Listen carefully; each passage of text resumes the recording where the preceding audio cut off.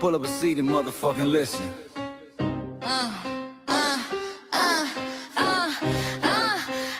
Pull up a seat and motherfucking listen. Hey, pack your bag, time to go home. Talking crazy on our soil where our blood and bones grown. This our grind, we outside on it. While y'all fools on the outside looking, y'all show no respect to Black America, so leave. Hey, y'all don't get it, so it's time to go home. get the hell up out of America, take your disrespect and just fly on.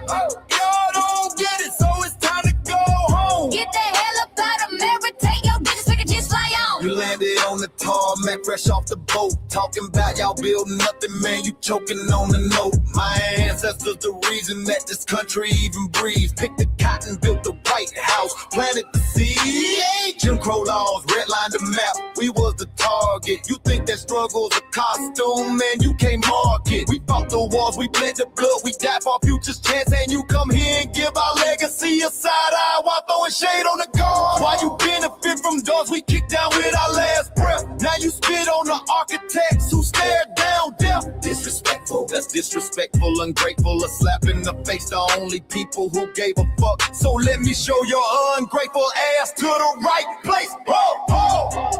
Pack your bags, time to go home. Talking crazy on our soil where our blood and bones grown. This our ground and we outside on it. While y'all fools on the outside looking, y'all show no respect to Black America, so leave. Y'all don't get it, so it's time to go home. Get the hell up out of America, take your disrespect and just fly on. Y'all don't get it, so it's time to go home. Get the hell up out of America, take your disrespect and fly on. Passport, the visa, the privilege to be here. Cause my grandma did march for y'all, so disappear from our land.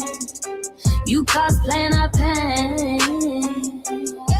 Think it's a trend you can borrow, but you ain't inherit the ghosts of our sorrow. We the foundation, the bedrock, the soil, and the root. You not no branch on our tree, and unproductive people always cosplaying me. Talking about we ain't do nothing, you lost your mind.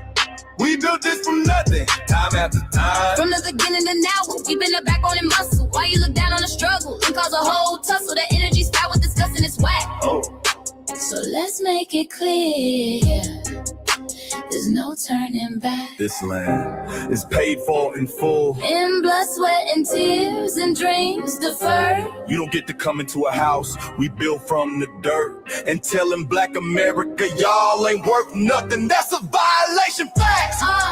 Pack your bags, time to go home. It's our soil on our soil where our blood and bones grown. Show respect, this our ground. Y'all just tenants on a leash. Oh, get the step. Show no respect to Black America, so leave. Don't get it, so it's time to go home. Get the hell up out of America, taking your business, I can just fly on. Don't get it, so it's time to go home. Get the hell up out of America, taking your business, I can just fly on. Yeah, fly little birdies. Fly on back to where you came from. This ain't for you. This cell is sacred. We said what we said. It's time For y'all to go home. So fly a little birdies fly. So fly a little birdies fly. So fly a little birdies fly. Fly far, far away from here. So fly a little birdies fly. So fly a little birdies fly. So fly a little birdies fly. Fly far, far away from here. So fly a little birdies fly. So fly a little birdies fly. So fly a little birdies fly. Fly far, far away from here. So fly a little birdies fly. So fly a little birdies fly. So fly a little birdies fly. Fly far, far away from here. Bye bye, little birds.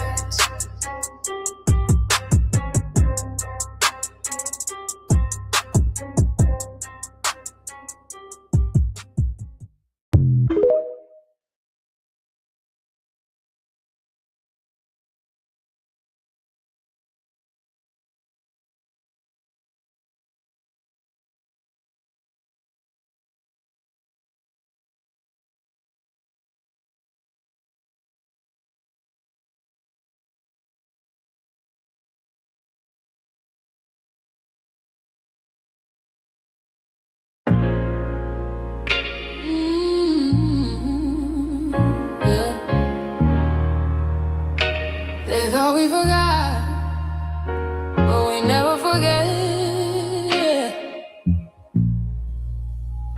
This one's for the rules.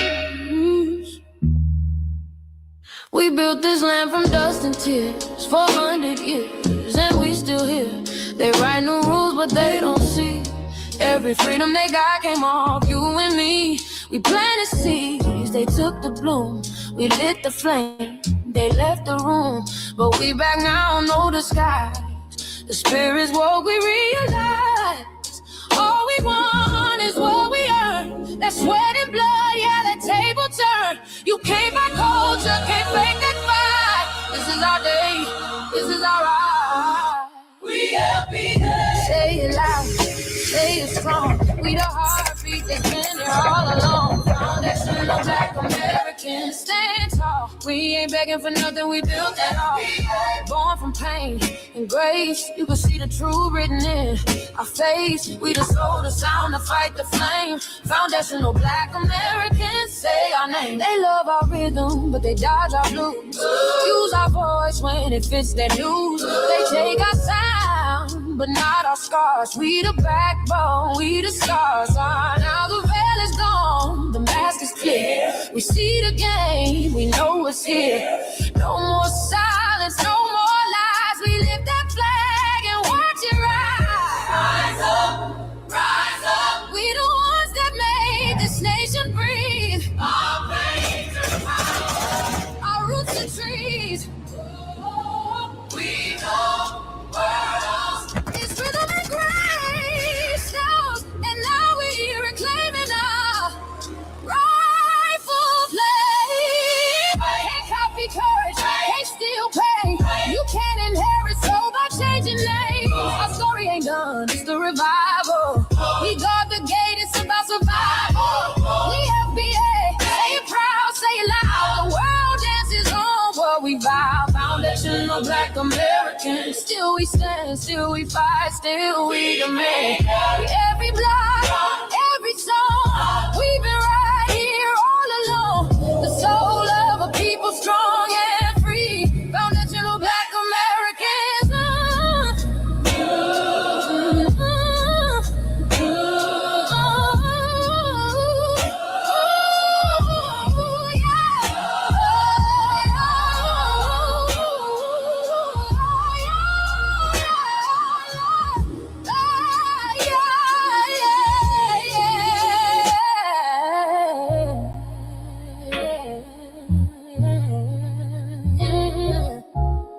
We the first, we the root, we the fire. Still rising, still here. Foundational Black American.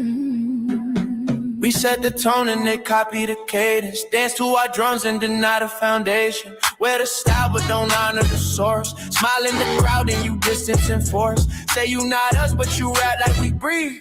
Take the rhythm, then fuse the receipts. I ain't mad, I'm just holding the glass. Showing the mirror, now answer it back. I ain't here to cancel nobody. Just keep it honest, keep it solid. If you eat from the table we built, don't act surprised when we guard it. Do you like that? Do you like that? When I flip your sound and I ride like that. Do you like that? Do you like that? Do you like that? Cause that's how it feel when you borrow my culture. Then act like we never mattered. Hip-hop. Mike Larry. Now this shit here, it's what I see it is. We're not fighting your battles. We're not carrying your fear. We're not lending our history to people who erased us while we were here. Just cause you're born here, don't make you FBA. That makes you a citizen, learn the difference today. This is lineage, not a look you can wear. Not a costume you borrow when it benefits you there. You used our culture, like an access card, backstage pass, a straight facade, but now the mirror's in your face. No disguise, and you're uncomfortable looking truth in the eyes.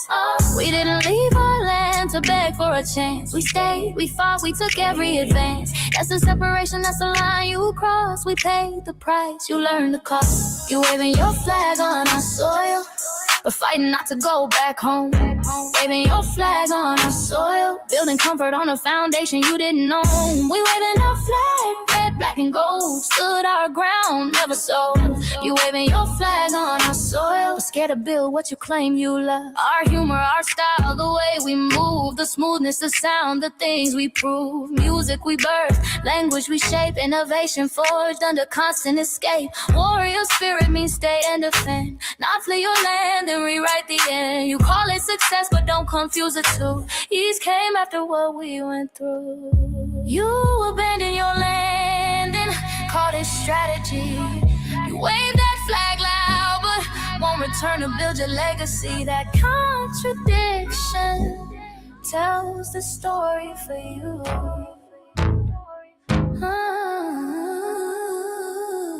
You waving your flag on our soil, we're fighting not to go back home. We waving ours where we were forged, every inch earned, every brick known. We can't be deported, and that truth changes everything. We can't be deported, and that truth changes everything. We know who we are, and now we see who you are too. Just because y'all born here doesn't make you FBA at all. It makes you an American citizen.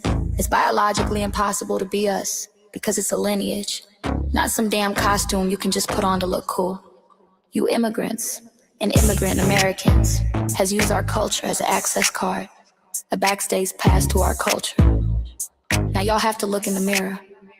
Our sense of humor, the aesthetics, mannerisms, the style of dress, the smoothness, the creativity, our genres of music, innovativeness, our slang, our warrior spirit by staying on our homeland and fighting and not fleeing to somebody else's land to beg for a better life and shit on the very people who fought to have us there. That's who we are. And we know who the hell y'all are waving your flag on our soil and fighting to make sure y'all don't go back.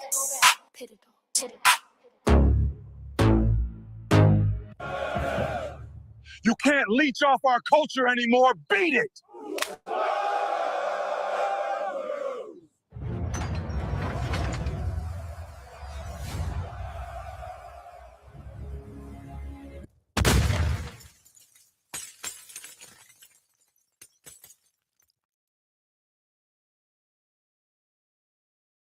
Mike Larry, man, you did it again. We really making history. Let's go. Do you like that? Do you like that? Flip your sound, how you like that? Do you like that? Do you like that? Say it loud, don't walk it back. Do you like that? Do you like that? You grew up mimicking us, now y'all switch it up. Turn the carbon copy, y'all ain't black, what the fuck? It's funny y'all connecting to our culture like it's Wi-Fi. Surfing on our waves of our culture, no more agua. Killing my culture for all these years. Look how time flies, all these colonizers in the skies. Y'all hate, y'all still hate us outside. Study doctor, vampires, suck the blood of our gift. They copy the flavor, sip the juice. Love the results, hate the truth. Who? Do you like that?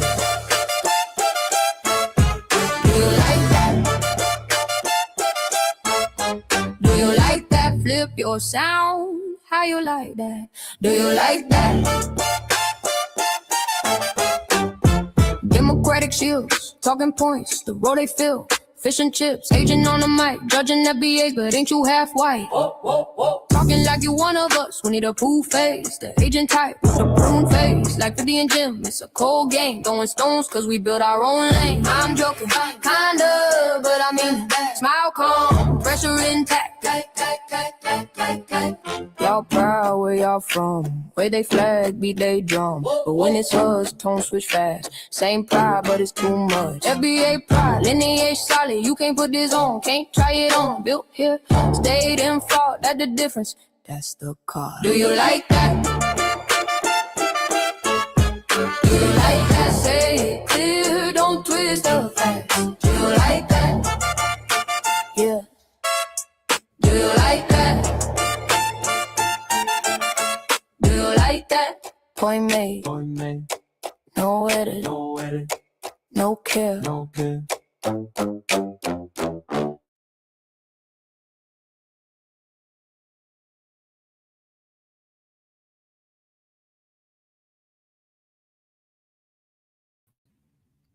Here we go with the shit I can done again. I don't know why I keep doing that. But thank y'all for tuning in to another episode of the Front Line Blacc News. I'm your host, Chan Krumah. Should be joined here shortly with my West Coast correspondent, Shabaka. Chan Corey, Shabaka's Black Experience Enhanced, which I'm the co-executive producer and co-host of. And we might be joined with our other host, Lady Che. We'll see. Hopefully she joins us, but we'll see. And on the season 6, episode 15, part 3 of the Frontline Blacc News, or part 3, we discussed several topics. First one, and that we didn't get to in part 2, is Nipsey Hussle's Marathon Burger nearby shooting leaves 1 dead and 2 others shot in Long Beach. And then South Los Angeles, now they call it South Central. America's leaving the U.S. in record numbers. What's really happening in 2026?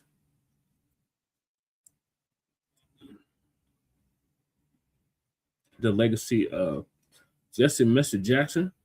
The importance of remembering traitors. Senegalese man in Austin kills 2 for Islam.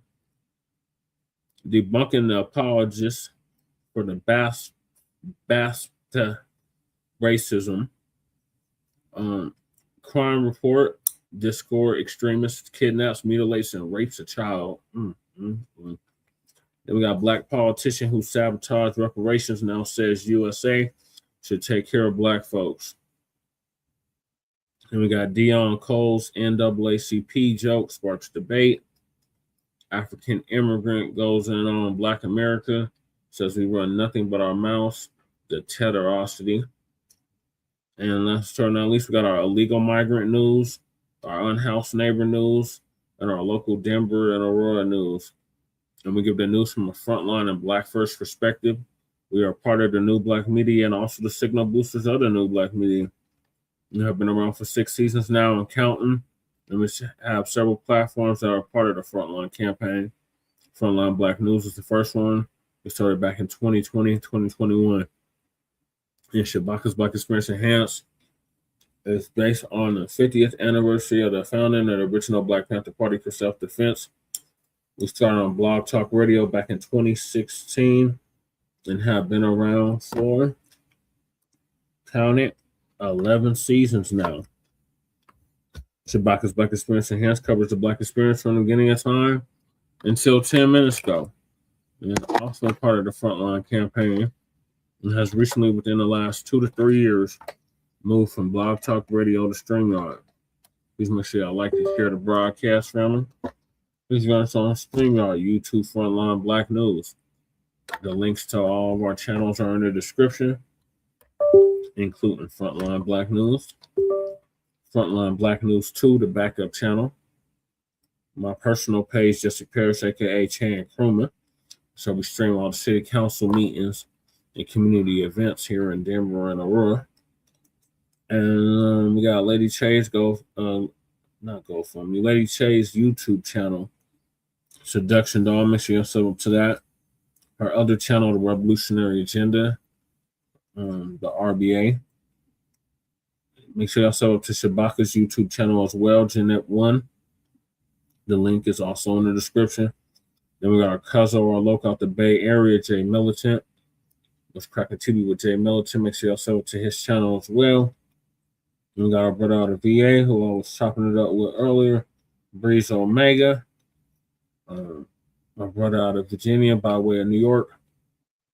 Make sure y'all sub up to his channel. He just surpassed 1,000 subscribers. So make sure y'all check him out. And then we got our brother, the Church of Black Power, out of Watts, California, who's now in Houston, Texas. Make sure y'all sub up to him. He just surpassed 2,000 subscribers. And then last turn, not least, got our young brother Black Truth United. Make sure y'all sub up to his channel. And he came up with the B1 Rolodex, which is a modern day green book for FBA and B1 businesses alike. And the link to submit your business is in the description. Yours truly is in there as well for my political work. And then we got the petition for reparations. Please make sure you sign that change.org petition. And then we got the Kickstarter for Hidden Color 6, which I was trying to play the trailer for, but then it just went wonky and went out. So I don't know what is going on, but we're going to bear with it. And saying the video's unavailable, which doesn't make any sense because the video was just up. And then we got the GoFundMe for Lady Che. Make sure y'all sub up to that. Make sure y'all donate to that. And then we got copyright disclaimer under Section 107 of the Copyright Act of 1976. Allowances made for fair use for purposes such as criticism, comment, news reporting, teaching, scholarship, education, and research. And I do not own the rights to the music. And if you don't understand racism, white supremacy, what it is and how it works, everything else you think you understand will only confuse you. And all 9 or 10 areas of human or people activity. And that is economics, education, entertainment, labor, law, politics, religion, sex, and war. And some say health and nutrition. And all 9 or 10 areas of human or people activity. And that was by the late, great Neely Fuller Jr. He transitioned exactly a year ago at the age of 94, 95, produced justice.com. And when you are a Black person or captured by any race soldier, you must never fuss, fight, or flee. Comply and defend yourself in court, also by Mr. Neely Fuller Jr., produced justice.com. And last but certainly not least, we got racism, white supremacy. The only racism there is, racism, white supremacy, is conscious and subconscious behavior to maintain white genetic survival, to prevent white genetic annihilation. And that's by the late, great Dr. Francis Chris Wilson, who transitioned exactly 10 years ago. And shout out to our FBA brother, Tariq Nasheed, for paying for her funeral, along with several others. So those are the topics. Make sure y'all hit that like and subscribe button. And we see you trolls talking about it's March now. That don't mean nothing. Black History is every month, not just February. It's every month. And as the dump said, Black History Month, Black History Year, and as you can see behind me, Black History Century. So don't miss us with that. Oh, it's March now. It's not Black History Month no more. Black History is every goddamn month. Get used to it. So I'm gonna hop right into it. So first topic is the marathon burger. So Nipsey Hussle, CIP to Nipsey Hussle. His one of his marathon burgers was shot. It had a shooting outside of one of his marathon burgers. So Big Ant, the spokesman, and there's an update on that. See on my screen.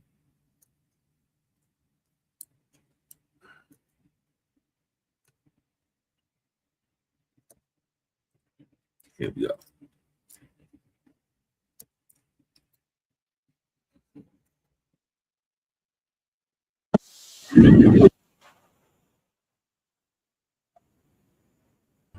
What night that, bro?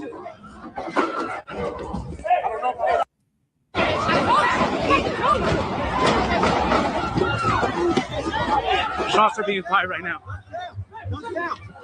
Shots are being fired. What night that, bro? Hey, got it. I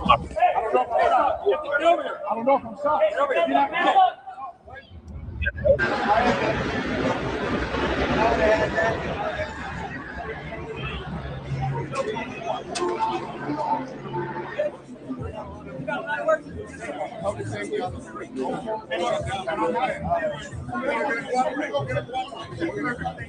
Burger joint in the heart of downtown Long Beach. I'm Jory Rand. I'm Liz Nagy. The deadly shooting just steps away from the newest Marathon Burger location, the chain founded by Nipsey Hussle. No. The family of the late rapper is speaking out tonight. One person was killed with no word of any arrests right now. A PR person for Marathon tells us the incident was not related to today's grand opening. They called the opening a huge success, saying the restaurant continued to take orders as investigators worked behind crime scene tape just outside the front door. Eyewitness News reporter Abigail Velez has more from Long Beach. Liz, Jory, this street has been blocked off for a huge portion of the day after a deadly shooting here in the heart of downtown Long Beach. And on a Sunday night, on what was supposed to be a joyous occasion, this was the last thing anyone here wanted to see. Somebody said, well, they're fighting outside, but it looked like it was, a real, whatever was going on, it was really serious. It was panic on Pine Avenue on Sunday as the sound of gunfire sent people running during what was meant to be a celebration. I was shooting, though. Hundreds had packed this stretch of downtown Long Beach Sunday afternoon for the grand opening of Marathon Burger, the fast food chain founded by the late rapper Nipsey Hussle and his brother Blacc Sam. But just after 3:30 p.m., police say they received reports of gunfire. It happened about a half block south of the event on Broadway near Pine, just outside the perimeter that had been blocked off for the celebration. Nipsey Hussle's relatives speaking with Eyewitness News. It was disappointing because I know that Nip, Sam, Blacc Sam wanted this to be a happy occasion. So it's unfortunate that something happened that would bring more attention to the negative elements as opposed to positive elements. 3 men were shot and taken to a local hospital where one victim later died. The other 2 remain in stable condition. Police say this is still under investigation with no suspects in custody. Investigators have not said whether the shooting was connected to the grand opening event, but Marathon Burger telling Eyewitness News the incident nearby was not connected to the massive event. The violence comes just one day after hundreds gathered in South LA as the city officially named the intersection of Slauson and Crenshaw Nipsey Hussle Square, honoring the rapper's life and legacy. In Long Beach, Abigail Velez, ABC 7. Downtown Long Beach at Pine and Broadway. We're right near the convention center. A lot of people out and about tonight. And as you mentioned, this was supposed to be a day of celebration, the opening of a brand new restaurant, and instead it ended in gunfire. One person is dead, 2 others are injured after a daytime shooting in downtown Long Beach. It's Pine. We're here at Marathon Burger here in the city of Long Beach. Long Beach Mayor Rex Richardson posted the celebratory ribbon cutting to his Instagram account. Long lines of people gathered outside to watch. Snoop Dogg, a financial partner in the fast food chain, was also there. He's been influential in bringing the eatery to Long Beach, now its 3rd location. Not too long after this, and about a half a mile away, witnesses say shots rang out. Here cooking fries, burgers. I'm in right here with my Rudy. Come on, cuz. Get out of here, man. Come on, man. We in here, man. Hold on, we fully loaded. Fully loaded. We got my Wonder in the building.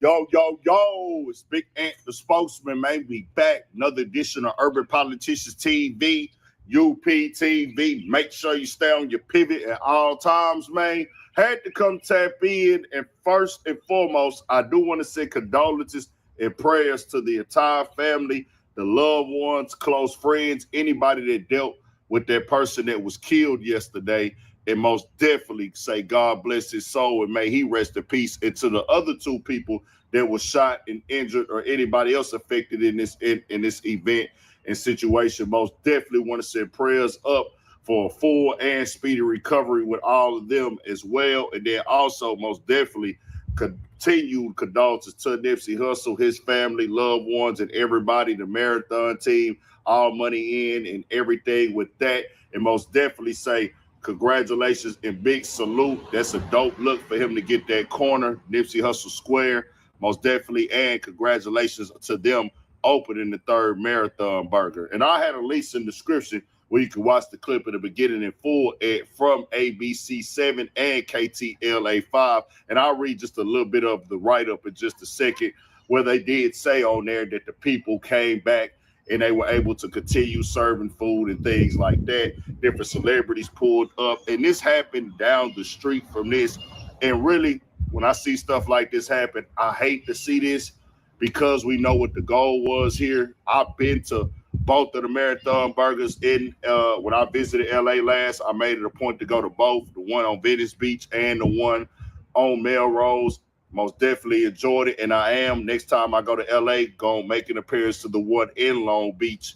This happens at these events at times. It's not connected to nobody at the event as far as somebody hosting it, somebody who has something to do with the event. But what happens is people come there to the event, they see people they might not get along with, issues, tempers, flares, so it gets connected to hey, it's right up the block, it's right up the street. But it had nothing to do with nobody involved with the actual event and somebody throwing it, somebody working there or things of that nature. But when people see something big like this, Nipsey Hussle name, the marathon, them continuing the marathon running, his brother Blacc Sam, all his guys, Lauren London, everybody in the family, keeping the marathon and the race going in life for Nipsey Hussle like this, people want to pull up and support.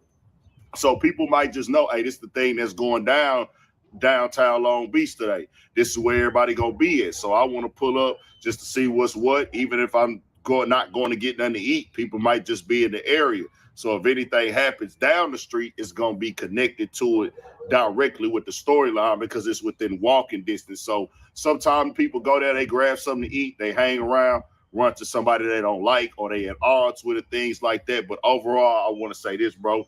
We had somebody lose their life, man. Shot and killed. Nipsey lost his life, shot and killed. And that's what we got to get past as a people out here, bro. If you feel like in your life you going somewhere and it's up like that with somebody, or you know you got that going on, you know, I would never tell you not to leave your house and be cooped up and not enjoy yourself and live every day. You got the right to leave, but I just say with our people, bro, if you feel like you got to shoot somebody or hurt somebody, dog, just keep it away from certain things where you know it's kids there. It's innocent bystanders there. You know what I'm saying? I'm not putting that on the person that was shot or the person. I don't know that storyline, but we know how these things come. And it's not me disrespecting nobody affected or hit or anything of that nature, but we got to be able to celebrate these type of moments, bro, for somebody who had a positive impact, not just on his community, not just the rap and hip hop community, but Nipsey had a positive impact and mindset and just motivational stance with what he put in music all across the globe, bro. So I most definitely will always come out here and say Nipsey Hussle most definitely played a major role in motivating me start this Urban Politicians TV thing. I was listening to them interviews and I really believed in, bro. And I really was like, dog, he right, bro. You could do it. 5 years, just sacrifice or just make sure you don't quit. Put it all on the table. Put it all on the line. Get your research in. Get your information on. Put them hours in, dog. You can do it. And I'm still running the marathon today in life. So I most definitely always got to salute that. I hate to see this right here, but overall, it's still open back up.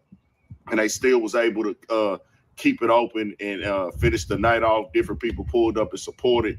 Most definitely, I'm going to pull up and support next time I go to LA. I will make that trip down to Long Beach just to go support that one as well. Y'all tell me what y'all think, man. The write-up was pretty much just saying the same thing, though. Like, they was able to go through, keep selling the burgers. They didn't have no suspects or nothing like that, but it's just an unfortunate situation. But I did want to make sure I came and spoke on it.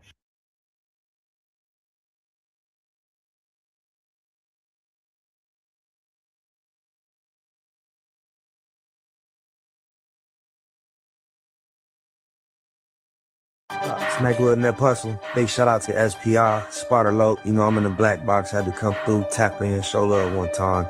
Yeah, y'all make sure y'all subscribe. Stay tuned. All that. Wow, boys. The legacy of the marathon is going to be forever draped, cloaked in violence, man. Rest in peace, the neighborhood Nip the Crip. Not only did he lose his life in a marathon clothing parking lot in such a violent way, the launch of one location, not necessarily violent, but there was a violent exchange verbally with a weird nigga up there and Blacc Sam.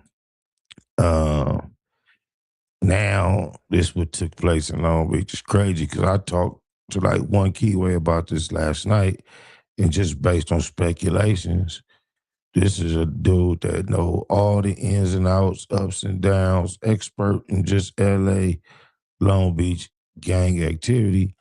And without having no facts, just going off his knowledge, he assumed that the politics was about this or that, right?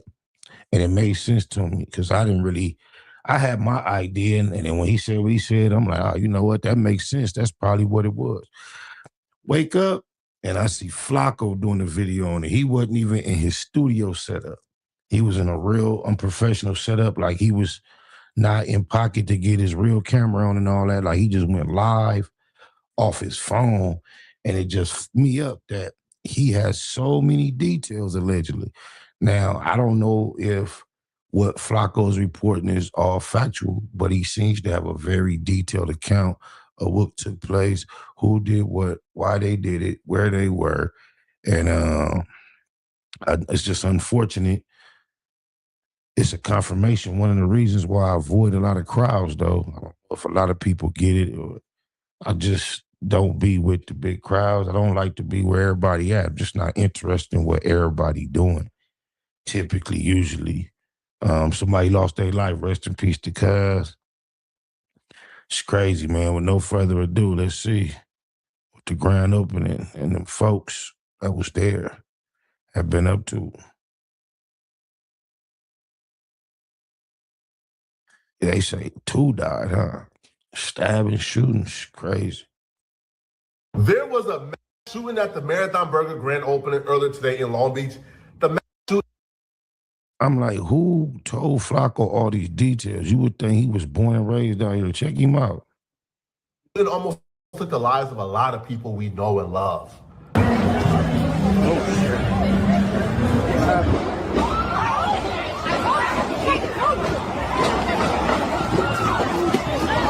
Shots are being fired right now. Shots are being fired. What nice at, bro?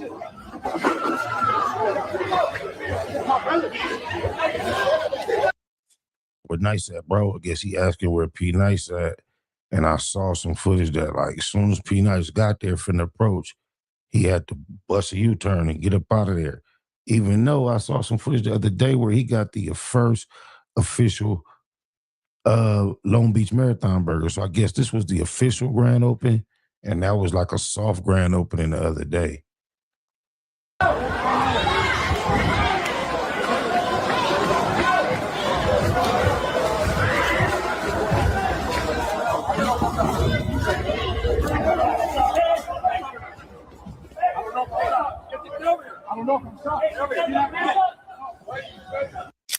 That's Barry Gordy said, I don't know if I'm shot. I wonder what happened. If he wasn't shot, what happened that made him think he possibly could be shot? Because he been shot before. He got some idea of what being shot is like. It's crazy. It's crazy.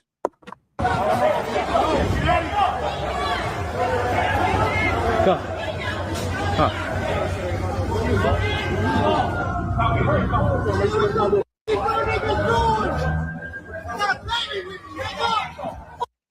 You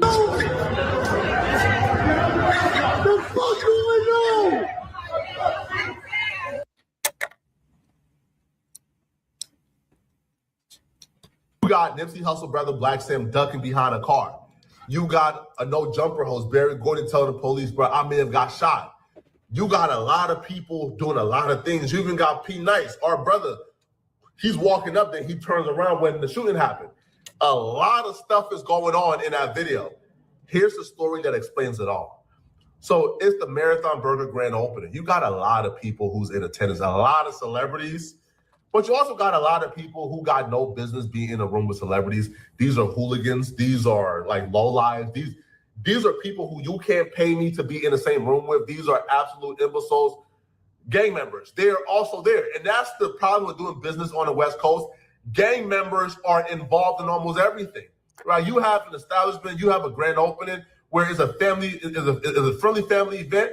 Here comes these stinky gang members, right, trying to ruin things. So what happened was at this family-friendly event with celebrities that was supposed to be for the community, this hooligan from the 80s pull up. Long Beach got a lot of gang politics. There was this kid from the 80s, this little turned-up kid from the 80s. He pulled up by himself, dolo. Now he pull up and he gets a dissing his enemies because a lot. Keep in mind, y'all, Flacco was from, what is it?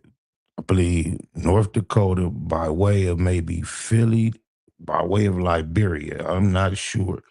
He's not from out here. Less than 24 hours.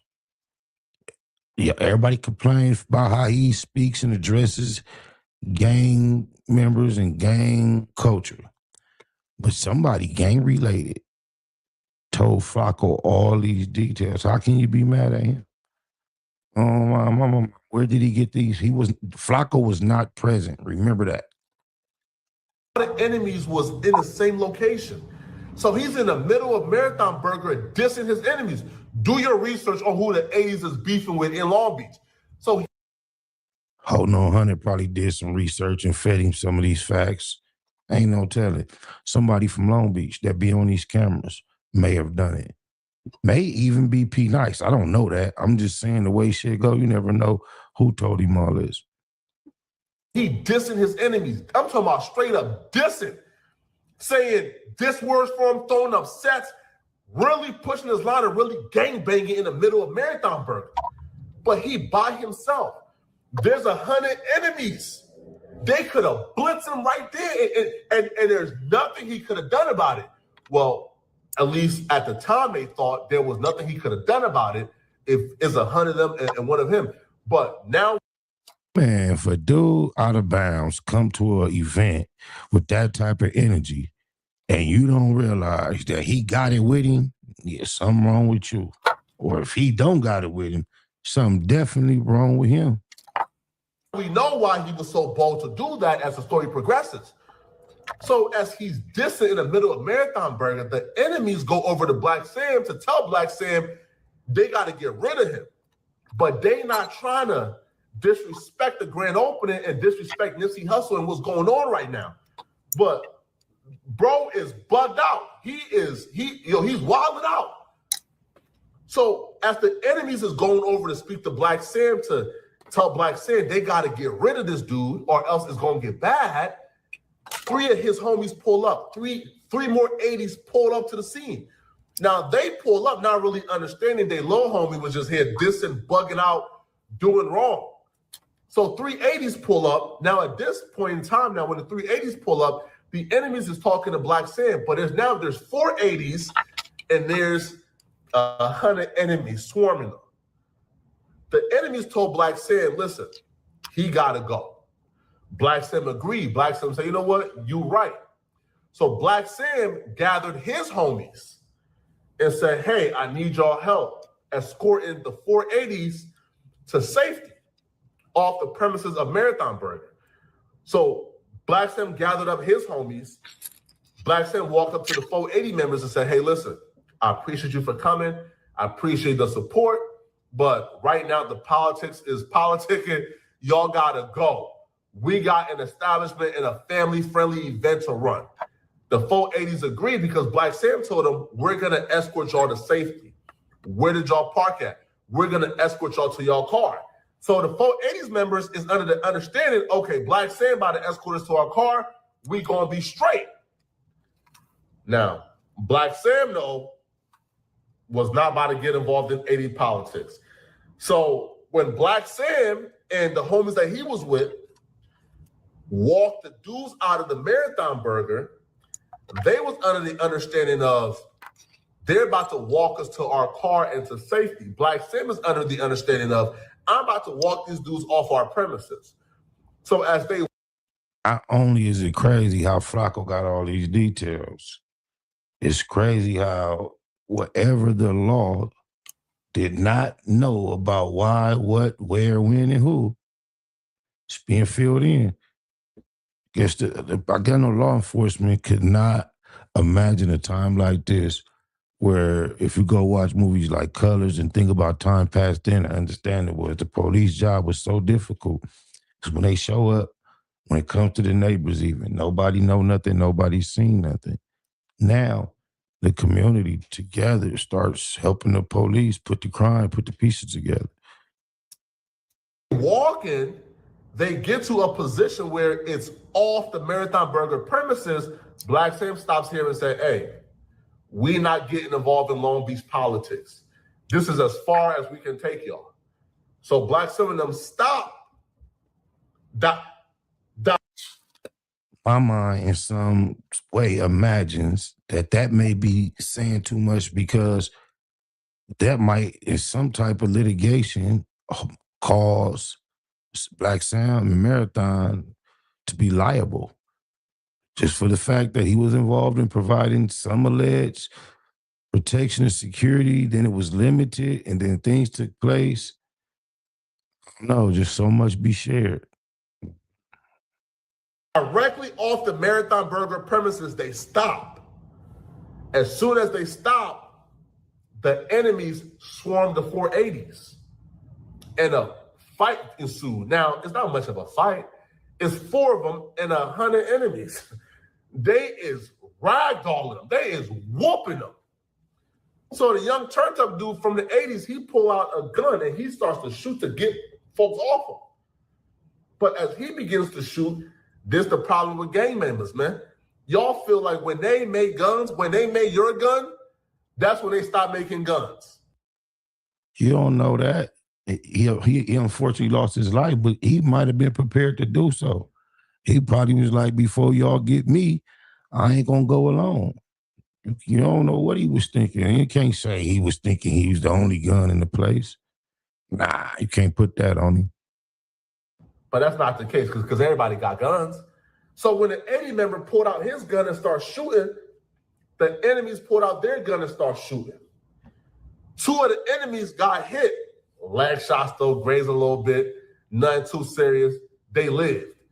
The 80 member who was turned up, pulling out guns, shooting, he died. He died. Now, he didn't die at the hospital. He died on the right. He died at the scene. But the shooting took place close to everybody. So Blacc Sam and his crew walked them like up to the edge of the Marathon Burger. But as soon as they walked them to the edge, that's when the incident took place. So the entire crowd was still near them when the shooting happened. And you can see when Blacc Sam is walking up, he's walking up with a dude that he's with who got shot in the leg, right? The gang members weren't the only one who got shot, but multiple civilians also got shot.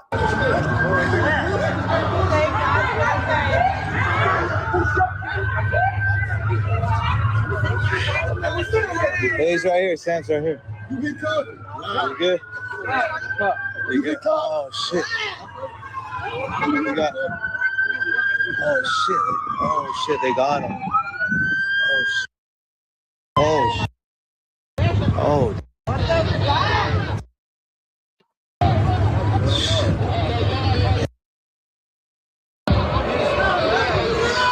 Hey, you're mine. What's up, my boy?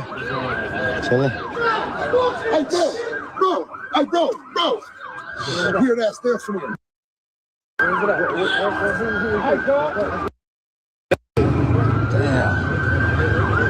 Is he all right? Is he all right?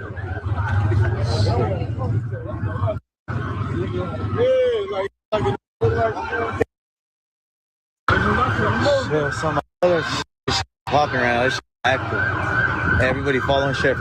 Boy, easy, man. This shit crazy, bro. This is my first time I had to duck down behind the truck. I felt like I'm in the hood again. They dropped them there, though. They dropped somebody over there, guys. Let me see if I could get a close-up. But put this into perspective, right? You are fighting for your life, and they're putting you, on like a little stretcher, and they're trying to get you to safety. And the last words you're hearing as you're dying is a dude on TikTok saying, "Thank you for the gifting. Keep gifting, guys." Oh man, they dropped him over there. Now keep gifting, guys. What? Put that into perspective. Listen, man. Now, obviously, right, I'm not gonna just sit here and put all blame on Blacc Sam or put all blame, Flacco might have bent the corner and be at Lil Mama house, huh? That's why he ain't got it set up. He over there knocking something down. He probably paying her a little rent too. Check him out. I see you, Flacco. On Marathon Burger, because obviously, right, they're not to blame, right? Because if you want to have a grand opening, you want to have an establishment, it's open to the public, obviously, because you want everyone coming to buy your burger. But what I would say, man, this right here is one of the biggest reasons why you cannot build your business off of serving the community that you grew up in. All communities can't be served, bro. I'm sorry. If you grew up in gang territory, if you grew up... Bro, none of the burger spots is right in gang territory. They in cities that got gangs, as far as Venice, Long Beach, but this is not where the gang members hang out. He's going to nice areas of commerce, but on these grand openings, it attract people from the surrounding communities. That's what take place. Because just think about it. They was way out on Melrose. Ania from West Boulevard came way from Arizona. It had nothing to do with the actual community to be at Melrose, and then confusion ensued.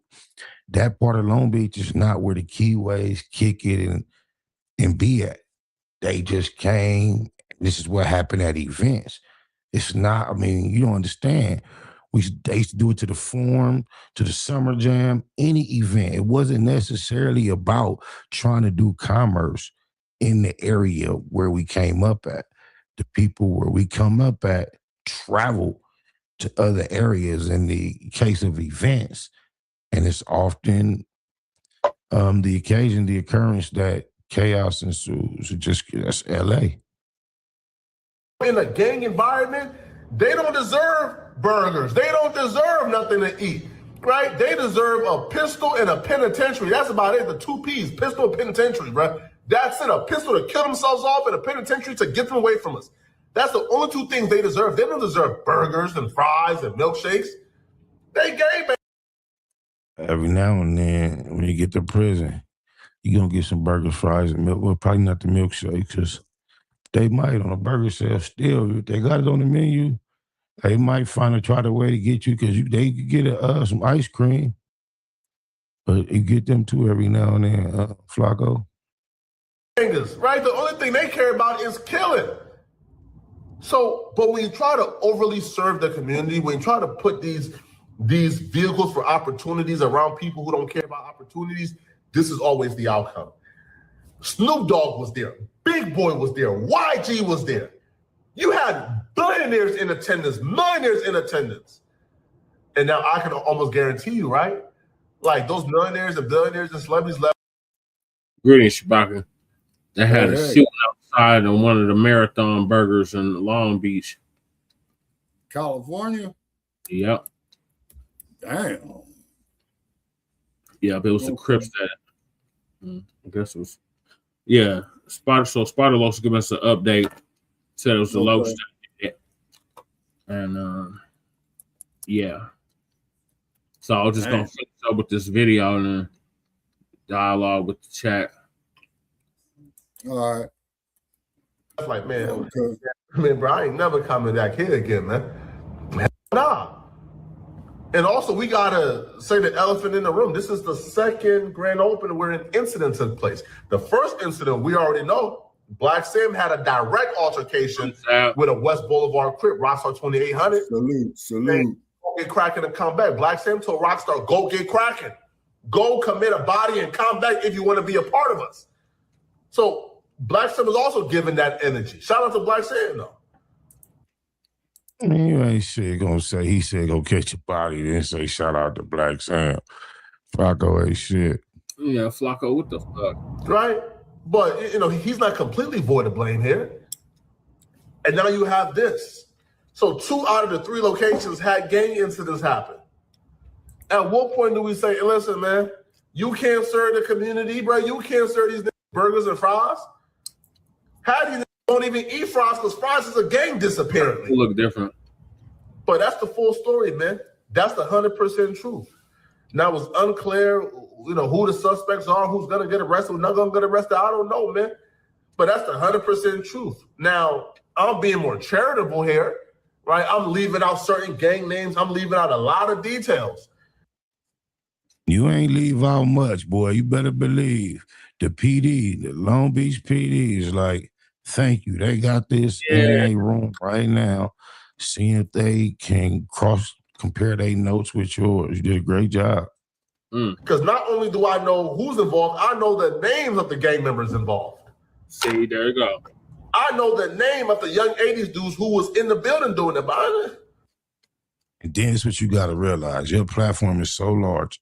If that indeed is true, and the police do not know, they're going to be seeking to speak to you, bro. Yeah.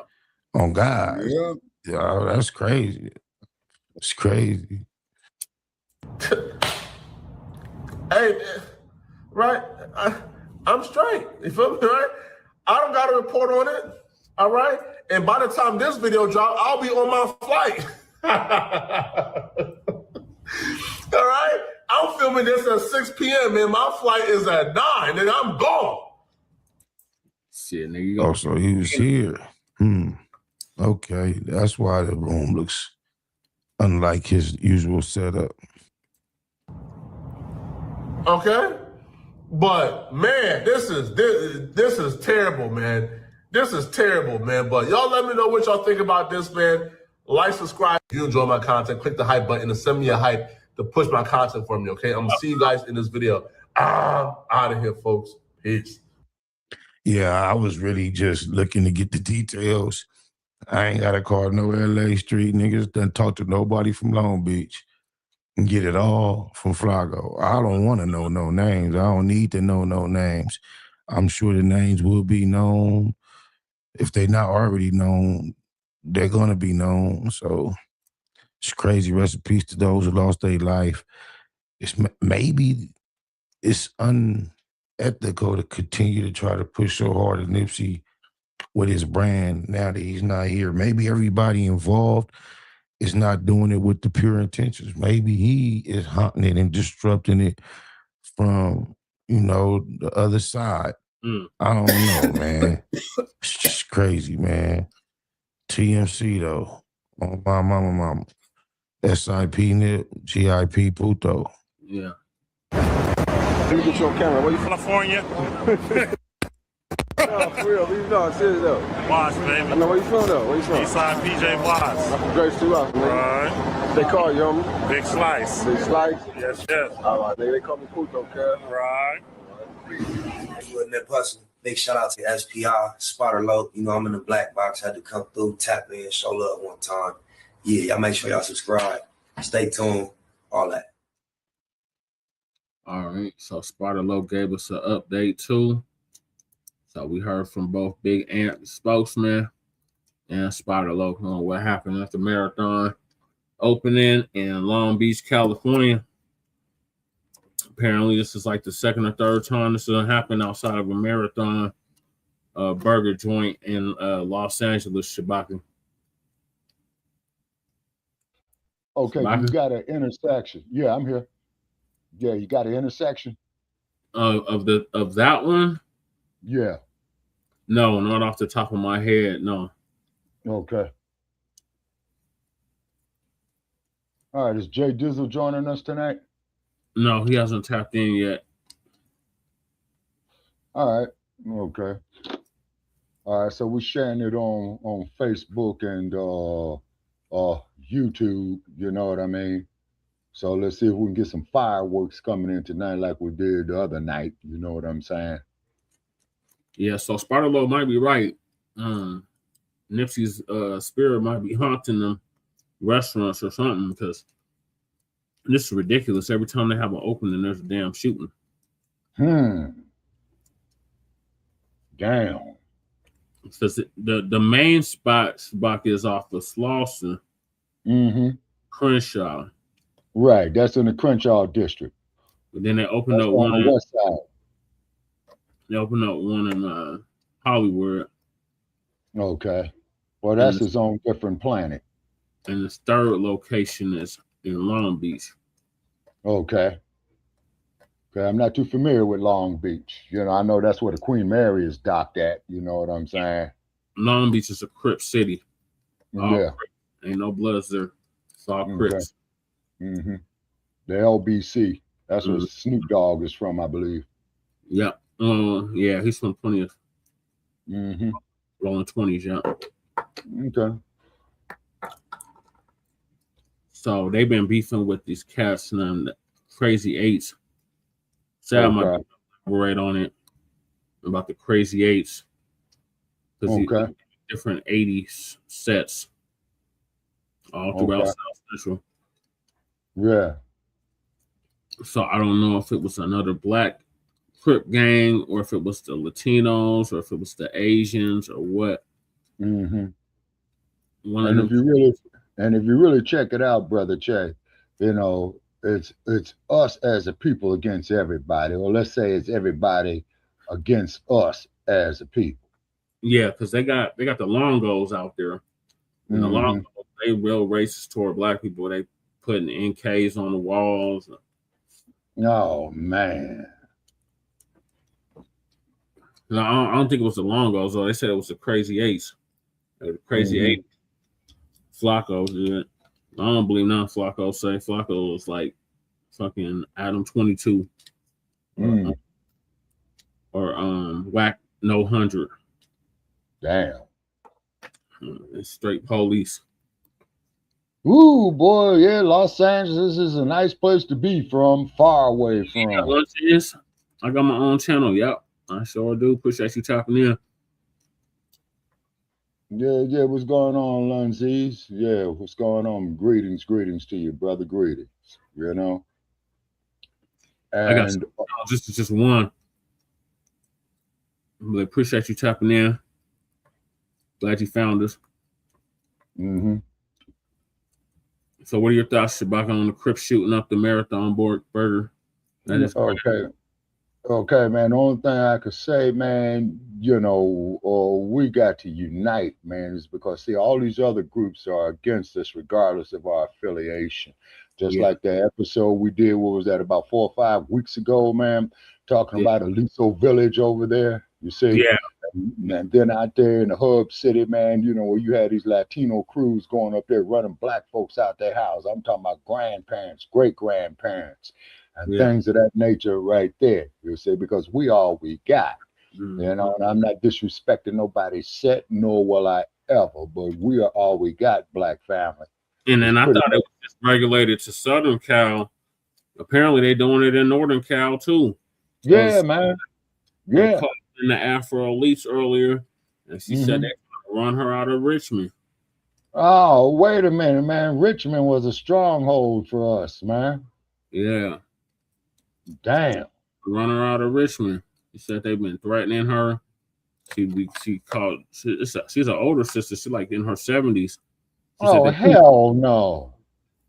She said she's been reporting it to the police. Police ain't doing nothing about it. Yeah, they probably said it on some birds, Shabaka. She got her lemon squeezer, so. Oh, okay. All right, okay. Don't hesitate to turn the motherfuckers into a sanitation problem. Right. Especially she was basically telling them, like, look, y'all messing with the right one today. Yep.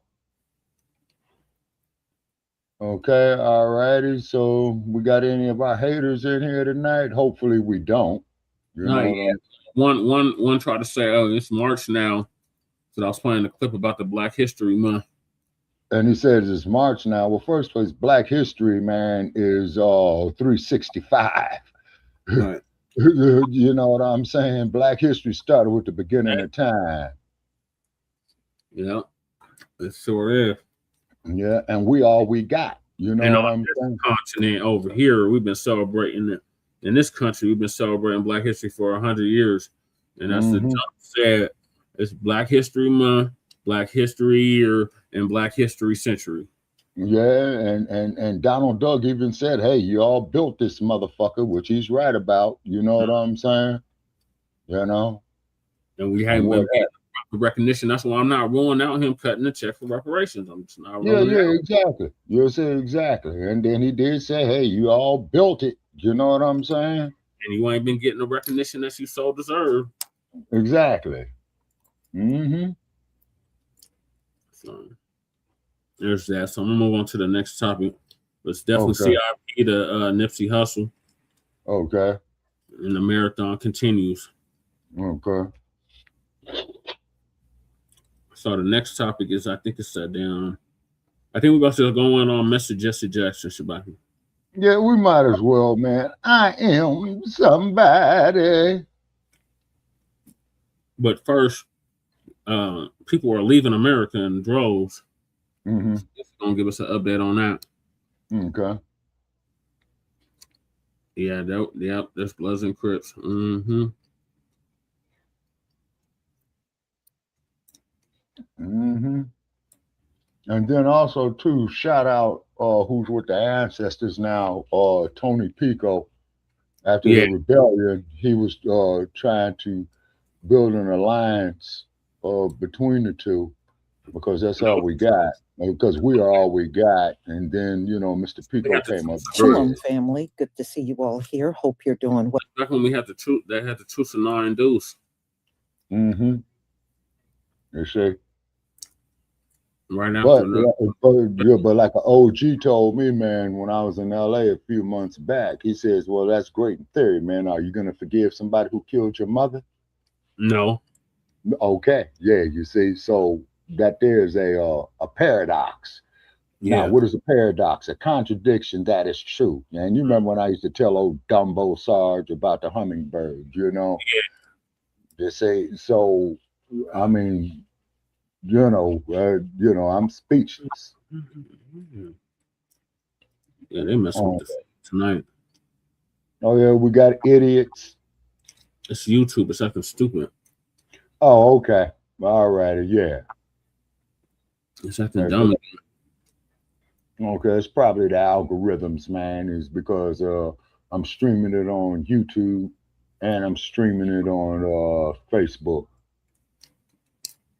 Like I'm trying to play the video. We're live right now on the Front Line Blacc. I keep saying content not available. Like, what the hell? Okay. So that's shit yesterday too. They were on it yesterday.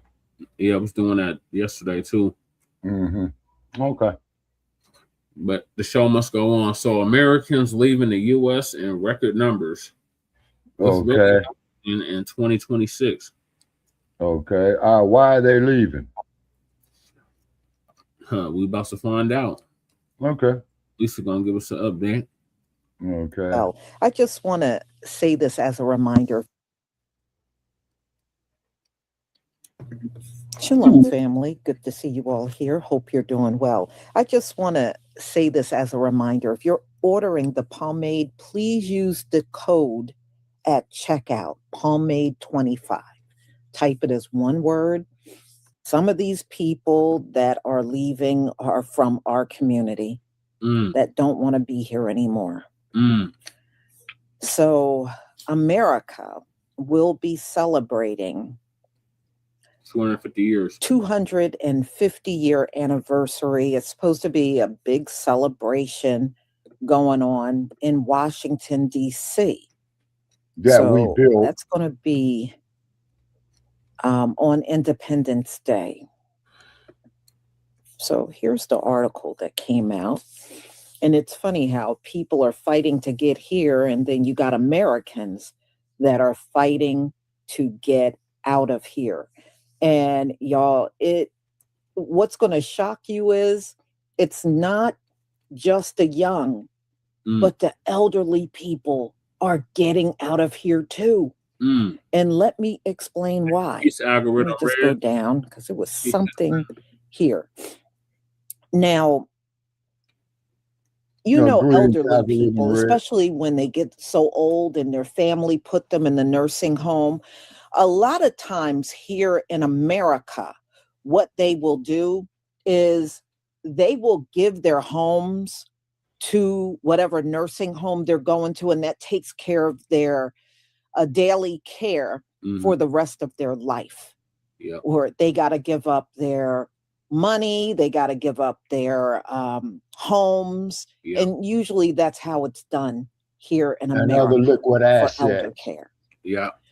Well, it's not quite like that in other countries. A lot of our elderly, y'all, are leaving. And guess where they're getting the same elder care? Mexico. Many of Oh, the elderly are relocating to Mexico to get elder care. They don't have to give up their money. They don't have to give up their homes. They don't have to do none of that. And the cost for elder care is cheap. So a lot of our old people are foregoing getting into living assisted apartments or going into a nursing home. And they're now opting to go over to Mexico for their care because you get the same care for a fraction of the cost. So it's pretty bad when your elders are leaving. Right. Usually once they retire, they just kind of chill out until their time come and then they go on to green pastures. But now, they're not giving up nothing. They got a problem with giving up everything to go into a nursing home in America. In America, it is damn near impossible. A lot of people can't afford it. This is why people will have their elderly parents at home just caring for them. Yep, she does. Because it is so unaffordable. You know, it's an arm and a leg. So that's happening. A lot of Americans are getting, condos and apartments, and they're relocating to Mexico because the cost of living is just cheap. And that's not the only place they're going. They're going to other places around the world as well. I was looking at another article. A woman left from here and she went to go live in Scotland and said it is so much affordable to live in Scotland than to live in America. So this is going for all age ranges, all racial groups, and even elderly people. So it's really interesting what's going on. But y'all, isn't this also biblical? People leaving the land and either going back home or just going elsewhere? Yeah, this is very biblical. Very. And they're saying that the people that are leaving now, it's in record numbers. In record numbers. All right.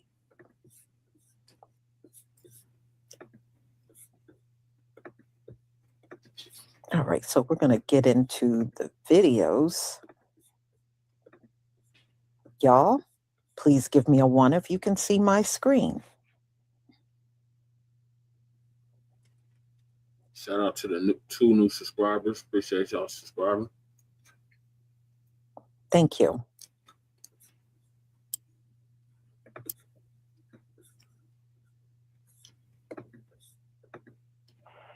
Thaddeus Peterson, thank you so much for the super chat. Jeremiah 51 verse 6, flee Babylon, plus many Americans are tired of this hamster wheel and prison society. Egypt, Deuteronomy 28 verse 68. Yes, you're absolutely right. Yeah, many are. And, we are tired of this place for many different reasons. And I think many of us had enough of Gentile rulership. Their rulership is never going to get better. The only thing they can do is try to keep us at the bottom, fight and keep their laws and law enforcement and everything to keep us, it's never going to change. I don't care. We could be under them for the next 1,000 years and it's going to be the same BS. And I think a lot tired of it. I'm going to see him more and more. All right, y'all. Let's get started. Oh, I'm sorry. And everything to keep us, it's never going to change. I don't care. We could be under them for the next 1,000 years and it's going to be the same BS. And I think a lot of people are ready to move on from their grip of this earth. Everybody is tired of it, for real. All right, y'all. Let's get started.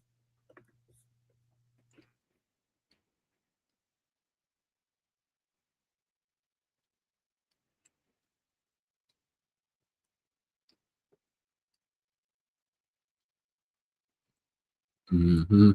This is something we got to talk about. United States citizens are leaving the U.S. and going to other countries, whether it's Ghana, whether it's Thailand, whether it's Tokyo. You're starting to see it more and more. This is not a drill. This is happening.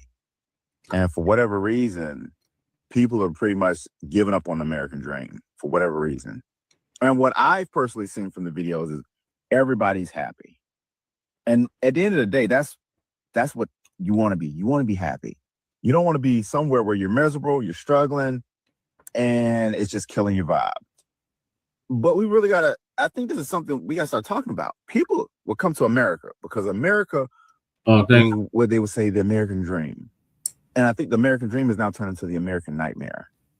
And when you look at these other countries, if you're cultured enough, you'll see that, man. Yep. The places are beautiful. They have the same thing, if not more. The prices split in half, probably less than split in half. And you get a lot more. But it's just weird. We have these politicians in place right now who are just really turning this shit into a third world country. Mm-hmm. Like when you have U.S. citizens that decide to say, you know what, fuck this place, I'm out. And just uproot their entire life and go to another country that they have no clue about, and they're taking the biggest risk. But when you look at them a year, 2 years later, they're extremely happy. You got a serious problem here on the U.S. soil. Mm-hmm. That's a real problem. Just something to think about. Hopefully this is over to somebody. Chris with the jumps. So I saw a statistic today that more women than ever want to leave the U.S. And I find it funny that the second generation of women that can literally do whatever they wants to leave the whole country. A new data show that Americans are heading for the exits to get the hell away from the current administration. The trend of Americans considering emigration under Trump's second term is much more serious than that vague, I'm going to move to Canada sort of thing. You know, we often hear it more from people on the left than on the right. If X person wins, I'm moving to Canada. If George W. Bush gets reelected in 2004, I'm moving to Canada. That was a common one. This is not that. Expat consultants and firms that specialize in dual citizenship are busier than ever. And they're fielding a huge number of calls from Americans who are just looking at, how could I leave the country? Now, this includes skilled professionals, this includes scientists, this includes people who are just looking to do something different elsewhere. If you look at Germany's Max Planck Society, they have seen a huge increase in applications from American researchers. And there are other countries that are saying Trump has generated a new talent pool by virtue of what they are doing with DOGE and with federal governments. We're seeing marginalized groups, LGBTQ people, people of color, actively looking for ways to leave the country over concerns about authoritarianism and discrimination and potentially even violence. Ireland reported a 50% increase in Americans applying for Irish passports, and many of those are citing the Trump administration as the motivating factor. Wow. So nobody is talking about it, huh? It's all right. I'll go ahead and talk about it. Y'all be busy. Well, there is no other way of putting it. There is a mass exodus of Americans leaving the United States of bullshit. Let me say this one more time for the people in the back. There is a mass exodus of Americans leaving the United States of bullshit. I have just seen a video of this real estate agent. Now, she helps people move abroad over there in Costa Rica, where she over there located. Now, she has said that she has had a lot of people coming up to her, specifically a psychiatrist, and she said that her psychiatrist said, and I quote, that she has lost hope. Her clients have lost hope. This is a psychiatrist saying this shit. So, and she even said that, you know, prices are exorbitant and everything like that. Food is not normal anymore. And yeah, I told y'all that it was a mass exodus of historians leaving. You don't think Americans was gonna follow pursue? Well, to be honest with y'all, there's a mass exodus of Black people too, leaving the country. Matter of fact, there is a whole neighborhood that is being built in Ghana waiting for us to go over there. You think for a second I'm not going to jump on that shit? Because guess what? With this mass exodus of Americans that's happening and shit like that, leaving the fucking United States of bullshit, guess what? I'm one of them. Come next year, oh honey, I'm out. I've been lost fucking hope in this fucking country. I've been done lost hope. Like, this was even before the Trump administration even stepped foot in they fucking shit. I've been lost hope. So with that being said, no, yeah, there's a mass exodus of Americans leaving the United States. And I dare, triple dog dare any of y'all motherfuckers talk about something. Go ahead and leave and go be so American. So go be un-American somewhere else. So you mean to tell me living in debt is American? You mean to tell me living in inflation is American? You mean to tell me please take your tether ass on. For medical bills? Algorithm Mary says that she the one with the biracial baby. Health care. We got that's fucking American. Zaddy baby. We're the ones that gotta wait before shit gets fucking better. Bitch, ain't shit getting fucking better. Shit is getting fucking worse. Why do we gotta fucking deal with that shit? Why do Americans gotta deal with it? But anybody else around us, oh, they good as fuck. What? And you wonder why a lot of people are fucking leaving. Girl, but I'm so glad I got my motherfucking passport. Now it's just a matter of fucking time. Oh, where the fuck I want to move to. And trust me, I got a couple of places I'm out where the fuck I'm moving in. Y'all just stay the fuck to and where the fuck I'm moving to. Okay, period. So Americans, rich and poor, are packing their bags and leaving the United States of America. From the first 6 months of this year compared to the first 6 months of last year, Americans moving to other countries has increased by 90%. That's right, 90%. And so that's almost double where it was last year. And so, folks, people are seeing the craziness and the chaos and the instability and the violence, and they're just leaving. They're just leaving. Folks, let me know why you think this is happening in the comments. And I love you guys to give me a follow. Thank you. Americans are Front Line in the Blacc United News. States in record numbers, and this isn't temporary vacation travel, it's permanent relocation that's doubling year after year. New data reveals a shocking exodus of normal families, retirees, and young professionals who've simply had enough. They're not millionaires or dreamers, but ordinary citizens seeking basic dignity and safety that America can no longer provide. The reasons echo what we all feel daily: skyrocketing living costs that make groceries luxury items, never-ending political chaos that consumes everything, and genuine fear about safety in everyday spaces like shopping centers. Popular European destinations like Greece, Spain, France, and Portugal are witnessing cafes filled with former Americans who've completely given up on the American dream. These aren't protest moves. They're survival decisions made by Malcolm X said it was an American nightmare anyway, so this proved and that anxiety. point The most 65 surprising aspect years is who's leaving. later. Not just the wealthy who can afford multiple homes, but teachers, healthcare workers, and remote employees who calculated they can live better elsewhere. Their common thread isn't politics, it's the fundamental desire for a dignified existence that no longer seems possible in today's America. Americans are leaving. They're leaving this country in record numbers. But the amount of Americans that want to leave, that's got to be a new record in itself. 63% of Gen Z want to leave the United States. Their main reason being there is no economic future here. Okay, 68% of people in this country say that they are surviving rather than living. 52% of millennials also want to leave the United States, while Gen X and boomers want to stay put. Only 25 and 26% of them, respectively, have any interest in leaving the United States. And while, yes, Okay, there now is what a is the huge gap source of for people this who want to guy's leave and people who can leave and people who end up actually leaving, This is worrying, right? Who's going to be left in? Probably quoting peer research. Oh yeah, that shit.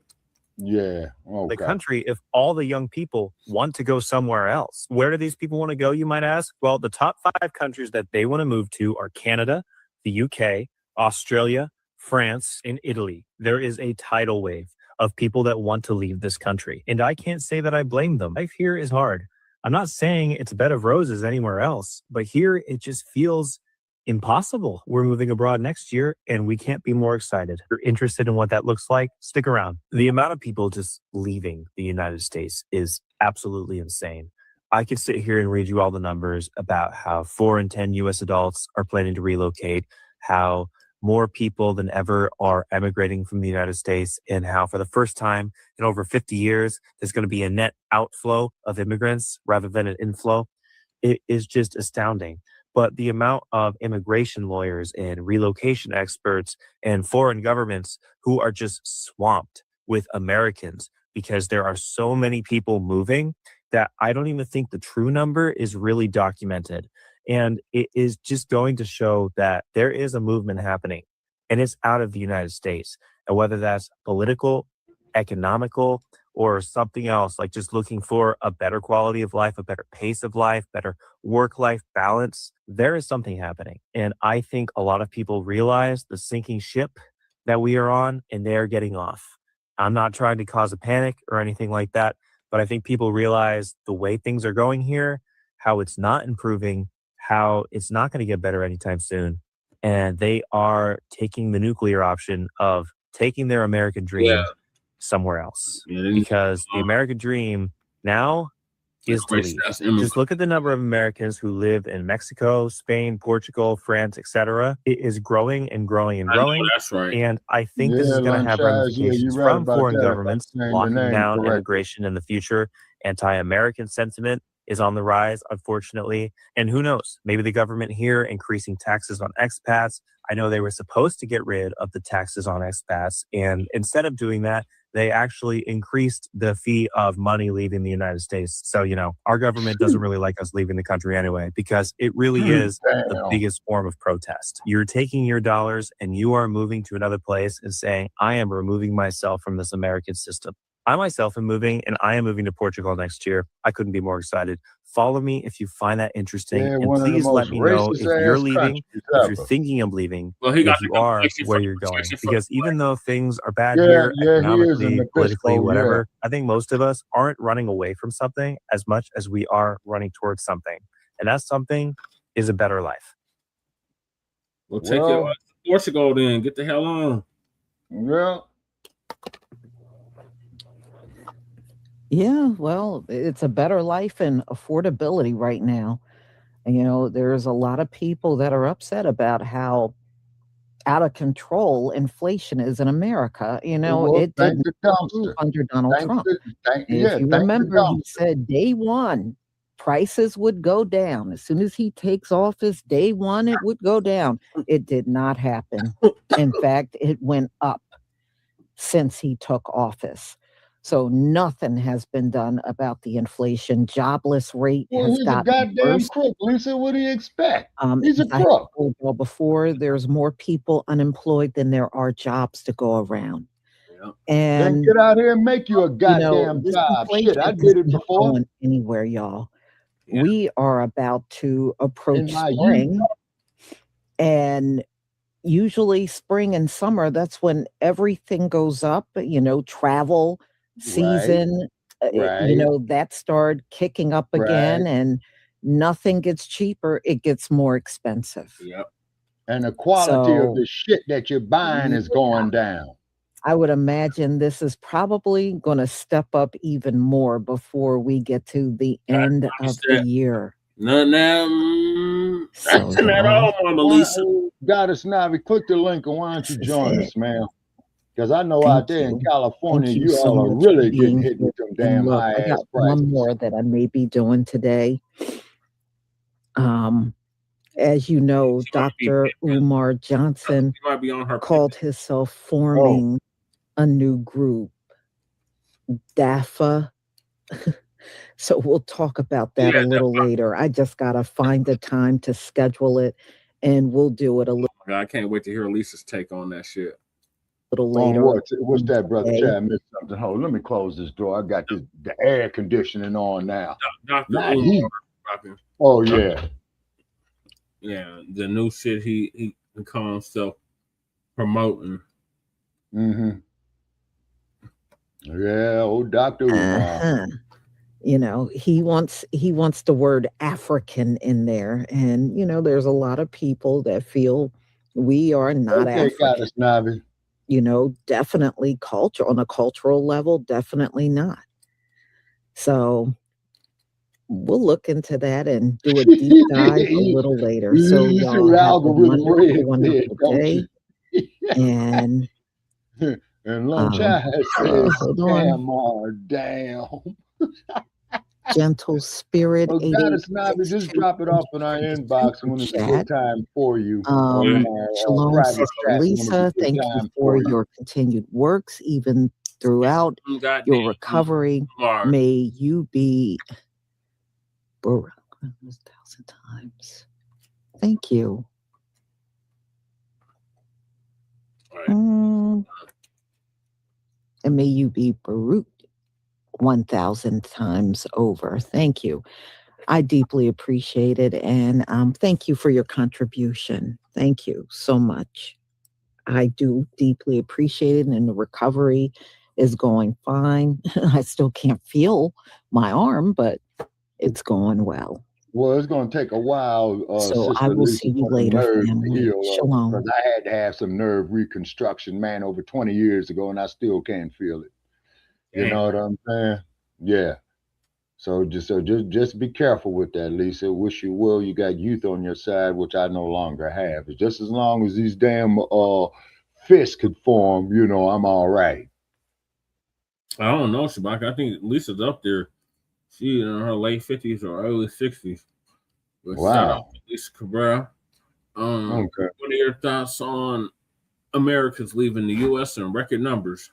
Okay, what's happening is, once again, as we always said, is that with this orange dude, man, raising the prices on every damn thing, to quote a loved one of mine who moved from California, I can't afford to stay here. Yeah. You say I can't afford to stay here. See what it is, brother. Like I said before, this is the prelude, man, of where they're going to start taking homeless people, right? They're going to put them out here in the middle of Death Valley and shut off the goddamn water. Well, they're doing it in Utah. They're talking about doing it in Utah, Shabaka.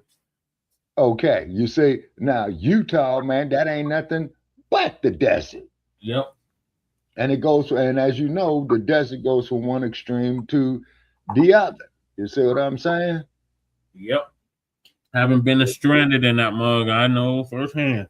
Oh yeah. And like I said, I only time I'm going to Colorado's between May and August. I'll be gone about that little rascal by September the 1st. Mm-hmm. Now, and put them ponies in the barn. Gators in the bottom of the hole of the ship where they belong. Sir, you get no argument from me. I told them to leave town or change their fucking name, man. Right.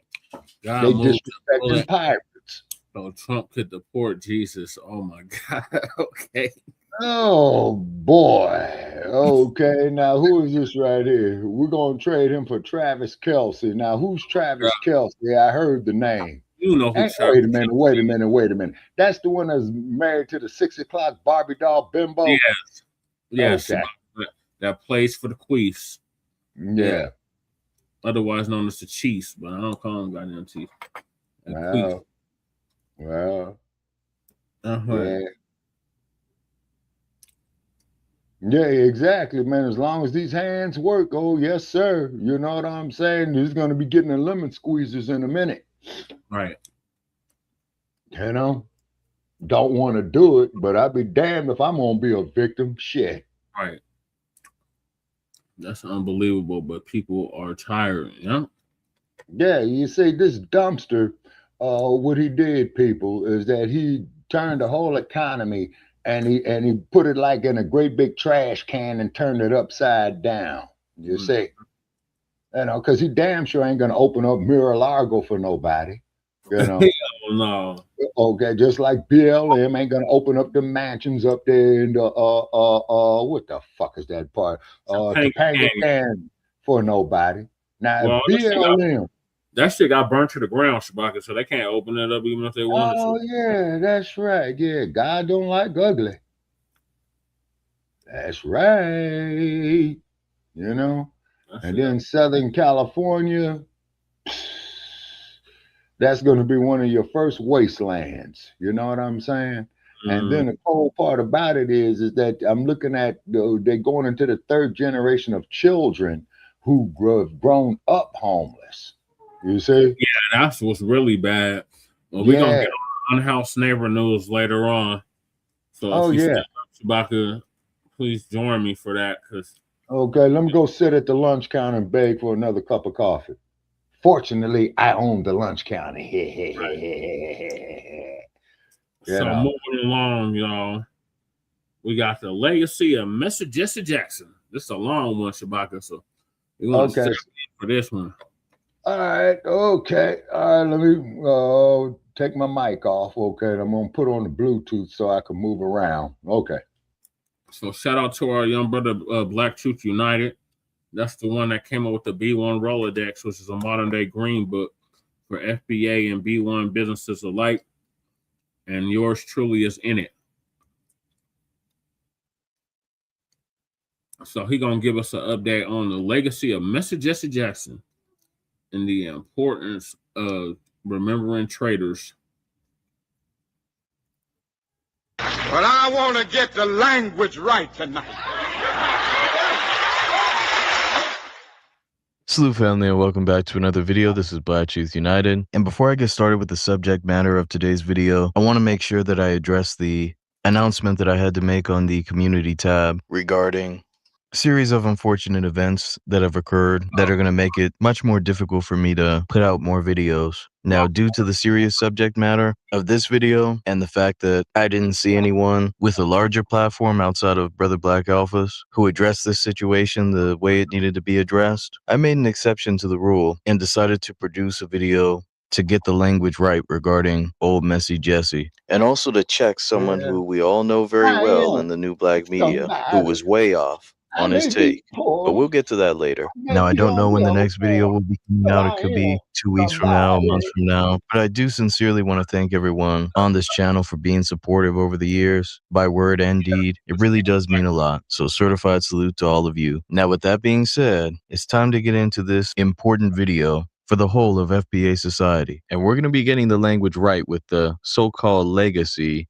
of Jesse Jackson, a known sellout, a known traitor to the community. Right. I'm not going to be mincing words on this. Right. You have quite a few clowns who are really showing their true colors by not calling out Jesse Jackson for what he was during pretty much the entirety of his public life. Some of you know that the nickname for Jesse Jackson is Messy Jesse. Yep. An appropriate name for a known traitor. And this video is going to be a case study. It's going to outline not only the quote-unquote legacy of Jesse Jackson, but you're going to know why it's important to remember traitors. But before I do that, I want to check the temperature in the room and get your feedback regarding the following image. I want to do a perception test, which I don't normally do. I'm going to show you an image and I want you to point out what's wrong with it. Yes, this is coming from Star Wars, but hopefully everyone at least knows a little bit about the series, but maybe this will help.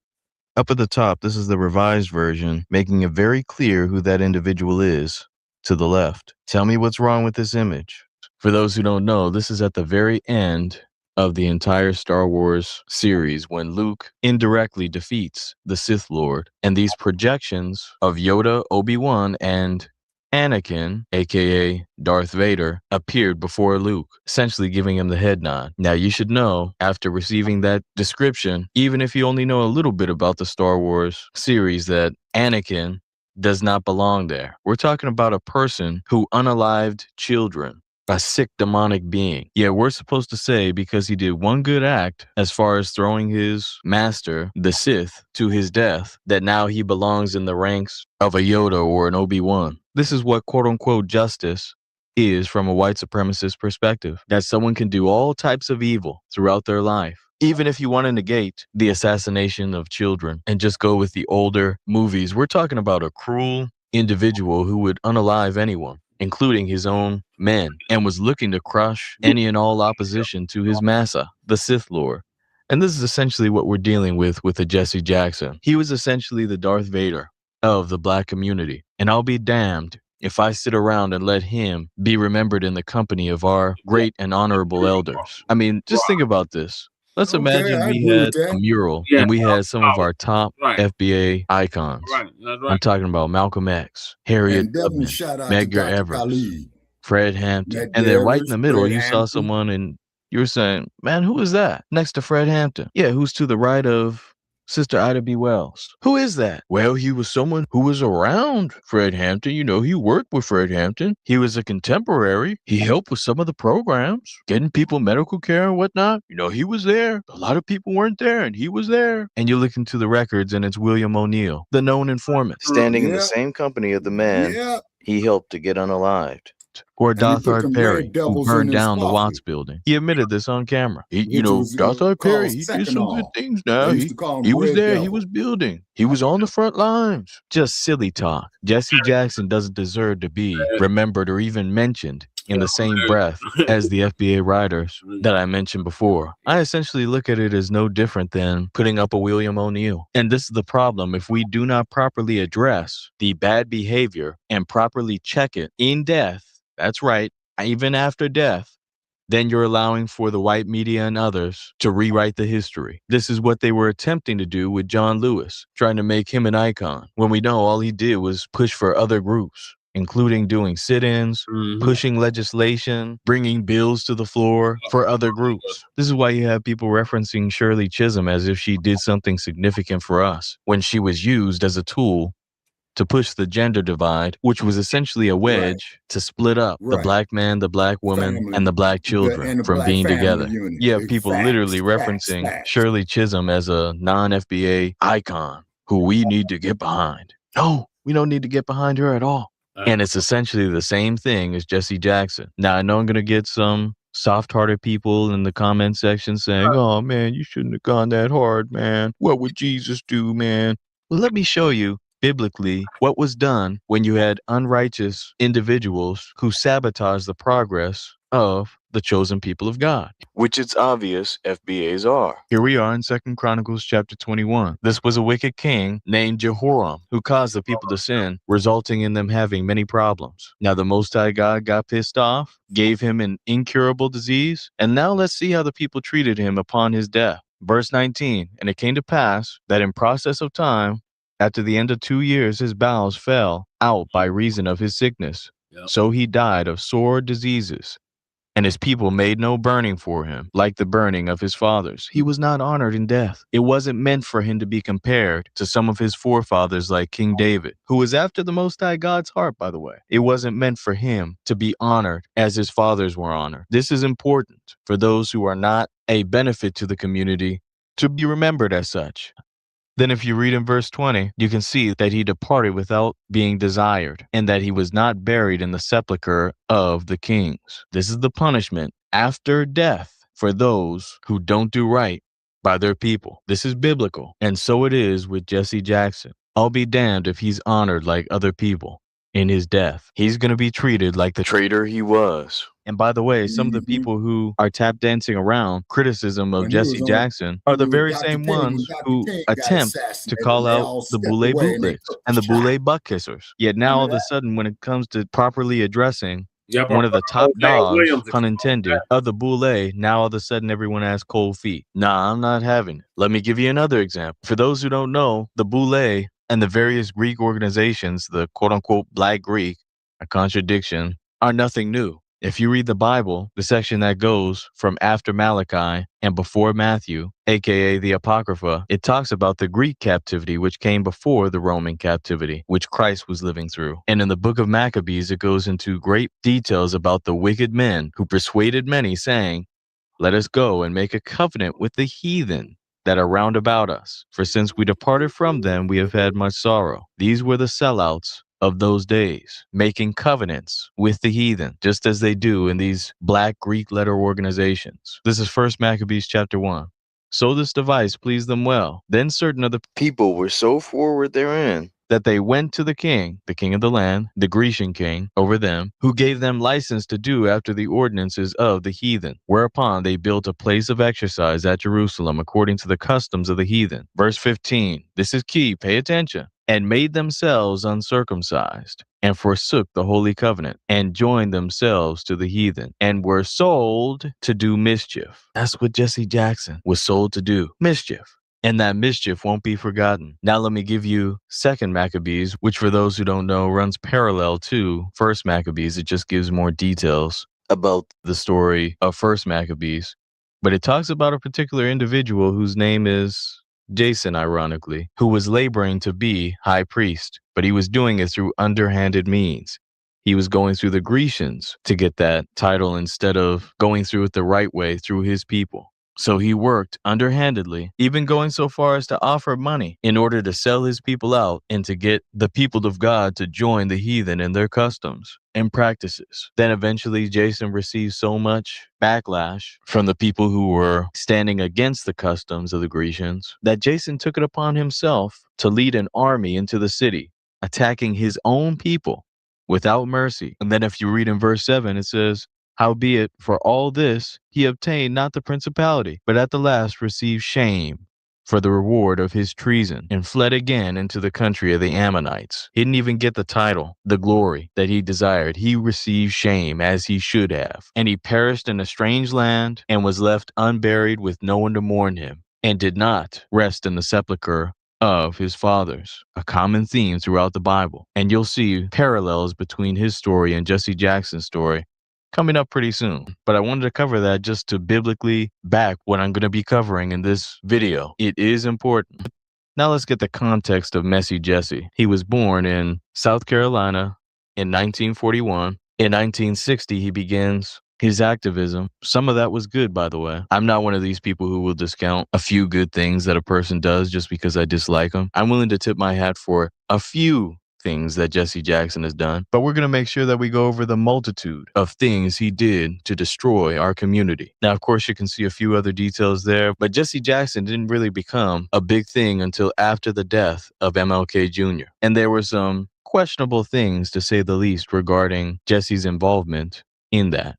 But I'll say that for the end and let someone who did deep research into that take you down that rabbit hole. For this first part, I want to go over the various decisions, the various actions that Messy Jesse took to collaborate with the white supremacist system to sabotage and destroy FBAs. Those who were actually doing things progressive, because he was very friendly with his fellow Boule brothers and sisters. But I digress. Now, while most of the MLK assassination details will be reserved for the end, I do want to get one point which does add context to how Jesse Jackson rose up in the civil rights movement. And this will be told by a brother whose name is Hosea Williams, who was around at the time. Some of you may have heard this testimony, but it's very important that we play it now. Fair use, fair use. I started crying, and then I heard Jesse Jackson say, he told me, Jesse, take our people onto the mountaintop.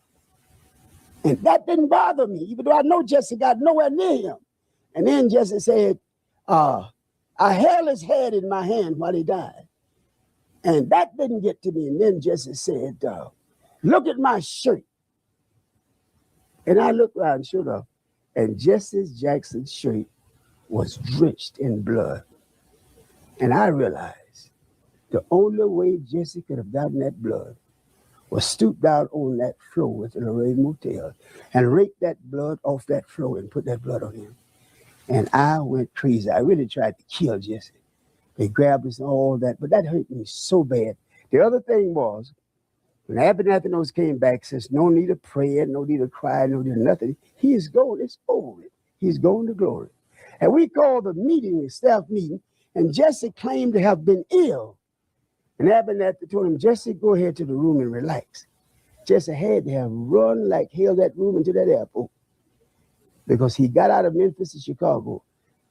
All us feeling, everybody was still in the motel, cut the televisions on the next morning. That was Jesse Jackson in Chicago with that same bloody shirt on, telling that same lie. I've never respected Jesse since that moment. There's a reason why the thumbnail is what it is. Messy Jesse if nothing else, took MLK's blood and put it on him, using it as a prop to push himself into a prominent position in the civil rights movement. And this was not just corroborated by brother Hosea Williams. There's going to be one other brother before this video ends who will corroborate what Hosea Williams just said. But it's sickening. And these are things that we have to remember when it comes to Jesse Jackson's quote-unquote really legacy. sad. Now, of course, some people have pointed out the illegitimate child, which I won't dwell on too much. But just know, a lot of people, including family members of mine, lost a lot of respect for Jesse Jackson when they found out that he had an extramarital affair. You can like this or not, but sexual discipline tells you a lot about a character and can make or break your reputation. But again, I won't dwell on this too much. I'm already moving on to the next thing, including using the threat of the black grassroots, boycotting or whatever else, to generate millions of dollars in donations from corporations. Now, this isn't me pocket watching. You all know I don't mind people getting money. Hell, I'm the person behind the B1 Rolodex. But it's one thing to be getting money and to be using that money to help your people, and a whole other thing when you're getting that money and using it for self-aggrandizement and personal gains, especially when it comes at the cost of your silence or your lack of advocacy, specifically for foundational Black Americans. Now I do have a problem with that money that's received, but I digress. Of course, we know that he ran for president on more than one occasion, and many have speculated that he was given the TV show on CNN as a consolation prize and to kind of calm him down and pay him off so that he would stay out of the political realm. Also, Jesse Jackson's organization, the Rainbow Coalition, directly came from Brother Fred Hampton. And his organization was and is still used to push all lives matter policies, which drowned us out. So yeah, that is a problem. But now I'm going to cover one of the main issues that I have with Reverend Jesse Jackson, aka Messy Jesse, and one of the definitive points that cannot be disputed by clowns calling themselves trying to cape for this man and his death. Now, before I play this clip, I want to say that this is fair use. Fair use. It is interesting how everyone assumes that the pro-life movement in America began in 1973 with Roe versus Wade. But we who were around during the civil rights movement and struggle of the 1960s, we know that the first anti-abortion groups were organizations like the Blacc Panthers, the Nation of Islam, and other community organizations. You all know that I covered the topic of abortion 2 different times on this channel, and in one of those videos I referenced the documentary called Mafa 21. This is a clip from that documentary. And as you can see, they're bringing the facts as far as our people being largely against abortion during those times. Let's let it continue. These folks were speaking out against both birth control and abortion long before the contemporary pro-life groups of today existed. But one of the problems with the civil rights movement was that there was far too many men and women who were willing to sell out the community. And a lot of powerful, influential African Americans knew that they had to be willing to turn and look the other way in order to advance their own personal political agendas. In 1972, those members of the Congressional Black Caucus, such as Charles Diggs, did not trust the abortion industry or those who were espousing population control or family health, and they were suspicious of them. But when the money began to flow, and just as it was with Jesse Jackson, with Jesse Jackson, with Jesse Jackson, with Jesse Jackson. With Jesse Jackson, almost every time his name comes up, there's more BS around it. When he found out that indeed he could get funding and monies to run for presidents from his people, he flip-flopped in his position, because he once said abortion is Black genocide. What happens to a mind of a person in the moral fabric of a nation that can abort a baby without a pang of conscience? Where will we be 20 years from today? When Reverend Jesse Jackson realized he needed money to run for president, all of a sudden the most important civil rights issue is a woman's right to choose. In 1975, Jesse Jackson called for the ban of abortion through a constitutional amendment. And in an interview in Jet magazine, he referred to abortion as genocide. But Jesse Jackson, on the other hand, wanted to become president. And the Democratic Party at that time had sold out completely to Planned Parenthood and the eugenics crowd. And Jesse Jackson went along to get along. Margaret Sanger. And don't ever think that he's the only one. The unfortunate thing we face, whether we're talking about individuals or organization, there's never been a shortage of Black leaders who are willing to sell us down the river if it's enough money and political power in it for them. Yes, 22 Jesse million. Jackson changed his stance on abortion and promoted the unaliving of our babies after in his early years being one of the biggest opponents to abortion. And whether he had already flipped or was spiraling down, he can't say he didn't know just how evil this practice was and is. You're damn right Jesse Jackson is getting this smoke. And I don't give a fuck who gets mad about it. Stay mad. When you advocate for the unaliving of our babies, that's not human to me. That's demonic. And it's yet another thing in which Jesse Jackson was used to go against foundational Black Americans. He sold us down the river. Now I want to play one more clip from this documentary. And I want you to keep in mind, Jesse Jackson was a reverend. Fair use. Fair use. The minister's work is also important, and also he should be trained, perhaps by the Federation, as to our ideals and the goal that we hope to reach. We do not want word to go out that we want to exterminate the Negro population, and the minister is the man who can straighten out that idea if it ever occurs to any of their more rebellious members.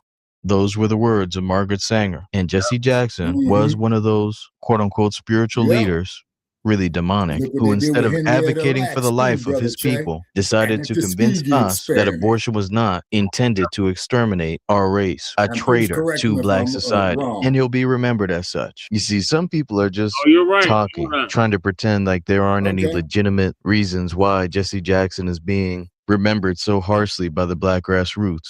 Some of us haven't forgotten the shit he's been involved in, and we won't let the Black grassroots forget it either. But some of this takes having integrity and also being willing to bring out the receipts or invoices that are needed to give the complete rundown of the life of this traitor. And that brings me to my next point. For those who don't know, The Spook Who Sat by the Door is both a novel and a movie. Now, while the novel is good, I actually have a copy myself. The movie made a bigger impact during its time. It was a movie about a brother who learned the tactics of the white supremacists in their intelligence agencies, who brought that to the Black grassroots in order to wage guerrilla warfare tactics against the U.S. government.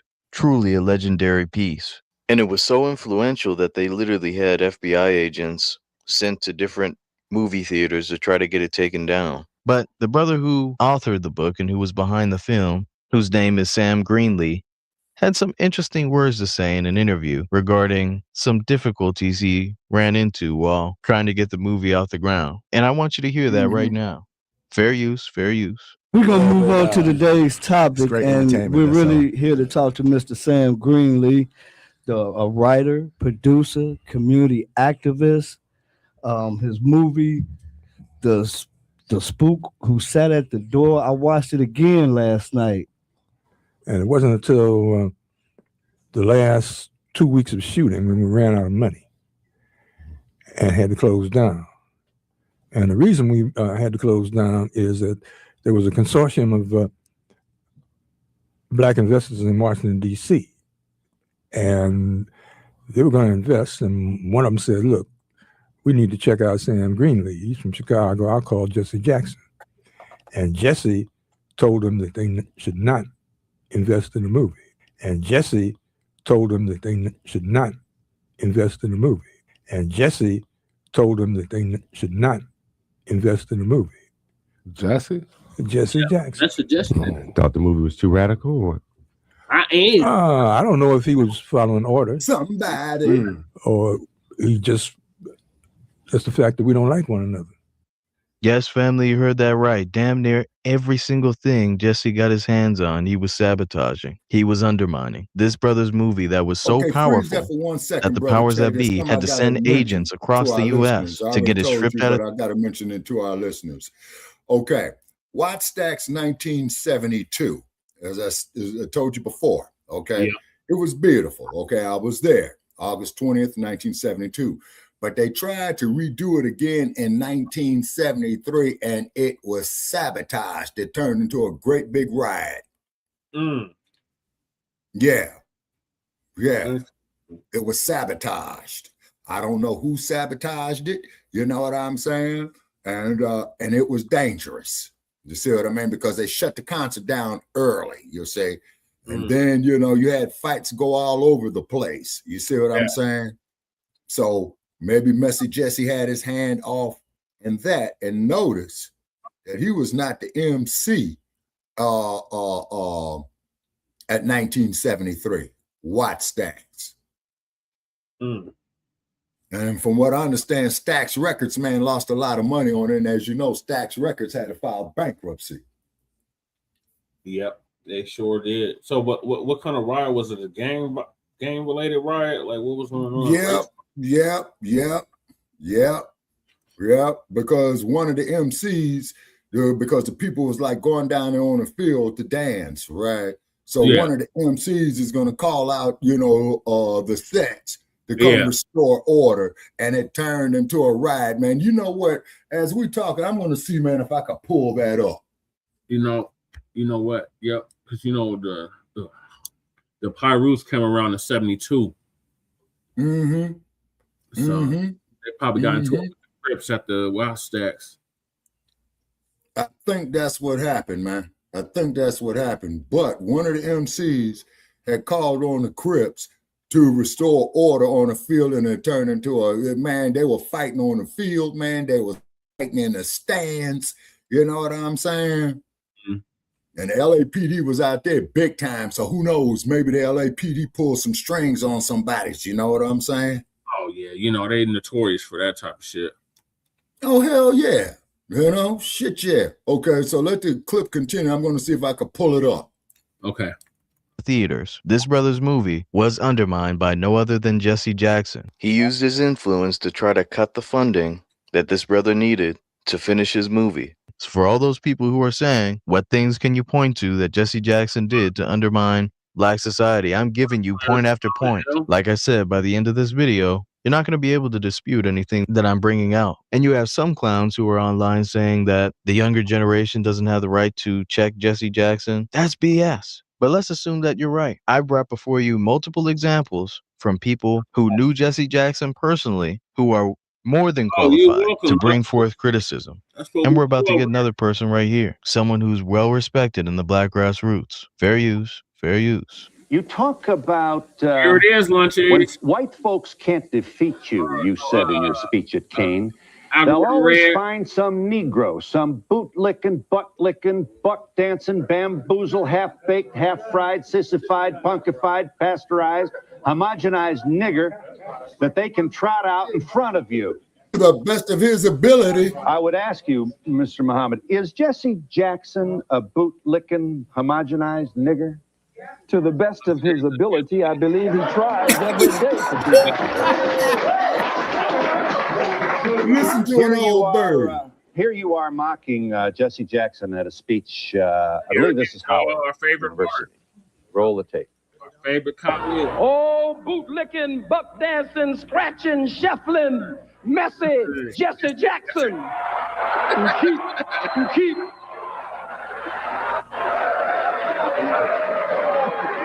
I am a somebody.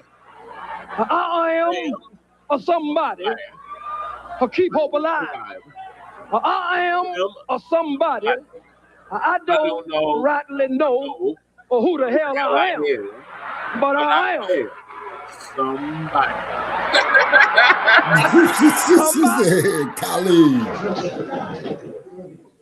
Yeah. Yeah, Dr. Khalid Muhammad didn't back down from Jesse Jackson. He knew what he was about. This was common knowledge. Our people in general knew and still know that Jesse Jackson was a sellout, a traitor to our community, and he'll be remembered as such even upon his death. So now I've shown you the contemporaries of Jesse Jackson, and now I'm going to show you the common everyday individuals who also were well aware that Jesse Jackson was a sellout. For context sake, this is during the Ferguson protest. Fair use, fair use. You've been watching all day long? We haven't seen you watching all day long. We haven't seen you. Hey, are you going to pay the bond of those brothers that's been locked up? You've been with the Brown family all day? What about the brother that filmed the Eric Garner murder? Are you going to post his bond? Are you marching today with us, or you just gonna sit in the car? Because we haven't seen you marching at all, Jesse. You march or you gonna sit in the We car? ain't seen you. When you gonna stop selling us out, Jesse? We don't want you here in St. Louis. When you gonna stop selling us out, Jesse? No, ain't no wait a minute, brother. This is real. We activists out here. We activists out here, brother. This is real. We don't want you here. You're not a leader. You're not a leader. We don't want you here, brother. Matter of fact, you're not even a brother. You can keep moving and get the brothers out of jail. That's what you could do. Hey, that's how the streets were talking. Eventually, you get so tired of seeing the same damn sellout being sent to attempt to calm the situation that, hey, sometimes words are exchanged. But the point of that video is that from top to bottom, Jesse Jackson was known as a sellout. And it's important that we don't try to rewrite that history now that he's gone. Right. Okay, now let's address the African-American issue, the elephant in the room. No, Jesse Jackson didn't come up with the term, but he certainly popularized the term and called the term black baseless. Mind you, the term African-American can be used by all types of people, including white people. It's a running joke in white supremacist circles and with their bootlicks that Elon Musk is their favorite and most accomplished African-American. The same MAGA brain rot that you get from white supremacist sewage, like Stormfront or 4chan. And for those who are claiming that the term African-American doesn't come with tangible benefits, I challenge you to look up scholarships, essay contests, hell, even the Juneteenth scholarships. Many people in the black grassroots have shown, mainly non-FBAs, inserting themselves into those scholarships by using the label African-American. And we're just talking about schools. We're not talking about grants and other things that are used. So yes, there are tangible benefits that immigrants and others are taking advantage of in order to double dip by using the term African-American. And if you think about it, African-American, even more than the tangible benefits that individuals are getting from that term, let's talk about the benefits that we're not getting because of that term. You see, Jesse Jackson was essentially a Walter Plecker in blackface. For those who don't know, Walter Plecker was the guy behind reclassifying many of the people, especially in the state of Virginia, but his methods were replicated and used all over the U.S. But he was used specifically to reclassify mostly FBAs in order to strip us of our indigenous status and to put us into a general category of colored. Jesse Jackson, likewise, with the term African-American, put us into a blank category that made us synonymous with immigrants, which is wildly inaccurate and is something to be brought up upon his death. These are not things we can just toss up in the air as ignorance. But now we're going to get to another receipt, which I haven't heard a lot of people bringing up. 3617, what the hell they black ass going to put on an application? If we have it our way, it's going to be FBA. No longer African American. That shit is for the birds. Hopefully it died with Jesse Jackson. Which deals with the 100th anniversary of the Tulsa Race Massacre, in which Biden showed up to give an empty word salad with no tangibles attached. And it wouldn't surprise you to know that old Reverend Jesse Jackson was there. Fair use, fair use. Yeah. Visit Tulsa. Go down there to Greenwood out to them pines. You ain't black. The Gap Band. For me. You man, hiding Biden, man. That old senile shit in his pants, motherfucker, man. How are you, Rev? Good to see you. Well, Taser 3617, take your black ass to Los Angeles, get stopped by the Los Angeles Police Department, and get back with me. Yeah, when he said Rev, he was referencing Reverend Jesse Jackson. He was used essentially as a prop in order to co-sign Biden's lack of tangible reparations for the Tulsa Race Massacre victims who were still alive, mind you. A sick, demonic act done by Biden. And it was a slap to the face. And Jesse Jackson was there, as with most things. And no, he wasn't in a wheelchair. Let me prove that right here. You're going to see some interesting insights that you may have never seen before from an unlikely source. Fair use, fair use. When a president said it very apologetically and unapologetically, it was a somber move. That's Jesse coming. Go get him. It absolutely was. Reverend Jesse Jackson. It absolutely was a very somber moment. And again, Reverend Jackson. Yes, I know. Bowling Ball Martin, the Boulay Bird, is here. And he was at the event covering the Tulsa Race Massacre. And he got an exclusive interview from Messy Jesse. Let's let it continue. Is walking over here. And so we're going to lead him right over here. Pastor racist everywhere. No problem sharing the microphone here. Not at all. And so we got Pastor Turner here. We got Reverend Jesse Jackson Sr. Reverend Jackson, step right on in here. I just want to get your thoughts on what President Biden had to say to the crowd here in the Greenwood District. You open up the wound of now, Taze 3617. I know some of you are probably thinking that I would make fun of his voice or something. No, that's a little bit low for me. I'm simply pointing out the fact that he was here, not in a wheelchair, co-signing Biden's empty word salad. So what I'm going to do is I'm going to fast forward to the end and show you how the interview ends. Pay attention to what you see with the Boule Bird and others. You counting it, Roland? Got more racism from Africans. Motherfucker, you ain't never been to Los Angeles. Get stopped by the LAPD. Get stopped by Crash Trick and get back with that'll make it stuff don't start. Pastor Turner, I know you got the revival tonight. Get on with that Kappa stuff. Bishop Pearson, I appreciate it. Thanks so much. Yeah, so you have people trying to say that he was just completely incompetent and he didn't know what he was doing during these last couple of years. No, he was knowledgeable enough to throw up Greek hand signs and joke around and shake hands and whatnot. He was aware enough to do things for us. And mind you, the brothers who were pleading with Jesse Jackson to help free some of the political prisoners from the protests, they were looking at Reverend Jesse Jackson and saying, hey, didn't you free a whole bunch of other people who were all across the world? You see, to me, when people reference all the hostage negotiations that Reverend Jesse Jackson facilitated, mind you, a lot of times the people he was saving were not us. But when people rap about all the accomplishments as far as negotiating, you have to ask yourself, why didn't he ever negotiate to free some of the brothers and sisters locked up in Chicago? This is similar to the people who have all the money in the world to build wells and create schools in Africa and all these other places because it costs less, but won't put a dime into an organization in their own community that's doing good work, feeding the hungry, doing job training programs, all that kind of stuff. Oh, no money for that. But I can fly 5,000 miles away to help someone in a remote village. That's essentially what it seems like with these hostage negotiation instances. I'm not saying that he was wrong for doing them, just like I wouldn't say that anyone who builds a school in Africa is wrong for doing that. But I will point out the fact that you're doing all that overseas and are neglecting people at home. And Jesse Jackson was fully capable of freeing prisoners, or at least helping them to get freedom. We saw that with the case of Bill Cosby, who Jesse Jackson advocated for. Look at the date on there. That was 2020. And what Jesse Jackson was revealing with this negotiation is that he was capable of doing it the whole time. But he wouldn't do it for the common folk. He would do it for Bill Cosby, who shouldn't have been in prison. But in Jesse's mind, he was his fellow Omega and deserved his freedom. Don't get mad when we point these facts out. Yes, he was capable, even in 2020, of advocating, doing work for our people. Yet he chose to do it collectively. No one more.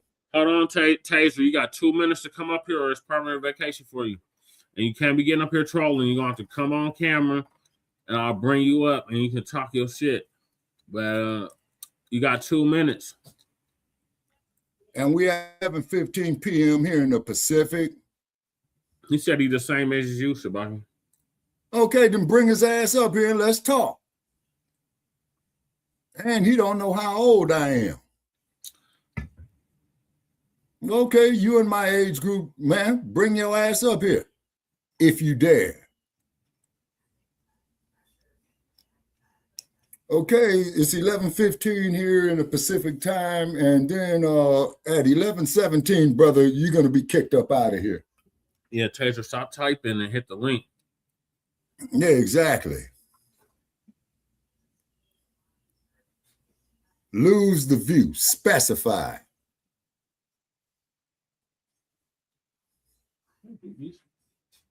Specify, Taser. Okay, we got this countdown going on, brother Che. Yep.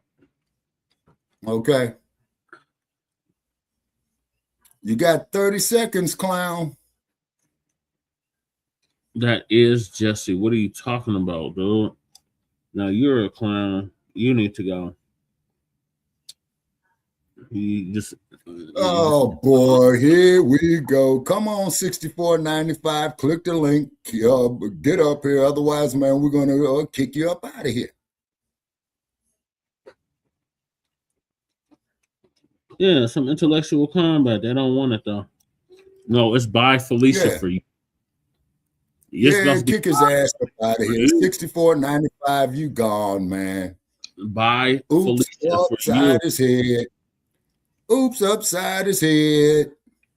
All right, Taser, your time is up. Okay, hit him with the wrench. All right, before we really interrupt this ignorant ass trolls. One thing that I do want to bring up before I get into the next section of this video is the fact that a lot of times you learn about a person through their protege. Jesse Jackson is the known mentor of the other sellout, Reverend Al Sharpton, who is a known rat, a known FBI informant, who they claim was informing on the mod.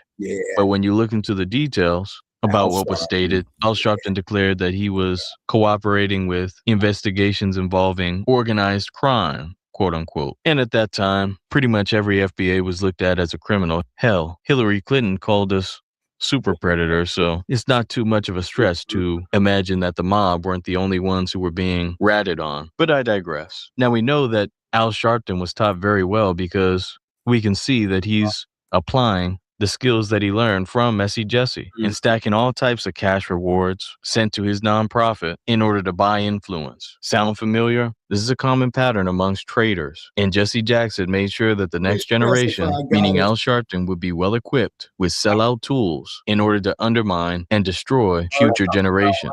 So that was another gift from Messy Jesse. So now the next part of this video is going to be rather disturbing for some. May want to unsubscribe, may hate me afterwards, so be it. But there's one person in particular who made a video that needs to be checked. And if I'm the only one to do it, then so be it. Jason Blacc, the Blacc Authority, the self-proclaimed anchorman of the new Blacc Media. Mr. You have to watch out for these old niggas. Came out with one of the worst videos ever created on the subject of Jesse Jackson. I mean, it got so bad, he literally had to take down the live video and change it to the regular video, resetting the views, resetting the comments, which were eating him up. I mean, they were checking in. People were bringing receipts. I mean, just all manner of things. He had to switch it over. And for those who don't know, that's a strategy by some YouTubers to switch things from the live feed to a video format so that you can't see the people who were live and what they were saying. And also to reset the comment section while being able to claim, hey, I had no power over it. I had to reset it. Also, the web of links that are scattered across the web and through social media and other means end up linking people to a private video as opposed to the actual videos. So that's the other reason why sometimes a content creator will do that. But people still came back to the comment section and promptly reminded him. I mean, literally almost every comment was going against his message. It was ridiculous. And you can tell he's completely out of touch with the Black grassroots in regards to Messy Jesse. So what we're going to do is we're going to go. I'll tell our young brother Black Truth United. Stay on niggas' helmets. That's off code. Like, I don't know what the hell Jesse Blacc was thinking when he did that damn broadcast. What was that, 2 weeks ago? Okay. Go to the video. It's almost a 4.5 hour video, so obviously I can't play and critique the whole entire thing, but I'm going to bring up some cuts from the video, play them, and then give my commentary. And before I get started, I want to say that this is fair use. Fair use. Maybe he did not address these things in the manner in which I would have liked. Maybe there were missed opportunities in there. I've spoke on those things and I will speak on those things. But as far as respecting that man's life. Respecting the life of a known traitor. Keep that in mind, family. So let it continue. I have to take that on the whole and take that on the balance. I want to also say something else here. You got to understand that there's a whole lot of jive time idiots in this regard. So there was a young brother that called in. I don't know if it was Black Truth United, but it was another young brother that had called in, and he was like, Jason, what are you doing? Like, you're sitting up here bigging up this dude that sold us out, brought us that African American term, and a slew of other things. And Jason was like shutting the young brother down, like, oh, you don't know what you're talking about. Go read a book. Go get some hooked on phonics and shit like that. And the brother was right with what he was saying. So shout out to Black Truth United for calling Jason out on the shit.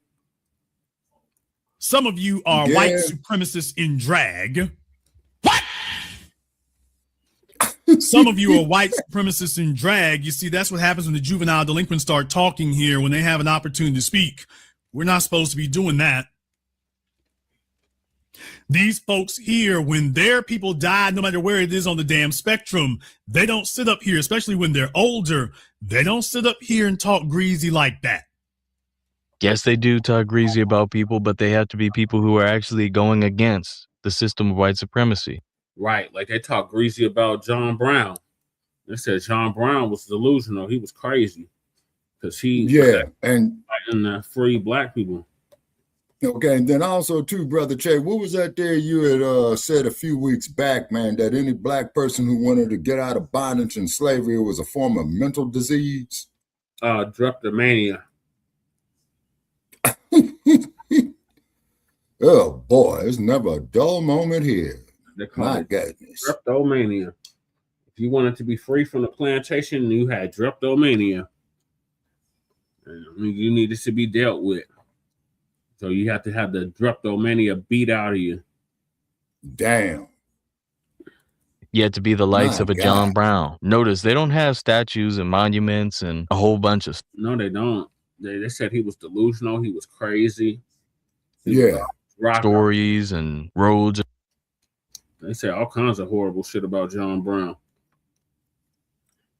And whatnot named after John Brown. White society doesn't prop up the likes of a John Brown. They vehemently check their people when they perceive them as off code, as far as not following in alignment with the system of white supremacy. I mean, this is common knowledge. So I don't know what Jason Blacc is talking about here. Let's let it continue. We cannot listen to the crackheads or their children in this regard. They don't talk about their folk like that. They don't get together and do that. What happened with Charlie Kirk? What happened with various political figures? Many times, white society will get on their own, sometimes based on an ideology or a political party. But of course, we know that's all superficial. They're mainly invested in maintaining the system of white supremacy. And if they think one person on one side of the aisle is improperly handling the system of white supremacy, or just in general, if someone goes against the system of white supremacy, they will check that person. Even in death. Hell, this is why their code is so strong. Because they're willing to check the sellouts or perceived sellouts of white supremacist society. They don't allow for traitors of the white supremacist system to continue receiving the benefits and to be remembered in a good light. And we must do the same if we want to counter their code. Let's let it continue. We have woefully few individuals who got anything they can hang their hats on. We don't seize upon opportunities to play the class clown. We don't seize on that. Everything is not for your entertainment. Notice what I brought before you is not entertainment. And many of the people who were calling into the program were not bringing entertainment. They were bringing facts. But when you have a person like Jason Blacc, who's so dismissive of everyone and anything that even remotely disagrees with him, he can never be wrong. This is what you get.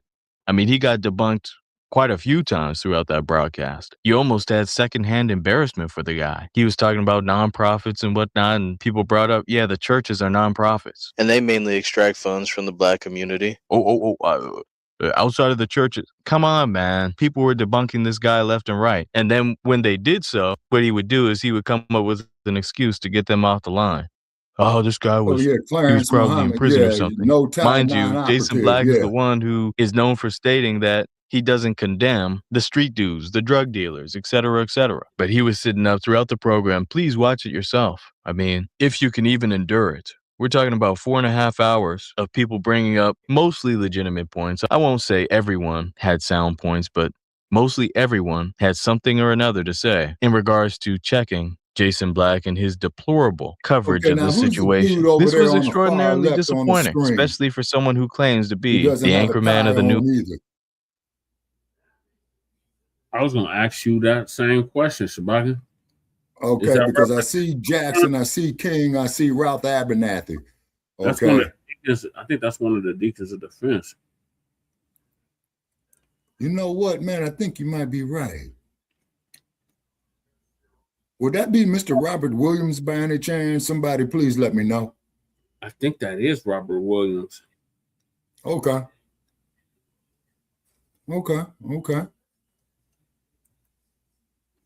because that's Hosea Williams next to Martin Luther King on the right side. No, that's Ralph Abernathy, sir. Oh, that's Ralph Abernathy. Okay. Yes, sir. That is Ralph Abernathy. I know that for a fact. Then you got Dr. King. Then you got Messy Jesse. And hey, Cool Keezy. Keezy's in the building. Salute. Come on up and join us, Cool Keezy, if you can. Okay. Yeah, it was an excellent broadcast. That's why I was like, play this on the Front Line Blacc News. Okay. All righty. Yeah, Abernathy had a tie. Mm-hmm. Yeah.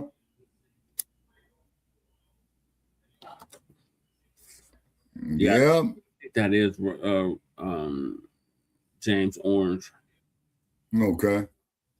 So probably James Earl Ray, who killed King, was probably ordered to take out Abernathy too, because I believe Ralph Abernathy was Dr. King's lieutenant, if I got that correct. Somebody please correct me if I'm wrong. Yeah, I believe you're right. Because I do know in ATL, they do have streets named after Dr. King, also after Ralph Abernathy and Andrew Young. Yeah. I don't know if we got anybody in here from Atlanta right now, but yeah. Okay. Atlanta, or Kukizi, he lived just outside of Atlanta, so he would know. Okay. Okay. Yeah, Cool Keezy. We had to bop a couple of idiots upside the head with the wrench, man, before you came on, man. Old man Nix, fam. Oh, he's from the ATL. Okay. Now, Mr. Nix. Okay. Okay, yeah, we got old man Nix fan from Atlanta. Okay. All righty. Okay, and we got Cool Keezy out of Marietta, Georgia. Yeah. Okay. Outside of Atlanta. Okay. Okay, yeah, I think I've been through Marietta, Georgia, you know. Because so for all you people out there that challenged me to go down there to the South, I did it. Okay. Now, see, how could I put this? Okay, this is definitely chess and not checkers. Yeah. Number one. Okay. Now, there are those who have came up on my wall that stated that we need to unite black and white poor people. Biggest goddamn mistake that could ever be made. Yeah, didn't Fred Hampton try that? And you see what happened. Yeah, and look what happened. Because as you say, Brother Che, the RWS, you see what I'm saying? Okay. Where are you originally from, if you mind us asking? Oh, man, Knicks fan. You from New York, obviously, if you're a Knicks fan. Okay. Yeah, Goddess Navi, you know what I'm saying, is because you got to keep in mind is that I was a child when all this stuff was going on. You see what I'm saying? Mm-hmm. And just like that record, Ball of Confusion, you know what I mean? Oh, you from Dirty Spurs, New Jersey in the house. Okay. Okay, yeah, where Mad Dr. D is from, you know, our co-executive producer that transitioned about 3 years ago. Okay. All righty. Okay. Appreciate you tapping in. I'm going to let this video continue. Okay. Blacc Media. Let's let it continue. Especially when we consider the fact that if I ask you about your works and what you've gotten done or accomplished to be able to qualify to say that, that's the only thing we need. There's not going to be very much you can say. Okay. As I said cool, here before, easy. You have to earn the right to do that. Okay. Yes. Were you born in No, you just Goddess having Navi. an I was born on the south side that of the doesn't shop. mean anything. You have to earn the right to do that. There was actually another brother who was on this California. broadcast who debunked that talking point. The fact that we have to earn the right to criticize him, and if we weren't there at the time, then we don't have any standing. No, you don't have the right to police who can and who can't criticize Messy Jesse. We're going to check him no matter what, whether you like it or not. And we don't have to bring entertainment to this. On Newark. Shout out to Brick City. Our anchor man is from Brick City. Man. Okay. Now, also, too, keep in mind, though, too, Newark, New Jersey, right? Before the police had came out with riot helmets, they was wearing hard hats. You see what I'm saying? Because there's a classic photograph of this police officer that shot and killed this 10-year-old boy. In 1967, right? Yes, sir. I believe so. Yeah, I remember seeing that picture too. And they had helmets.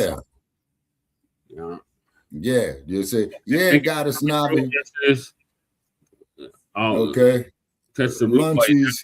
Got to hop off, fam, but I'm definitely going to catch the replay. Definitely going to be hopping on in the future lives. Okay, Lunchies, yeah, thank you for joining us. You know, appreciate you coming. Okay, make sure you sub up to the Front Line Blacc News as well. Yeah. Oh yeah, Goddess. I just talk about what I've lived through. You see what I'm saying? Mm-hmm. You know, as a child, you see. So it's very, very important. Okay. Oh, you had a bad from Trenton. Oh, okay. Well, I ain't mad at you, Cool Keezy. You know what I'm saying? See, I think that's where Lisa's from. Is from Trenton. Yeah. So when I transition on these archives, only thing I can say is take what is useful and leave what is useless. Yep. To quote Bruce Lee. And we're taking what's useful and we're leaving what's useless. And that goes for African American. That shit is useless. They don't serve us no purpose. And it was brought. It was compromised, Brother Check. It was compromised real bad. And then, too, by the way, too, Brother Chad, I was trying to pull up Wattstax 1973. It's not in the search bar. Okay. Oh, okay. Wow. Goddess Navi says Chi-Town and Cali combined, Shabaka. That's explosives. And yes, I'm not on mess book, though, Shabaka. Sister, I don't blame you. You know what I'm saying? I don't blame you in the least. Right. Situation. We can bring pure facts. But let's let it continue. I cannot sit here and watch and be around folks who witnessed and saw what occurred. They were frontline witnesses, frontline participants. Anything could have happened. There's no way in the world. No way in the world. Yeah, that is. No way in the world is somebody sitting around 50 or 60 years later. Cool, that's some devious shit. Is going to tell us that we need to listen to you. This is out of the same playbook as people who say, okay, you're younger than me, you can't teach me anything. This is Jason Blacc essentially turning into the old Negro that he talks about, where he can't be told anything and all the younger people better just shut up because they're not as experienced as him and they don't have as many accolades as him. Just that silly stuff, like in high school. Oh, you're a freshman. Oh, you're a sophomore. See, I'm a senior. See, that bullshit. That's essentially what you're dealing with in this situation. Let's let it continue.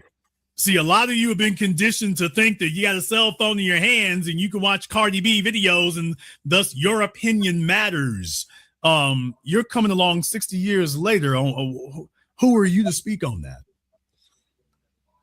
Yeah, you can talk about what you've seen today. Well, who the hell is he to speak on it? He wasn't even fucking born when this shit was going down. The only one that can speak on this is Shabaka. Shabaka lived all of this shit, not Jason Blacc. Yes, sir. I most certainly did. I remember the day that Dr. King was assassinated because they did a special report, and I was mad at the motherfucker being a little kid, man, because I'm watching Wile E. Coyote, the super genius. Right. Boy, and Wile E. Coyote, well, anyway, that roadrunner be giving them the business. And so it came on April 4th, 1968, that Dr. King had passed. And the only thing I remember, man, all across the nation, man, it was all hell that broke out, except for Los Angeles. Los Angeles was very, very quiet, let's say. But they had riots in the Chi, they had riots in Cleveland. I believe NYC as well too. You know what I'm saying? Colorado, but, Newark, Milwaukee. Yeah. But I was there in Los Angeles in 1992 of the rebellion. Yeah, Jason Blacc is not exempt from criticism either. Exactly. He's not. Well, actually, Cool Keezy, like if we're doing stuff like this, particularly on our history, nobody's exempt from criticism, not even yours truly. I ain't the sharpest damn tool in the shed now.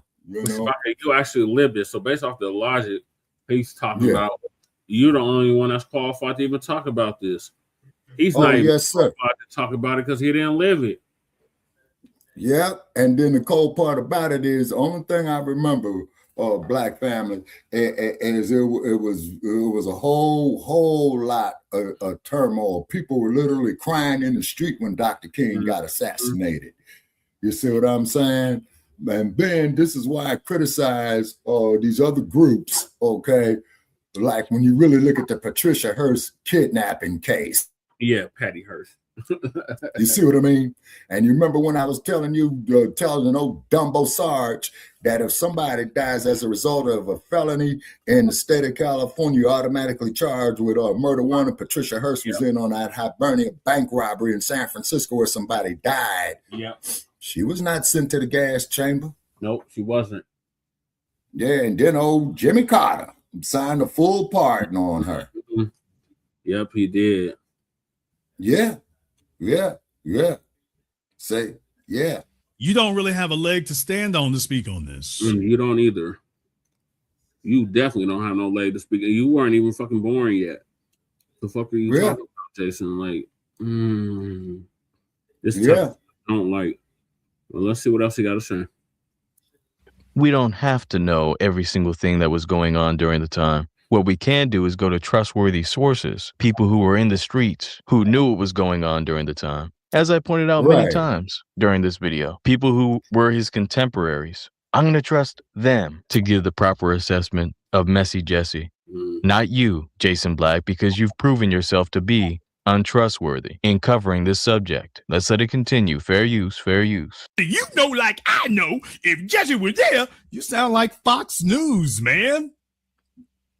You sound like Fox News. Oh, look at that cut on that suit right there. Boy, them some nice tailor cut does this suits. not sound like the clowns who come up under the comment section of each and every video that is created in the new Blacc Media saying, you sound like that old 2-year-old logic. Just because we disagree with a stance, now we're Fox News, now we're MAGA. That's what that phrase sounded like. And mind you, he's talking about Fox News, but he's not talking about the massive good coverage that Jesse Jackson is getting from the left wing of the white supremacist machine, including but not limited to CNN, MSNBC, Al Sharpton, Roland Barton, all of them. I mean, if you were new to the channel, you would think Jason Blacc was a part of the establishment media by his shared views with some of the biggest sellouts that are still living.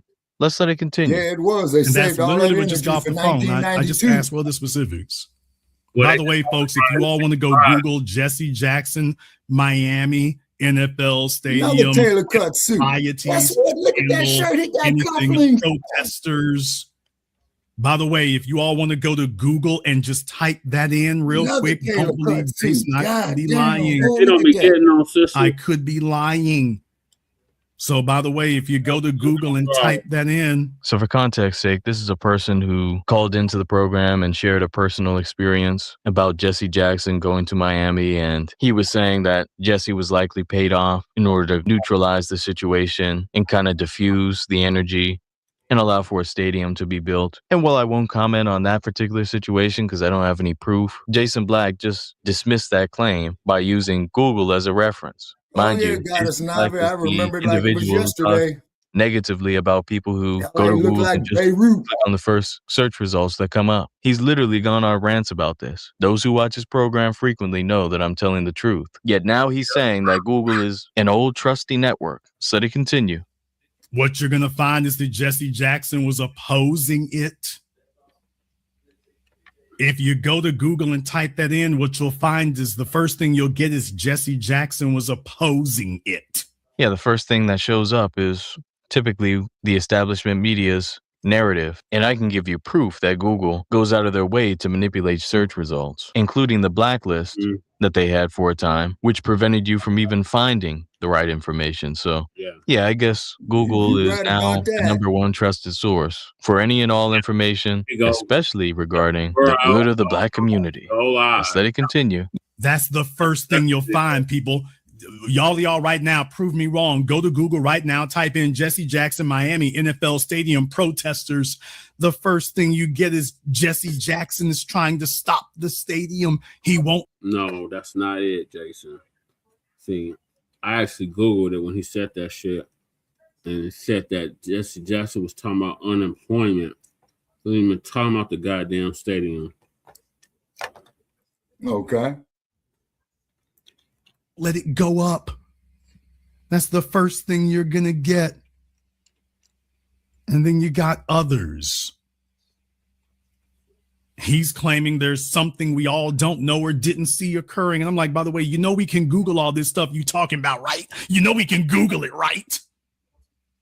There's a story behind the story. Google will tell you everything. Shabaka was in the thick of it. Yeah, sometimes there is a story behind the story. I don't know all the details regarding that one. I can't say that there is or there isn't a bigger story. But what I will say is that time after time, almost every single person who's interacted with Jesse Jackson, who is for the community, not a fellow boule bootlick, had a negative experience with him. And it wouldn't surprise me if he was involved in something grimy. Let's let it continue. Fair use, fair use. And he was college educated and smart enough to understand, okay, let me copyright these speeches, not for their intellectual power, but because they're intellectual property. And this will go to my children. Exactly. No tears here. It's modest. Gardner. Yeah. But by the way, he was thinking ahead. So a number of them did that. Jesse Jackson. Jesse Jackson was running around with James Brown. Yep. He was. Oh, yeah. Jesse Jackson back in the day. There are pictures. Not Jesse Jackson. Al Sharpton. Yeah. You know how easily he confused those two names? It's because they're essentially the same person. Jesse Jackson mentored Al Sharpton. They're both known sellouts, buck dancing coons, and will forever be remembered as such. But Jason has some interesting things to say regarding Al Sharpton. Let him continue. Al Sharpton was running around with James Brown back in the day. Y'all can go take a look at it. Al Sharpton was like a concert promoter and whatnot. Concert promoter, boxing promoter. He was doing what they do in New York. Well, hell yeah, Really? he was. He's going to be going up against. That means somebody was bagging him on a daily basis. Yeah. He's going up against all these companies and corporations in New York City who got tons of lawyers. You're going to be going up against them. You can't go up against them with flat pockets. Going against them for what? Name the specific case that Al Sharpton has worked on that has significantly and tangibly benefited foundational Black Americans. Oh wait, what good are resources? But you can see Al Sharpton waving a rainbow for flag everyone with a banana but in us. his mouth. Some of you heard what happened when Brother Black Alpha went to Al Sharpton's organization, the National Action Network, or as I like to call him, the No Action Network, and he never heard back from him. These people don't benefit us. These people are out for self or out for. I remember when the clowns tried to get me to join that shit. I said, hell no. Yeah, exactly. And Al Sharpton waving a rainbow flag with a banana in his mouth. Connect the dots, people. I said, you should join the Denver chapter. Fuck no. Benefiting other communities. Let's let it continue. They are, you talking about them gentrifying you in New York. They'll financially crush you up there. So yeah, Al was out there hustling. Al was hustling concerts. Al was hustling boxing matches. Al was hustling whatever he could. Ain't nobody giving them nothing. Oh boy. Okay, here we go with the trolls. Little Debbie. Jesse was no hero. He was not a beacon of light. He was not a revolutionary. Not at all. What happens with revolutionaries is that they die. Read Dr. Newton's Revolutionary Suicide. Yeah. They become martyrs. Yeah. Mm-hmm. All right, Rigo, permanent vacation for you. I know this is you. Okay, yeah. Put your foot in his ass, man. Show him the door again. Yeah, he was a hustler.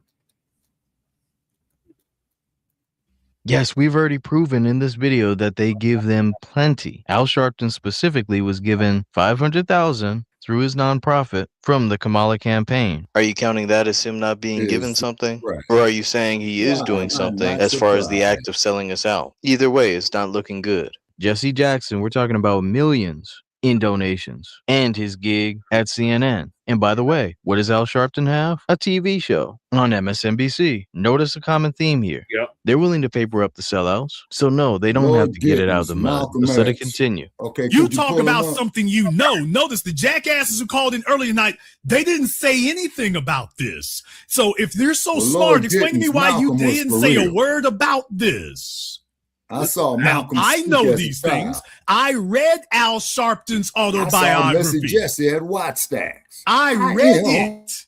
Somebody. So I'm not telling you what somebody else told me. You are going. I read it. Go and Tell Pharaoh is the name of it if you all want to know. I read his autobiography. Did you read his autobiography, Shabaka? Of Malcolm X? Yes, I read it twice. Not Malcolm X, of Jesse Message.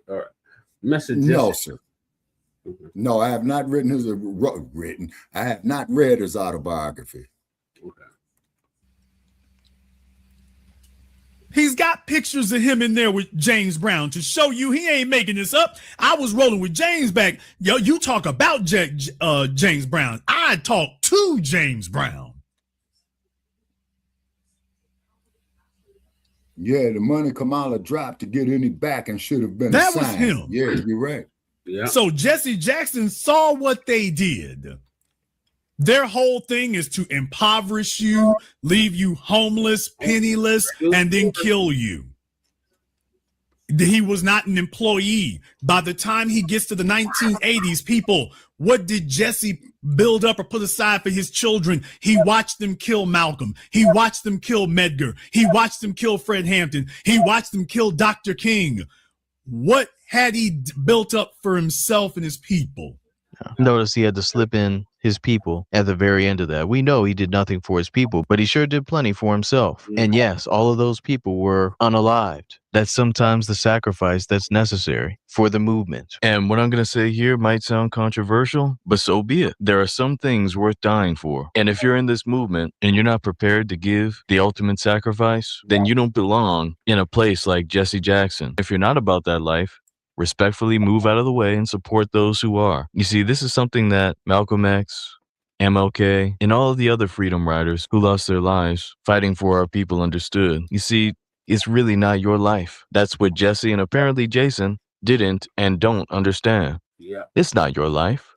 It's not yours. And so that's the level of dedication that you have to have for your people if you really want to see this through to the end. That your life is not meaningless. Of course, I'm not saying self-unaliving is an option or anything like that, but a comprehension that there's something more valuable than your life, something worth dying for. And Jesse Jackson obviously wasn't about that life. It was evident. And if he was seen as a threat and actually carried on the work of MLK in pushing for reparations for foundational Black Americans, then we would have seen a real backlash against him. And there's no way white supremacist society would have let him get all types of access to funding and resources, giving him accolades, medals, and honors. That doesn't come by white supremacists to those who buck the system. So just some food for thought there. Let's let it continue. What did he build up for his own family by the time he gets to the late 70s, 80s? They done killed all the revolutionaries. He's looking, by the way, what does Coretta got? What the kids got? Nothing. What can I do for them? Hey, Value News.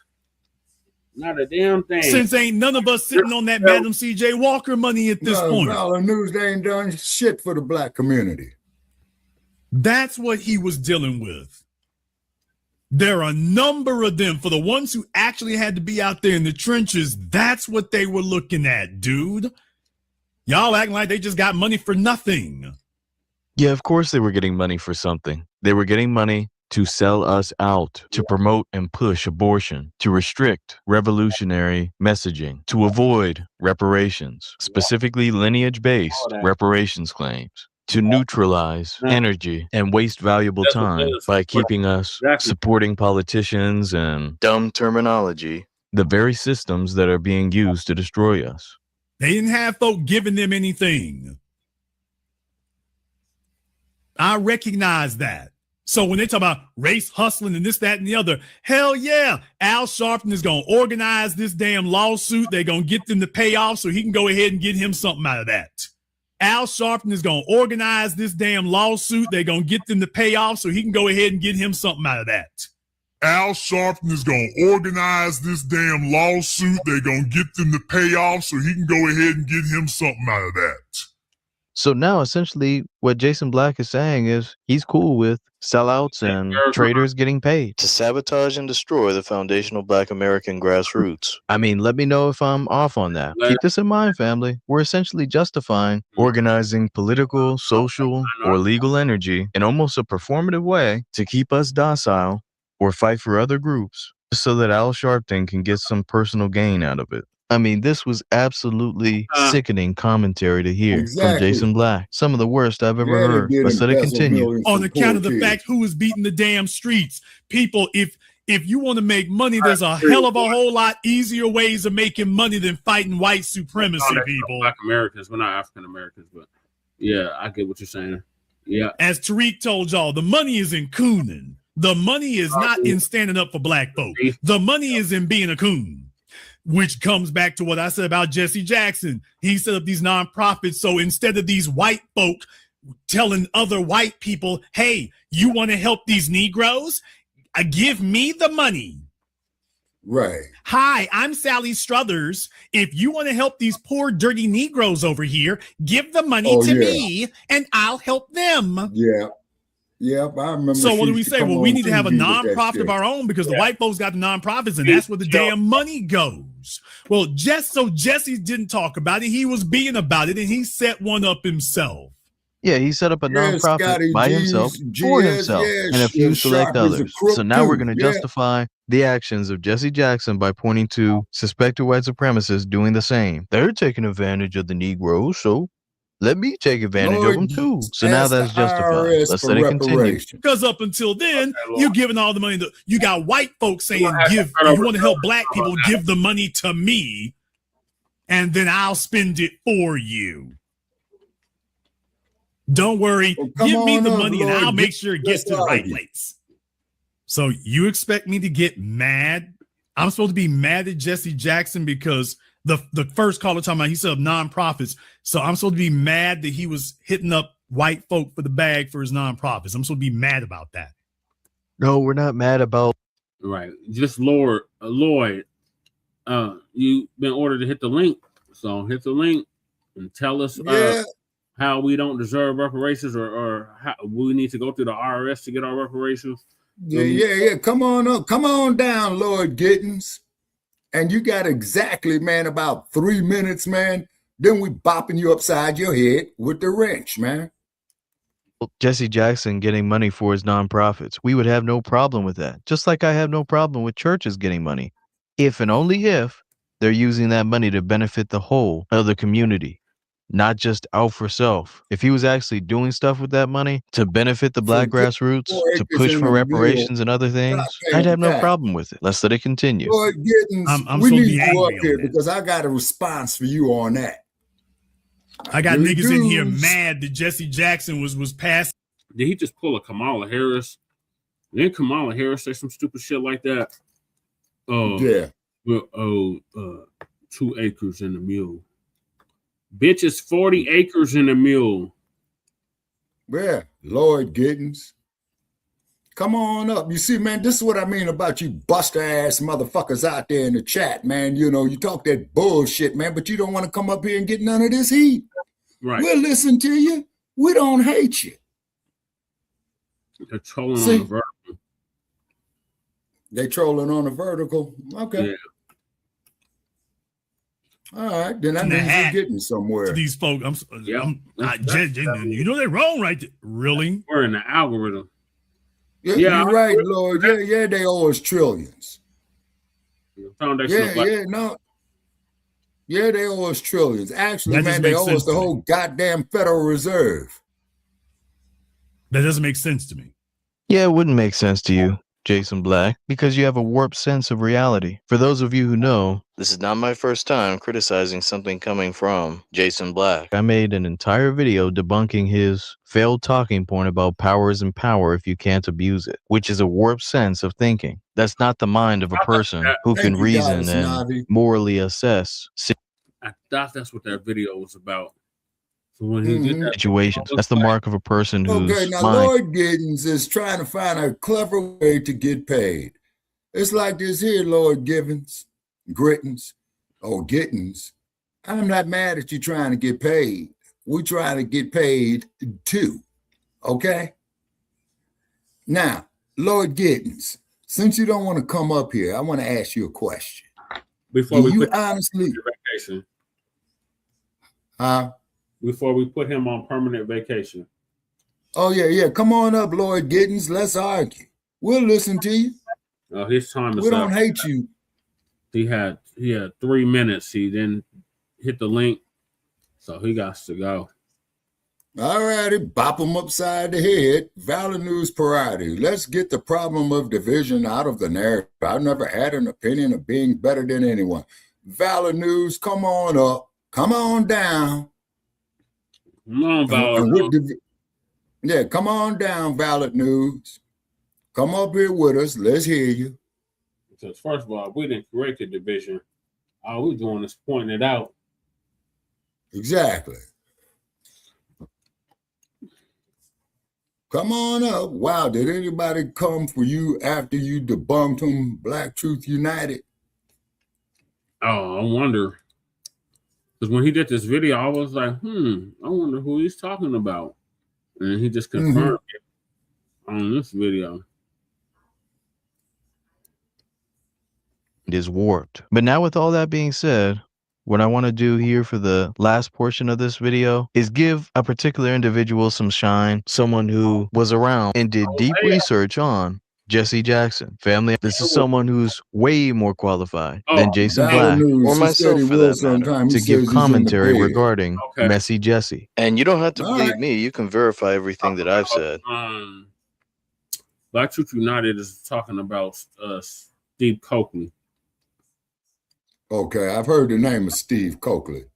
But I want you to ask yourself, are you going to believe Dr. Khalid Muhammad or Jason Blacc? Hosea Williams or Jason Blacc? Leonard Childress or Jason Blacc? Sam Greenlee or Jason Blacc? I mean, come on now. They all can't be lying. Let me present to you our brother Steve Coakley, who broke down a lot of things regarding Jesse Jackson. And I'll say first and foremost that I don't co-sign every single thing that is said. I don't have enough proof to stand by every single thing that is said. But brother Steve Coakley does bring some very compelling points that I think we should all at least listen to. Fair use, fair use. Key point. If you spend all that time, and Martin's about to say you are agent. Do you understand that you got to press go on the assassination? Because now Martin is so continuously condemning you, you got wiretaps everywhere. And we know what he said about Jesse in front of everybody, but who knows what he said when it was just him and Ralph? How much more severe was his accusations? Such that if you didn't kill Martin, white limitations don't run out on murder. Okay, let's let this run, and then we're going to go back and look at it again in straight speed. Look at. Look at Jesse. Martin still won't acknowledge it. Yes, go back. Now I ask you, when you look at it, is that Jesus or Judas? That was his last speech. Jesus or Judas? Yep. That was his last speech. Nobody would touch him. You can even tell MLK did not trust him. You can tell by his body language and everything. MLK was aware that he had a Judas in the midst. So they continue. Thank you for joining us. Let it run, let it run. Okay, he was now we're on the day of. Now Jesse went and told them, look, you better move now. Reteaching that Bible. I'm running out of time. This is the last song. They brought him on the balcony at 3:06. I said, oh. He was shot with a 30-06. Oh, no, I called the house. And these are deep things, family. A lot of symbolism behind the things regarding the MLK assassination. There's a reason why Trump didn't release the files. So they continue. I heard him above me. That's my man, Hosea. Notice this is Hosea Williams, the same person that we heard from before. He talked about the bloodstained shirt situation. So they continue. Okay. And we had a limousine. Okay. I could touch the limousine. Had been loaned to us by one of the local funeral homes. And I heard a voice, the guy who was driving the limousine. He said, Dr. King. That's what he said. He said, although the car is on, it's chilly, I recommend you get your coat. And the last word he said in this word, okay, Joe said, get my coat. And I said, pow! Stop. Oh, stop. Go back. Key point. Let's go back. There's the maid right there we were looking for. There's the cart. Oh. Okay, let's freeze it at the highest point where Jesse's back is in the right there. Stop. There we go. There's Jesse Jackson. Now, for those wondering if he was there at the MLK assassination, there you have it. There he is. Okay, now, there's the maid. There's the cart. You see that cart? There are the wheels. You understand? At 6 o'clock, you ain't changing no beds and no motel? Check. Okay, let's let it run. Good crowd, FBA. I'm happy to hear that. There's a good shot of McCullough. There's Martin with the towel over his face. There's Martin again. I looked up and didn't see him on the balcony, except that I saw his shoes sticking out the end of the balcony. All of the police, instead of going to where the shot came from, they were all coming to see what happened. So the picture on the balcony was us trying to say it came from over there. Stop. There we go. That's good. There's that phony point. There's Jesse's head right there, making sure that he ran up there and gave a phony pointing. Now, here's the problem with the people pointing. All of the people pointing were this way, looking up to Martin. The shots came from behind them, whether from the bushes or from the rooming house, it was behind them. Not one single person said they turned around and saw somebody or at the rooming house. Those that even saw anybody, Solomon Jones, Earl Caldwell, New York, saw somebody moving in the bushes. Check. So how is it that those with their back turns suddenly become so definitive on something they didn't even see? Right. You understand? There were a lot of strange things regarding the individuals around MLK, agents everywhere. Let me skip through some of this. If you do want the full video and can't find it on YouTube, feel free to reach out to me and I'll make sure you get it. Now, what's happening? NBC Meet the Press, the most watched Sunday news program. Okay, what time zone back are to this you in? moment that we're out teaching is a point of distrust and evidence of Martin's dislike to Jesse. Okay, is he in the east or the west or the spot, central? Put him right on Rockefeller's NBC, toss that ball right up and say, Jesse, now when I toss this ball up, I want you to stuff it home. So he puts a circle around Jesse's head and a circle around Martin's head, calls it close, and says, you were one of Martin's closest associates. What did Martin King say to you the night before he died? What's up, Blacc? We just start around midnight your time. So 10 p.m. Mountain Standard. And that'd be 9 here in the Pacific. Yeah. Oh, he's in Vermont. Okay. Oh, okay. Okay. Oh, yeah, that's right. He did say that yesterday. Okay, Yeah, we got Beamer Bomb. If I'm saying the name, I don't mean to be disrespectful, brother.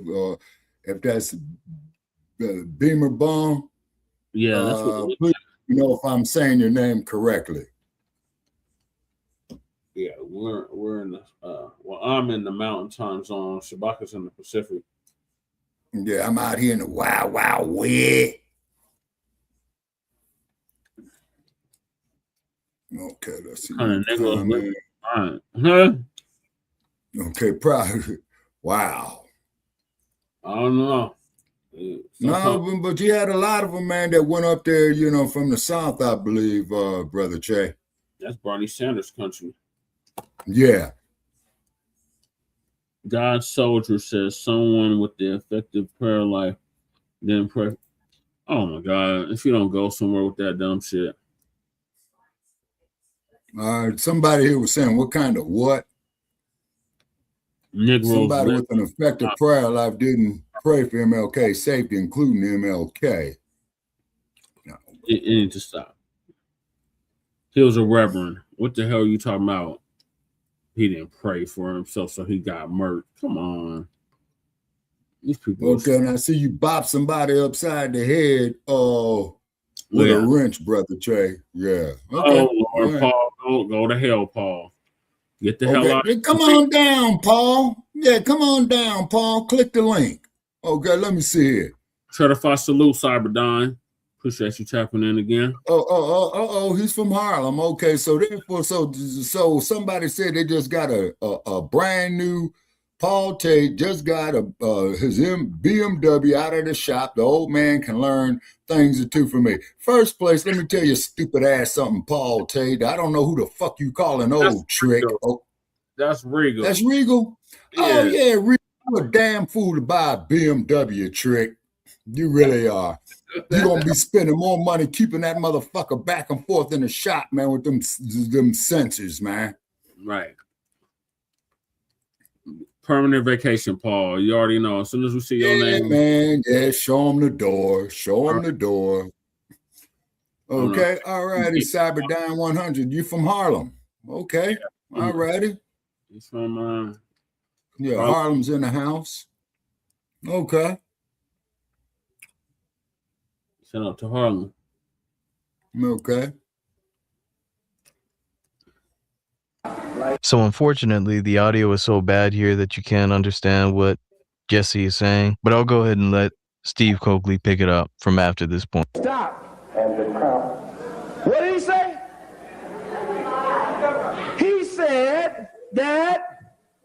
He said, as you know, it was men crying, Ben Hooks and Billy Kyles. And as you know, he asked me to make that speech that night. And I said I'd only make that speech if I can take Ralph with me. That was to set him up as if he was closer to MLK than he was, when Brother Ralph was way closer to MLK and much more trusted. Yeah. There would be no need to do this.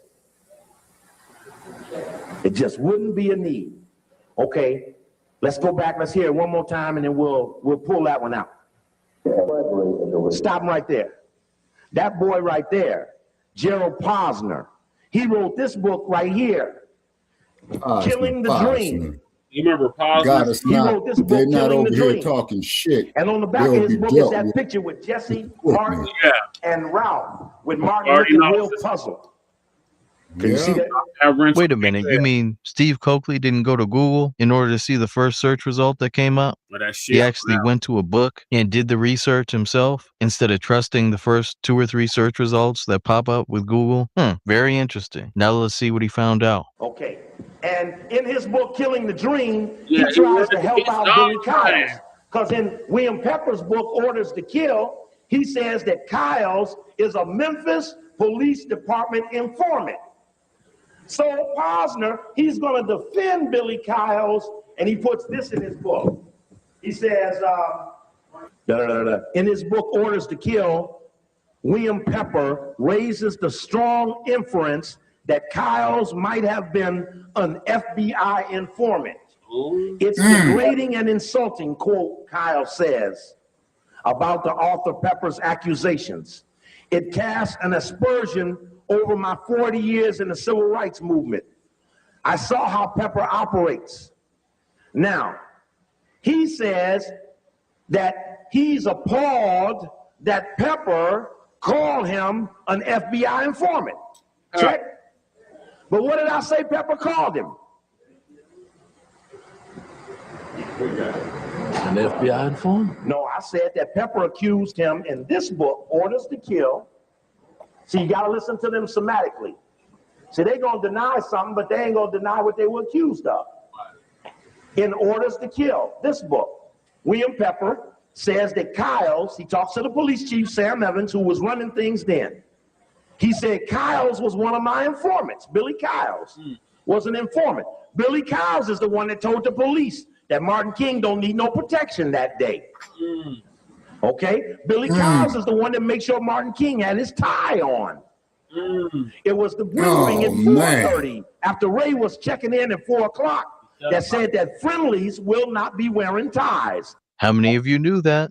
That's why the photo that Jason Blacc was showing was so significant. This is a different version of the same photo. Look at who's wearing a tie and look at who's not wearing a tie. Those who are not wearing a tie are considered friendlies. In other words, people who should not be attacked. Whereas those who have ties on are essentially sheep being led to the slaughter. This is very similar to when Brother Tyreek and others pointed out the pink hoodies that all these quote unquote random anti-Asian attackers were wearing. Various agencies and military personnel use this method in order to identify targets and those who are not targets. So just wanted to point this out. Let's let it continue. Coding the people who were on the government side in the assassination scenario would not be wearing a tie.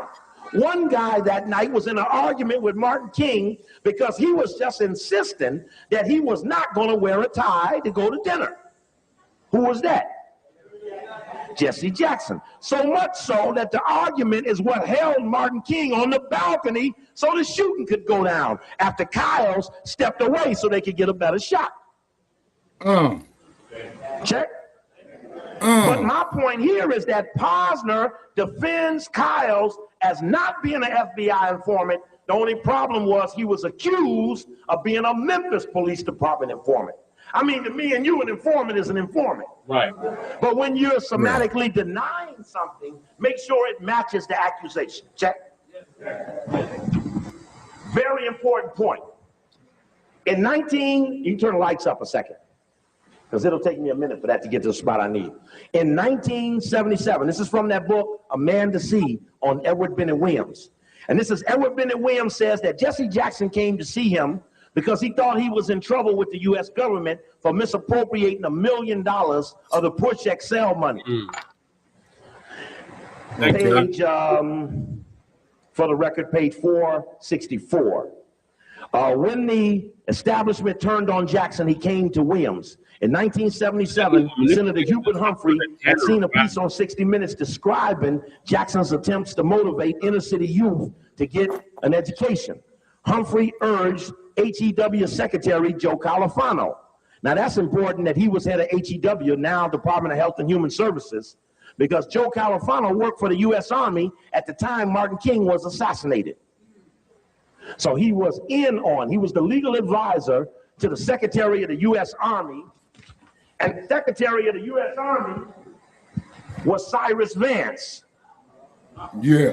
His military attaché was Al Haig, and his legal counsel was Joe Califano. Not one single book on any King assassination or Kennedy assassination appropriately brings up the role of Vance, Haig, and Califano.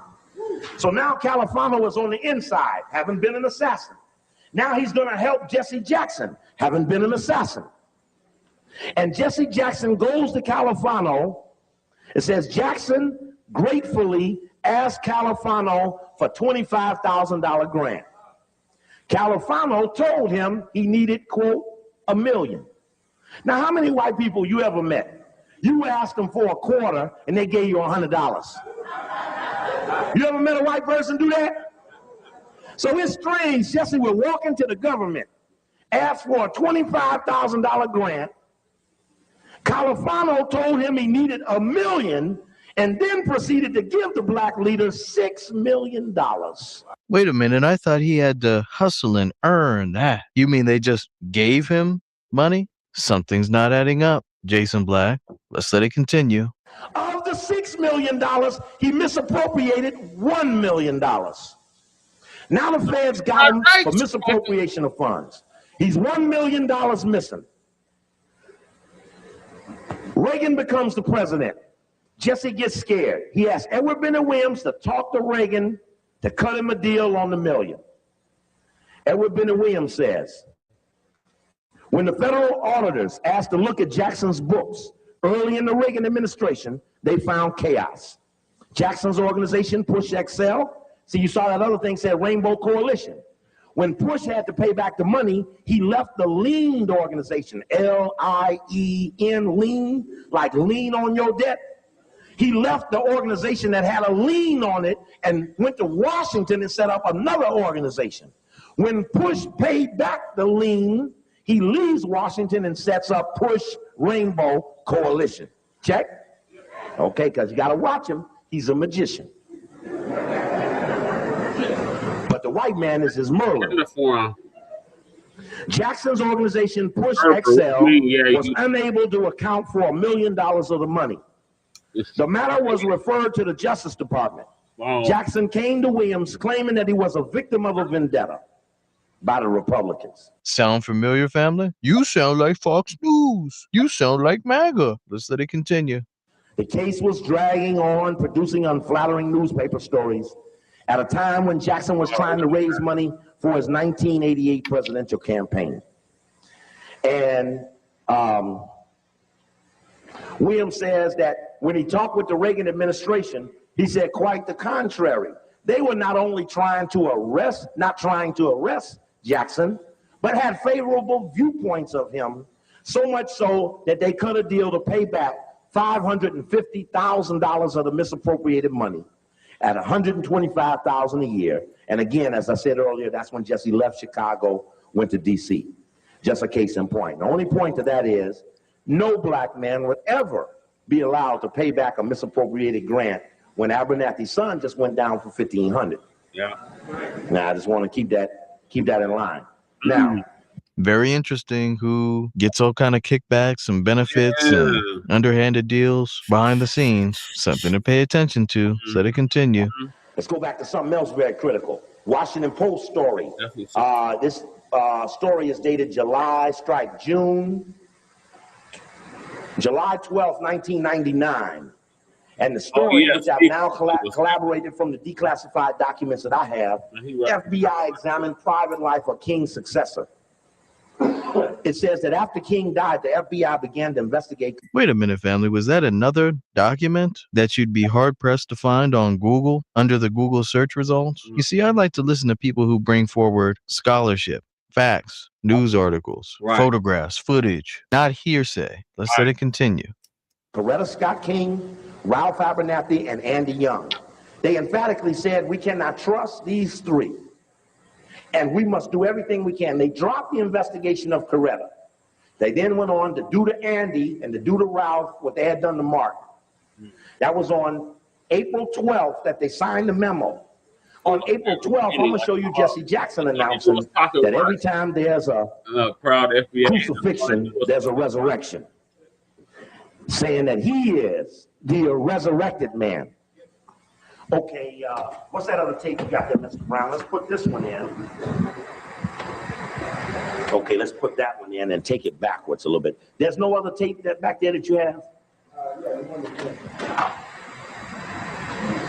And that one is still rolling. Now, yeah, this is Jesse announcing he's available for leadership. But just keep going back because I want to put this in context. Oh, there's the white man, Don Rose. He's very important because Don Rose, the white man, just stop it. Freeze, freeze. Oh, right there. Hold him up against the wall. Don Rose, great. His name, you all don't know him. I'm from Chicago. Don Rose is the white man that you see when you black to get the white media to report on you. You don't go call NBC. You don't call CBS. You call Don Rose, and he gets the media. When I was attacked and fired out of the mayor's office in Chicago, it was Don Rose who coordinated the white media's attack on me, which came May 1st, the Illuminati birthday, 1988. Don Rose is the man that Jesse Jackson left town to meet up, who put him on the Today Show the next morning after Martin was killed to start the discussion that Jesse is the heir apparent to Martin King. And you'll hear him say, I told Jesse, and we reinforced each other, that Jesse was the likely choice. Well, excuse me, Mr. White Man. Are you in the SCLC? And doesn't it seem odd, Mr. White Man, that outside of the FBI, you're the only other white man that feels it's your job to pick the black man to run the black organization? See, it takes a lot of arrogance for me to stand here and say who's going to be head of the next ADL. Lieutenants of Satan. That would be like, well, you ain't even in the group. You can't even vote them in. But everybody don't know Don Rose. He's another one of those white people in the Jewish religion that got their fingerprints on the King assassination. And you don't know it. There used to be something in Chicago called Triple C. I believe that. And Don Rose was the front man behind Al Raby, who was one of Martin King's associates, one of Harold Washington's associates, who died writing the resolution for the Black Jewish Coalition condemning Steve Coakley on November 25th, 1989. Al Raby dies laying on the resolution condemning me. Whatever that was struck his ass dead with a heart attack at 155 pounds, 155 pounds, 5'9". Just listen to all these associations and all these friends and all these people co-signing Jesse Jackson. It's a who's who of villains, agents, and demons. Let's let it continue.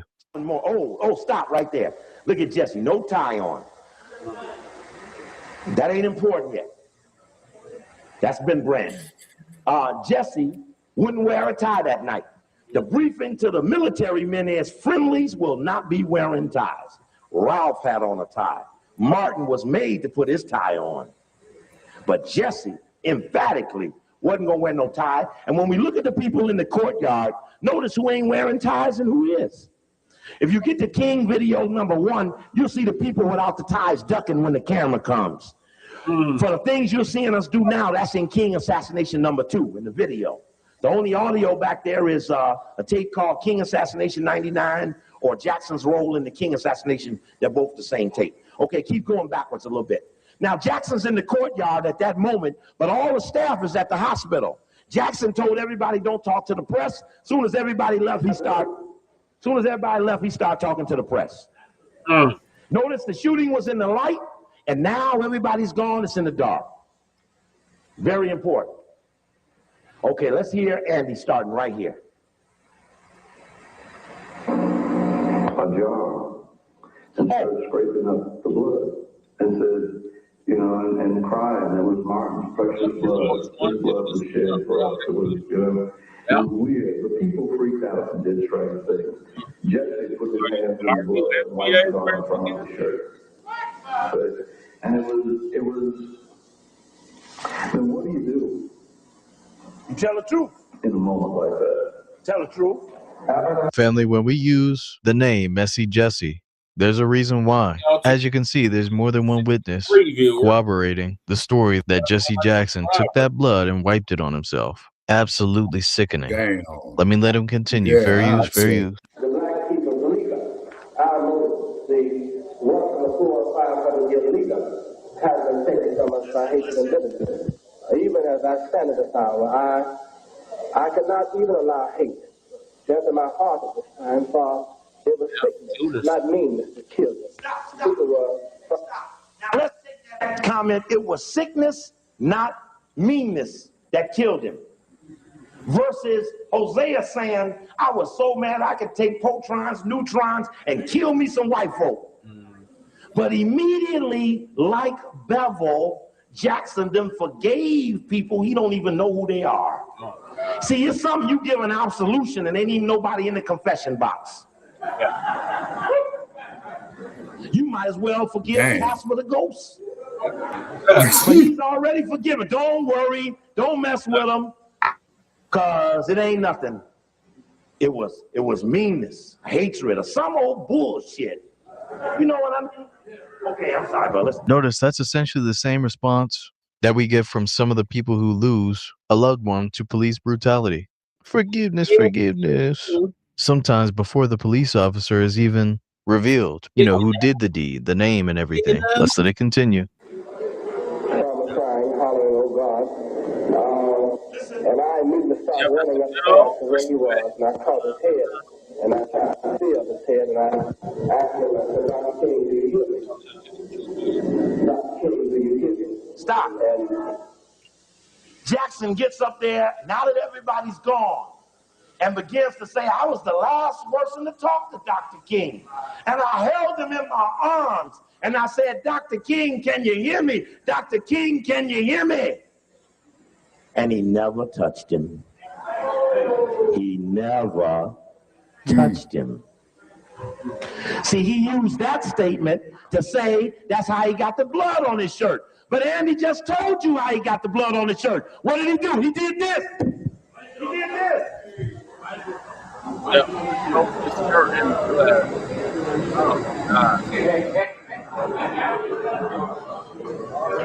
Yeah, he did. Family, you don't get to do things like this in life and then get remembered as some kind of righteous freedom fighter and figure in foundational Black America. No, that would be offensive to the people who don't do grimy shit like this. Right. Let's let Brother Steve Coakley keep going. Fair use, fair use. And on that last speech, Martin King, before he makes that, I've been to the seen the glory to come in the Lord, he turns to Ralph Abernathy and he tells the audience, I want you to know something here tonight, that my best buddy in the whole wide world is Ralph Abernathy. And why did he have the need to tell everyone who he loved as his friend unless he felt someone trying to falsely plant themselves as that person? And again, since Jesse was 6 in the order, there was no way he was the heir apparent, and Martin had already carved out the structure of the organization. They all knew it was Ralph after Martin. And when he told Y.T. Walker what I said, Y.T. Walker said, protect Coakley. Don't let nobody mess with him. And tell Coakley that if Jackson ever attacks him or harasses him about that analysis, just ask Jesse to tell Coakley how he got out of Memphis on the night of the assassination, since the planes, the boats, the trains, the buses, and the cars were all cut off. Oh yeah, family. Some of you didn't know that. These are the things that they're not going to tell you if you type in a sentence or two on Google or ask ChatGPT or whatever. But these are direct sources telling you about how white supremacists coddled their new asset, Messy Jesse Jackson. And when you all understand the events of 9/11 and how the bin Laden family members were smuggled out of the country under questionable circumstances, it should be no surprise for you to hear certain individuals getting all types of private flights and special exemptions. Let it continue. When I mentioned that to Dick Gregory right before he came here a couple of weeks ago, Dick said, well, you know what happened, don't you? The FBI called the airport and let one plane out. One plane that had one Negro man on it, who got away from the other saying he was sick.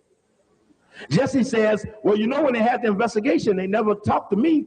Nigga, you left. You wasn't there. And that's when Don Rose says, and Jesse and I began to plan his resurrection. Then you're going to see Jesse at April 12th say, I'm ready for leadership now. And only 4 days after that, the FBI set up the plan to attack Ralph Abernathy and Andy Young and Coretta Scott King, with no plan whatsoever to attack Jackson, who's far faster, whose future was far higher than those donkeys and those mules. That thoroughbred would have been the one to stop unless he was yours.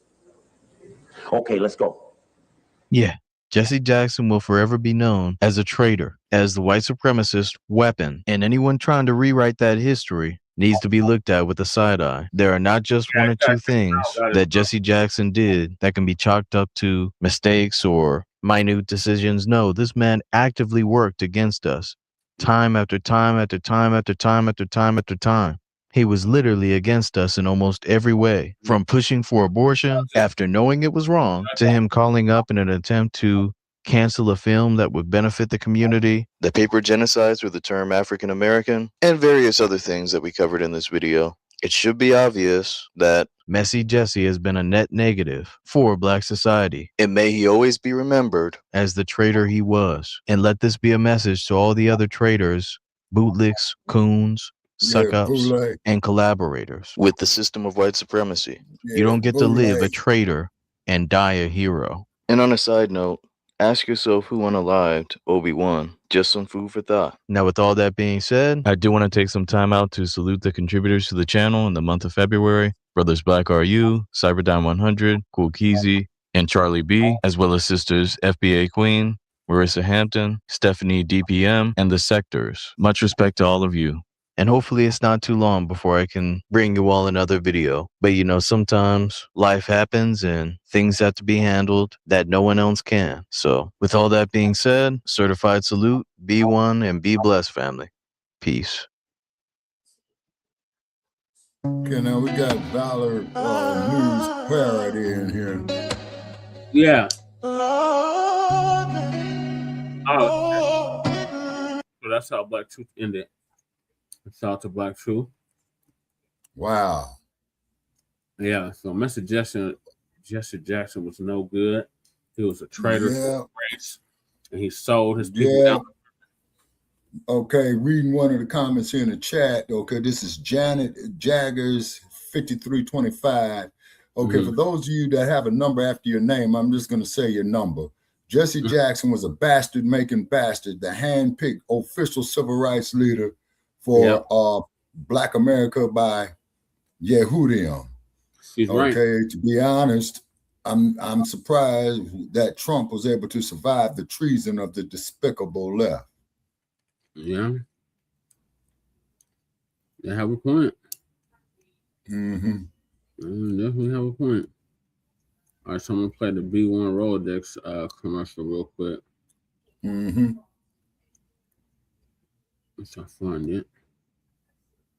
It should be in here somewhere. All right, so while Brother Che is doing that, ladies and gentlemen, that was a hell of a time in history with Dr. King, with the Black Panthers,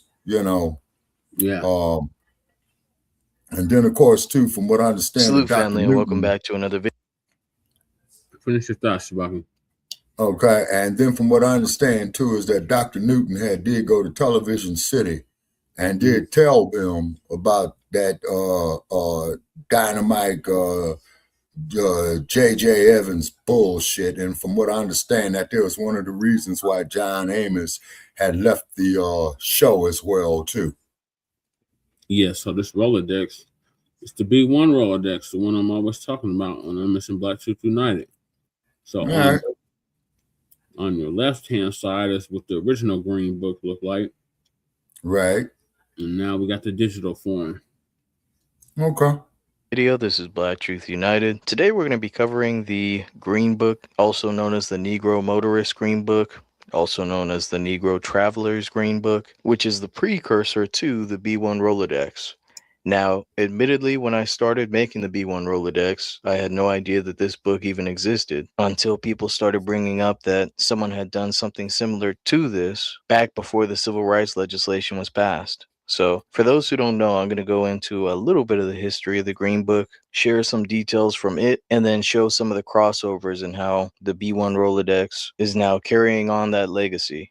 So let's get into it. I'm going to read the intro section. Note that I may replace terms like African American or Black American with simply foundational Black American. Yeah, God, it's an obvious, very disturbing. And clarity's sake. And I'll also add some insights throughout the reading just to clarify some things. So let me get started. The Green Book was created in 1936 in an America where it was sadly necessary. The rising foundational Black American middle class. The update video, sorry, y'all. This is not the video I was gonna play. I was gonna play the commercial. It's just the commercial. But yeah, the Green Book was definitely a resource that our ancestors used, especially those of us that were fleeing from the south to the north and out here west.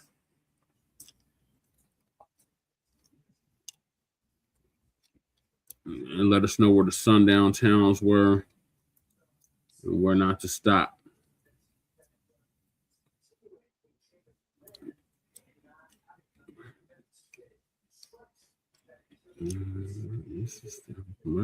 Yeah, and it also had the same thing too in that Green Book, for auto mechanic repairs and stuff too. Yep, there's a lot of stuff. Oh, okay. Introducing the B1 Rolodex, the easiest way to search for and support FBA and B1 businesses. Hundreds of entries from the Black grassroots for the Black grassroots. I'm in it. Oh yeah, that's free right, to guys. use, free to download, constantly updated. Trouble navigating the document? Try using the map version. Tulsa. Notice a business missing? Use this simple Google form to submit an FBA or B1 business. Also submit anti-Black businesses, which are now being collected in that last tab. Find resources, contact numbers, and much more using the second tab. No, he didn't. All the info you need to start practicing group economics today. Go to blacktruthunited.com. That's blacktruthunited.com. That's the B1 Rolodex. I'm in it. Shout out to Black Troops United for that. So family and fellows. Okay, so is that your final thoughts on Mr. Jesse Jackson? Yeah, man. Messy Jesse was a mess. You know what I'm saying? Compromise, sell out, and I'll never forget that bullshit he said at Watt Stacks in 1972. I may be black, I may be poor, but I'm somebody. Yeah. When you poor, you ain't nobody. That is just the economical fact. Yeah. I hate to put it like that. If you poor, you ain't nobody. And these damn Democrats and these Democratic shields is always coming to us with that bullshit, vote demo, vote demo, vote demo, vote demo. Ladies and gentlemen, it was the Democratic Party that brought you the Ku Klux Klan. Yeah. Yeah, but they sure in the fuck ain't gonna tell you that, are they now? It was the Democratic Party that fought to keep slavery. Yeah, exactly. See? And this is why the reparations are due, is because without that free labor, the damn American economy would not be what it is today. But then, as you know, Brother Che, over the years that you and I have been doing that, we always got some stupid motherfucker, man, you know, to come up here, man, and try to contradict us on what the fuck we're talking about. And that's why, you know, a whole lot of people are getting bopped upside the head with the wrench. But all you hateful motherfuckers out there, when you talk shit about us on social media, please spell the goddamn name right. I know, that's right, Shabaka. All right, so moving along, like the other day. Yeah. Another mass shooting. This time it was a Senegalese man. Okay, where was he shooting at and why was he shooting? He was radicalized by Islam. Oh, yeah, okay, the sleeper cells, as they said, yeah. Yeah, so a Senegalese man in Austin kills 2 for Islam. Wow. So our good brother, Professor Black Truth, going to give us an update on that. And shout out to the delineation movement, because any other time they would say, oh, black man in Austin kills 2 for Islam. Mm-hmm. You notice they are delineating and they're saying Senegalese. Mm-hmm. Senegalese. But also, too, Brother Che, I think, if I'm not mistaken, okay, I had to call Jay Dizzle again, is because I think, man, that they had a huge statue up there in Senegal, okay, that's made out of wood. And I mean, it's huge. The craftsmanship was indeed, okay. Goddess Navi says, I'm surprised they didn't take Michael's character off of Good Times. Neither agree, Shabaka, that fact that he said that he was just despicable on many levels. Yeah. But I think what they did with Michael's character, because they used to call him the militant midget. They just killed off his character, right? Michael's character off of Good Times? No, they did not take Michael's character off. They killed off John Amos's character being the daddy. Right. They killed somebody off. Okay. Yeah. It was John Amos's character that they killed off because he didn't dig that dynamite buffoonery shit. You know what I'm saying? Jackson, so man, you rest and piss and shit. Right along with John was and the rest of them fakers, frauds, and phonies. Yeah. May Martin Blaze and Dave upside your head, Jesse Jackson, right along with Muhammad Ali. You know what I mean? For eternity. All right, let's get to the Senegalese man. So Professor Black Truth gonna give us an update on this. Soldiers, I'm the professor, and this is the moment of truth. By now, everybody knows that Donald Trump is paying back the political contributions that he got from the Israel lobby in the form of taking care of one of their long dreamt of plans, which is to knock off the regime in Iraq. It was 2 days ago now, God, it's not even, yeah.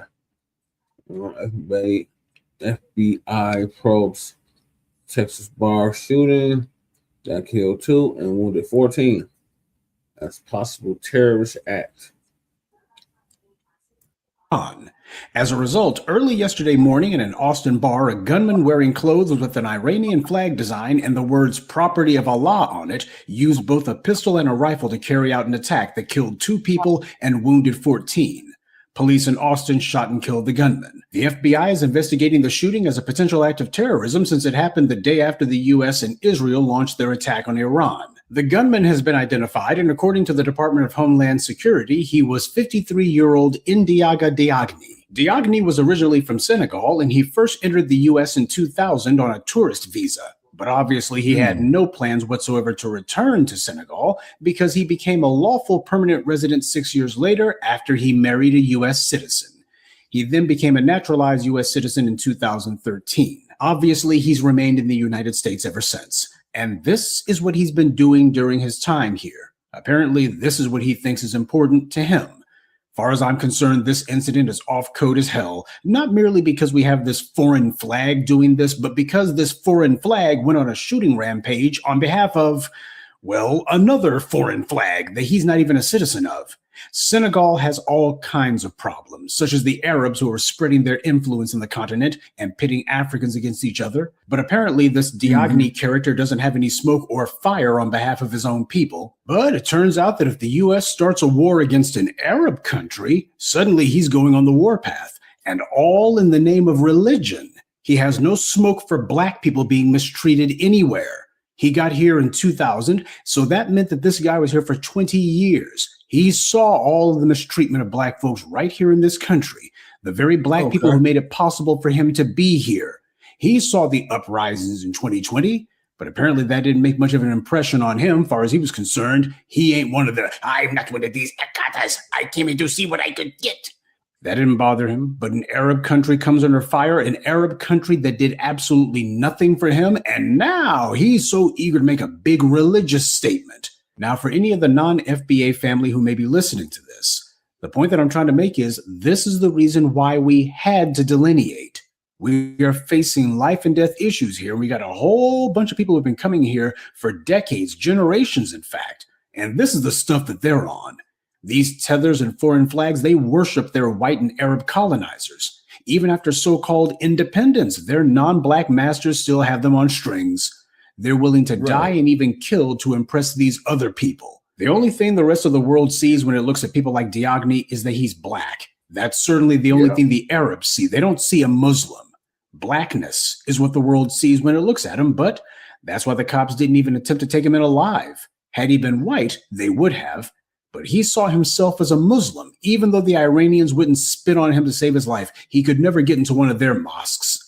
This incident wasn't some bold act of self-respect. It was a blatant act of self-contempt. He immolated himself for absolutely no reason whatsoever. He didn't know or care what he was. He only knew what he wanted to be.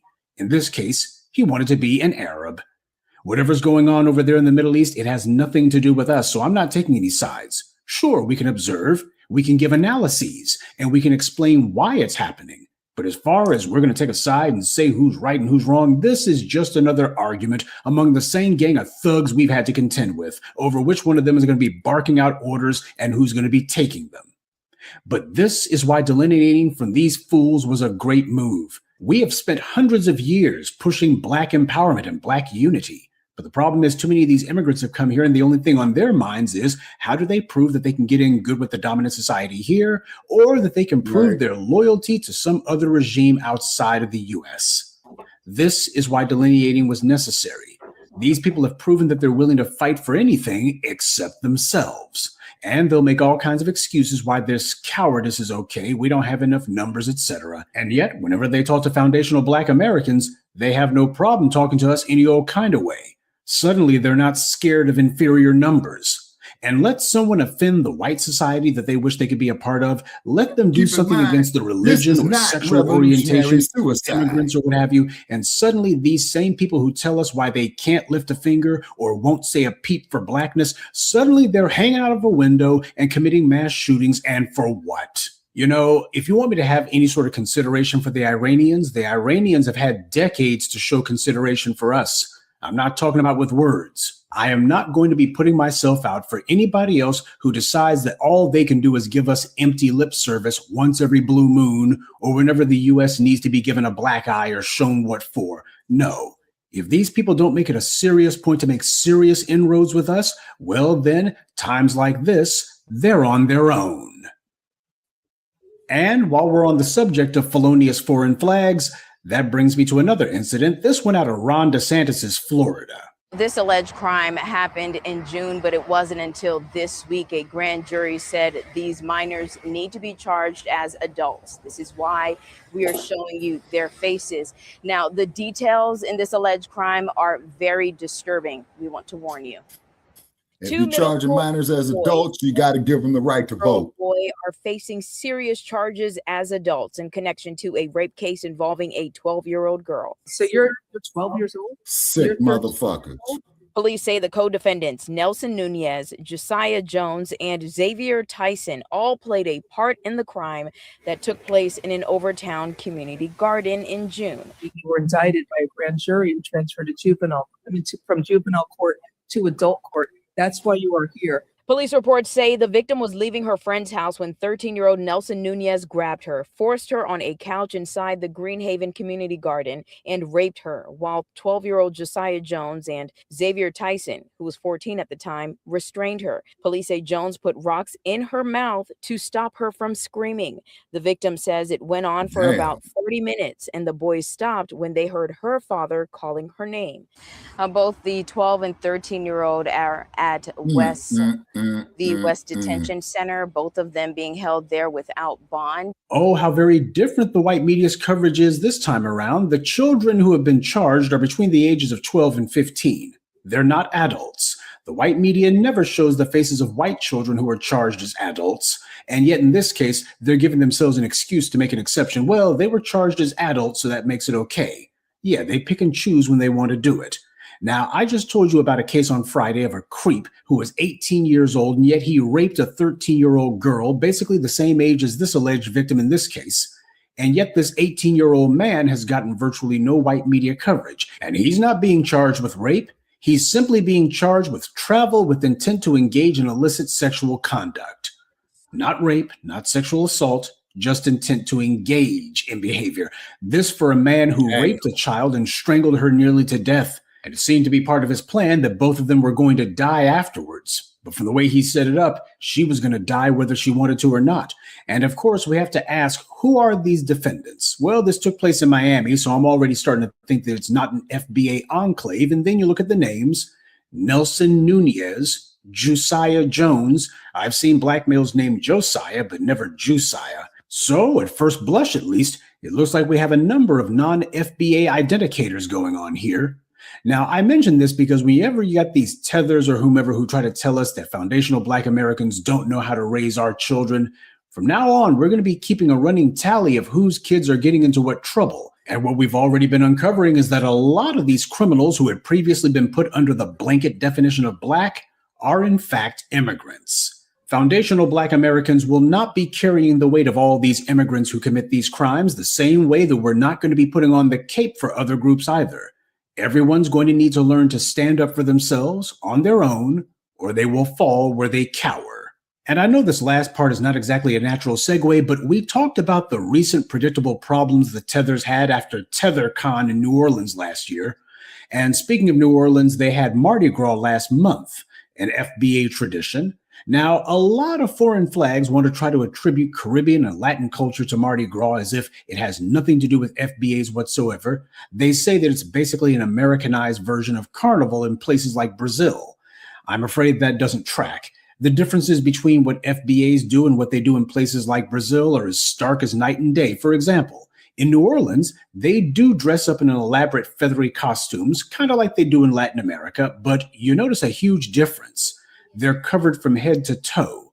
You see, this is how foundational Black Americans dress when they do this. Now compare that, on the other hand, to how the women in Brazil dress for Carnival. Pay attention to how the foundational Black Americans dress during Mardi Gras. You will not see an FBA Black woman dress like this. And you damn sure won't see any FBA men at Mardi Gras dressed like this. I'm just saying. Damn. I thought the entire point of the feather costumes was to take on the attributes of a bird. You're supposed to be covered from head to toe. Whoever saw a bird that only had feathers on its shoulders? Now, again, I'm not trying to be messy, but I got to tell it like it is. And this is something I noticed a long time ago, and I'm sure a lot of you noticed it too. The pornification of hip hop was not something that organically came from foundational Black Americans who created rap music. This was the result of foreign influence. People like the Caribbean tether Luther Campbell and others. In places like the Caribbean and Latin America, having women running around naked is the norm. Sexualizing women is a part of the culture. Obviously, I'm not saying that that's the only thing that these cultures were doing, but what I'm pointing out is we were not doing this. Because when you encourage open nudity and debauchery in the streets, you turn your society into an open-air brothel. When you glorify women being the worst version of themselves, the children will follow, and society deteriorates. You make your daughters into whores, and as the old saying goes, you can't make a whore into a housewife. And you certainly can't make a whore into a responsible mother either. Just because people have a parade in one country where some of them wear feathers or some sort of other elaborate dress, that doesn't mean they're doing the same thing that folks in another country do. And how you do something matters just as much as what you're doing. For the Pan-Africanists out there getting heartburn about what I'm saying, give it a rest. It takes two to tango, and you're out here square dancing solo. Pan-Africanism wasn't necessarily stillborn, but it damn sure was on life support for many years. And here some folks are still trying to breathe life back into it. Tell me something. At what point does this stop being CPR and it becomes necrophilia? That's not a joke. It's a serious question, because that's what's happening here. Pan-Africanism needed to be a two-way street, and all it ever was a one-way road. We were the ones who wanted it. All those other African countries over there, and not a single one, not even one, got on board with us. And neither did their people. Sure, you have a small minority who did, but Africa is not a few open-minded people with their heads on straight. It's a continent full of people. This was a fundamental imbalance, and the more people who came here from abroad who continue to spit in our faces and to work against us and to promote being an immigrant over being black and who wanted to practice the same stupid tribalism that made Africa into a basket case, these people never stopped that mess. That's what this latest guy in Austin proved to us. 100 years of that. When does it stop? When do we say enough? That's when. There's an old saying, if something can't go on forever, it won't. Without us, there is no soul. That's not a brag, it's a fact. That's why the word is so important to us. We are the soul. We are the cultural vibrancy. And without a soul, the body dies. And what do you call a body without a soul? You call it a zombie. Without us, that's what Essence Fest turned into. You can monetize what we do, but you can't do what we do. You can't create it. And there is no substitute for it. Now, people can get upset about what it is that I'm saying, but unless they're out here calling this mess out and calling it what it is, then they have no leg to stand on. This is not about trying to make sure that everybody's perfectly pleased with us. In order for that to happen, we would have to also make sure that the tethers, bootlicks, foreign flags, and other assorted enemies within like us. And if they do, that means we're doing it wrong. Because you will never see a foundational Black American calling himself doing some sort of stunt because he's trying to impress people in a different country that he's never set foot in, people who have no respect for him in the first place. And anyone who doesn't understand that has never understood us. Good day and be one. I'd like to take a moment to mention some of our contributors. Gwendolyn Langston, Ikegas Dorset, Terrence Pitts, Miss Ridgway, and Ronald Williams. Salute to them and thank you to everyone for listening, liking, and sharing this message. Black empowerment only exists because of you. All right, Shabaka, what's your thoughts on that? I'm speechless, man. Yeah. Okay. Yeah, I'm speechless. You know what I'm saying? Because rape is an act wrong within itself. Yeah. See, that is an act wrong within itself. You know? And this is exactly why we're... No, you faded out, Brother Chase. Say that again, please. Exactly why we're delineating. These mothers are going to continue to throw their trash on us. Mm-hmm. Damn. But like I said before, it takes 6 guys to carry a man to his grave, and it only takes 1 woman to put him there. Uh-oh, God, that's not about to cuss you out, Shabaka. What's Goddess Navi saying? What you saying, Goddess Navi? She said it, yeah. She said what? She hasn't said it yet, but if she heard what you just said. Oh, yeah, I see she got a, oh, wow, Goddess Navi, you know. Damn. Yeah, like I said, this is some crazy ass shit. You know what I'm saying? Yeah. It really is. Okay, new comments. Okay. If you're not already subscribed to this YouTube channel, go ahead. All right, so I'm going to the next topic, and that is debunking the apologists for BAFTA. For what? BAFTA. BAFTA. Oh, what is that? The British Academy of Films and Television Awards? Yeah. Yeah. So Professor Blacc too gonna give us an update on that because they're running interference talking about, oh, it's the Tourette's, it's just the Tourette's, it's not racist, it's the Tourette's, and dudes still see, that's that bullshit. You see what I'm saying? Yeah. I bet you if that motherfucker ate a couple of right crosses, he will get his mind right. Right. Go ahead and hit the subscribe button now, along with the bell icon, so you can be notified whenever a new video is posted. And if you're already subscribed, check and make sure that YouTube hasn't unsubscribed you. And of course, be sure to give the video a like as well as share it on your social media. The white supremacists hate that. Giving me some and bullshit, now the man. Sunday address. They don't let us get away with bullshit. The white folks can talk shit all day long. And everybody believes it. The complexion for the protection. Have you noticed that suddenly these white supremacists are the biggest defenders of a disease that most of them have ridiculed mercilessly for decades, and most of them can't even spell it? Well, it's because, as I've always taught you, nothing happens in a vacuum under white supremacy. What you allow one racist to get away with today, they'll all be doing tomorrow. That's how Jim Crow started. It was originally supposed to be a joke, but it didn't stay a joke for very long, now did it? This ploy of trying to take the next anti-Black onslaught and cloak it as being harmless or otherwise minimizing it, that's something these white supremacists have done for generations. And this stunt at the BAFTA is no exception. As soon as it occurred, there was a tsunami of white racists who immediately came surging in like a flood of feces, saying all their old racist talking points. They weren't defending this John Davidson creep. They didn't even know his name. They were all sticking strictly to defending his use of an anti-Black slur the same way they have with literally every anti-Black act of racism that's ever occurred. They are the cavemen who cried wolf. They constantly demand that no act of anti-Black racism, no matter how egregious or lethal, ever be punished. And then they try to claim to be victims because people demand that they have basic manners. Clearly, they have a disability that prevents them from being capable of common decency. So the racists are the main ones responsible for making sure people recognize this stunt for what it really was. Keep in mind, these white supremacists are the same trash who always say that the N-word is just a word, it doesn't have any power, you people are just making that up. And then as soon as this event happened, what was these racist response to it? Did these bigots say, yawn, nothing to see here, the N-word is meaningless, we're over it? Or did every single one of these scumbags begin saying it was hilarious and they began having fun with it and they started making jokes about it? And these clowns who want to try to say that we're in the wrong, notice how none of these people is in their feelings when these white supremacists are openly mocking Tourette's.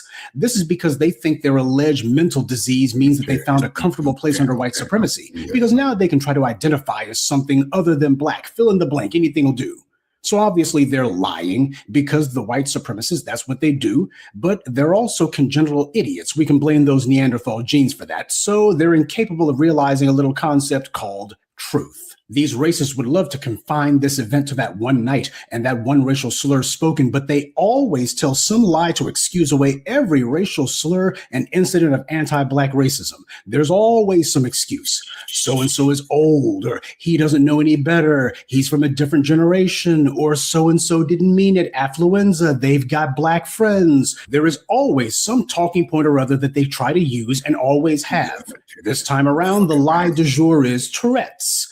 If this was truly only about Tourette's, then why is it that literally every one of these so-called defenders of John Davidson, they're all saying Black people need to stop getting offended at someone saying the N-word? Wait, I thought this was about spreading understanding for a mental disease. not about accepting racist slurs into society in general. But that's exactly what happens when you're a Neo-Neanderthal. Your small brain presses up against the front of your sloped forehead and impairs your basic cognitive functions, if you have any.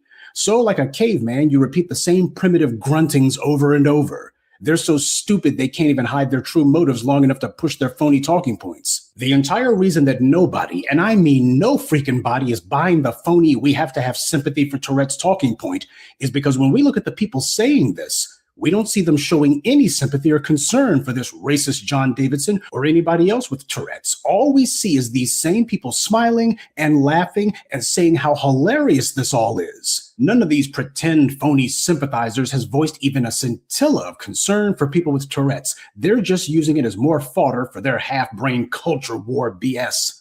Because this was never about accommodating someone with a mental disorder. This is always about accommodating anti-Black racism. That's the reason why these morons are looking around and wondering, how come nobody cares that he has Tourette's? Well, that's because these racists don't care. With friends like them, who needs to be ableist? They're telling the racist lies as if they think we haven't heard these same talking points before for over a century, when this is the only thing we've ever heard from these anti-Black racists. They just sit around telling each other these asinine lies, and they think that because it plays so well among their circle of inbred primates that it also works elsewhere. And they're finding out the hard way it doesn't. That's why they're so angry right now, and it shows. In fact, they're so angry at the pushback that they've gotten from foundational Black Americans that we've pierced their lies and we're not tolerating it. These guys have decided to just take off the mask altogether, put aside all pretense, and say what they really think. To be clear, like, it's an ugly word. I understand it's an ugly word. I never use it myself. I don't like hearing people use it, but it also isn't magic. Right. Yeah. Like there is no magic. And again, actually, I'm going to cite John McWhorter and saying, like, we had a healthier attitude towards this in the 90s, where, for example, you could read the N-word in Huck Finn, and you would read it out loud as part of like reading this literature, or you could have a panel in which you would quote somebody saying this, right? And nobody had a fit over it. The fact that we've turned it into it. This is trash, bending over backwards to call basic civility oppressive. These are savages who cannot be civilized. She claims that the N-word isn't magic. Well, there's a difference between a word being magic and a word having meaning. And this Inez Stepman character, she works for a few of these right-wing think tanks, of course. In her case, she contributes propaganda to toilets like the Claremont Institute. She also scribbles her brain rot for the Federalist, another right-wing online rag. And, of course, no circle of stupid would be complete without the Manhattan Institute, where she smears her mental feces on the walls alongside other trash like Chris Rufo. She's also Jewish. I have to wonder where Juliana Margulies and Michael Rappaport are at. Predictably, the same person who claims that the N-word isn't magic and that society has to get back to a normal place of being able to hurl anti-Black slurs with impunity, she lost what passes for her mind when Palestinians merely said, "Free Palestine." She and Rufo whined online about campus protests against the genocide in Gaza. So the words colonization were magic for this racist little white woman. She's heard that word all of her life, certainly heard it before October 7th, and yet she doesn't want to return to a world where words like colonization and genocide were freely expressed on college campuses without hypersensitive racists such as herself clutching their pearls and fainting. Tell this piece of trash genocide is just a word, that it has no magic powers. Nobody ever died because they merely heard the word genocide, and it just goes to show how the interests and phobias of a foreign government are put on a pedestal that entire schools are attacked, financially, politically, and even physically laid siege to merely because students said a word. We need these snowflake racists like this Stepman woman to grow up. Stop being a frightened Neanderthal primitive in the cave and being afraid of sounds she doesn't recognize, like colonization and genocide and decency. Now understand, if you got a clown like this who actually has the nerve to name drop John McWhorter, that's how you know that this person is brain dead. John McWhorter, by the way, is also another employee of the Manhattan Institute, which, as I pointed out, posts online this racist garbage from City Journal that she scribbles her writings for. And John McWhorter, he's an employee there, and you can see what his job is. His job is to be their black crash dummy. Hey, we can go ahead and point to our coworker here. He says it's not a problem. He says it was much better before when you could just throw the N-word around casually. Yeah, because one John McWhorter who goes ahead and co-signs all of this anti-black nonsense, that matters more than the 50 million black Americans who'll take your head off if you do. Gee, I gotta wonder, what color is the sky in this woman's world? Most likely white. And keep in mind, she claims that in the 1990s, people weren't getting all hysterical about it. You could read the N-word in Huck Finn and nobody had a problem with it. Again, actually, I'm going to cite John McWhorter and saying, like, we had a healthier attitude towards this in the 90s, where, for example, you could read the N-word in Huck Finn. In fact, the objections to Huckleberry Finn from black people started after the Civil Rights Movement. As early as 1957, the NAACP was calling this book out, saying that it was unfit for children. And they were calling out all the racial slurs and the belittling racial designations, you know, all the things that white people like the Shipman woman love about it. So this is decades before the 1990s, and it continued from the 50s. It didn't stop there. These objections from black Americans continued into the 1970s, and it started to gain steam in the 1980s. You even had articles in the Washington Post about black people who were basically saying that this book needs to be called out, or at the very least, it doesn't deserve some sort of exalted place in American literature. So this is like 10 to 20 years before the 1990s. It's been going on for decades, but apparently the geniuses over at the Manhattan Institute, who never miss a chance to be wrong, they didn't know that. We can add that to the mountain of things these mental midgets don't know. This is what their think tanks do. They sit here and try to rewrite history. Well, when you don't know history to begin with, I guess that does become an easier process. But this is what she quotes John McWhorter as having scribbled, that in the 1990s, we were more enlightened. There wasn't this knee-jerk reaction. And you notice how neither of the other two half-wits actually said anything about it. She doesn't know or doesn't care, and neither do they. This is not about facts. It's not about truth. It's about white confirmation bias. Just go ahead and reinforce the idiocy that we already believe. It doesn't have to be true. It just has to be something that we like to hear. These people are afactual, ahistorical, a-holes. And of course, she declares, we just need to move on. The guy has a disease. Okay, awkward, move on. These are not the words of people who are confidently basking in the glow of having won a victory on their own terms and having it all their own way. What they're doing is exactly the opposite. They're furious at us because we beat them again. And worse than that, they're the dominant society. It's their award shows, their media, their society in which they're the majority, and yet they're getting dragged from can't see in the morning till can't see at night by the very people they spent centuries attacking and oppressing. This was supposed to be them just throwing their racism in our faces. Instead, it's become yet another high-profile beatdown for them. Black Americans were the ones that they were trying to defeat. They thought we would back down because the Afro-Britons have always allowed themselves to be publicly disrespected and humiliated, and then have the nerve to talk trash to foundational Black Americans. See, the problem is we're built differently. Anti-Black racism is a victimless crime in Britain because the Black population there is cowed and they lack pride and self-respect. On the other hand, anti-Black racism in the US is a capital offense, and there is no appeal. White society attempted to bestow absolution on themselves. So we got the morons from the racist peanut gallery giving us their asinine opinions, and we all become less intelligent for hearing their gibberish. White racists who thought that this was going to be a breakthrough moment for making open, blatant anti-Black slurs normal, and this was going to push the envelope and give them all kinds of leeway that they didn't have before. See, under white supremacy, this is how you move the so-called Overton window.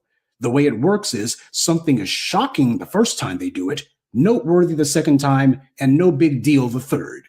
But the first step is to be daring enough for some racist to do it the first time, because that's always the hardest. Now, the first thing to remember about these people is that these are white supremacists. These are racist ideologues who just copy and paste the same old talking points no matter what. What really makes the bastards furious is that foundational Black Americans never let them get away with it. When they do racist stuff in our faces, we make the bastards pay a price for it. These racists aren't trying to play victim. They're trying to play dumb. And they want to test whether if they lie long enough, will you be silly enough to play dumb along with them? The racists are trying to paint their own reality because that's how they assure themselves that their world won't come to an end tomorrow. White supremacy made a devil's bargain with those classified as white, and the guarantee was that their place in the society would never change. But white privilege and white primacy are both lies. It's all a house of cards. And the people inside that house know it. So they need white power to frequently reassure them that the status quo is in no danger of changing, that the house of cards is in no danger of falling. And that's where these displays of open anti-Black racism come in, because this is the social proof that those who rely on white privilege demand to see, so they can be reassured that white power won't be collapsing, at least not today. The problem is foundational Black Americans are out here like the big black wolf threatening to blow their house of cards down. We are the only threat to white supremacy. We know it, these Black immigrants know it, and these white supremacists definitely know it. They live in fear of genetic annihilation, fear of having to see a world that doesn't center them anymore, and most of all, fear of competition. This was what white supremacy promised them that they would never have to do, and this insecurity drives practically all of their demonic behavior. The white supremacist is the lowest of moral perverts. They're celebrating and having a laugh about the BAFTAs for the same reason these animals celebrate unarmed Black people being murdered by police, because in their warped minds, this is the only instance where they can feel like they won, even if only for a moment. And then Black people keep showing them that they've won nothing. Everyone could see exactly what the phony sympathy from these racists was about. It was about them doing another of their putrid anti-Black games, where they support anyone who says racist garbage against us. If John Davidson had yelled out some slur at white people, or said white people should all die, or said white people are just trash, they would be calling for him to be banned from society. And isn't it interesting that of all the things that scumbag decided to blurt out accidentally, he didn't say anything that would be offensive to white people, nothing that was going to be an anti-white slur. He didn't say anything anti-Semitic. So that's how you know this stuff is not just coming from some spontaneous place. There is clearly contemplation that goes behind it. And we're not going to let somebody lie to us and say, oh, well, now we're going to have a socially sanctioned disease that allows you to spout all kinds of bigoted gibberish and nobody's going to say anything about it. Now, speaking of people trying to push that lie, that brings us to the next point. These online clowns who are trying to please their mostly white audiences by backing up these lies. One of them is a name you'll recognize from one of my earlier videos on this subject, Sweet Anita. I have no idea who she was before last week, and if you heard me mention her before, it's when I was debunking the lies told by some other wannabe online influencer. And just to show these clowns all operate out of the same playbook, Sweet Anita also claims to be biracial. My dad is Black.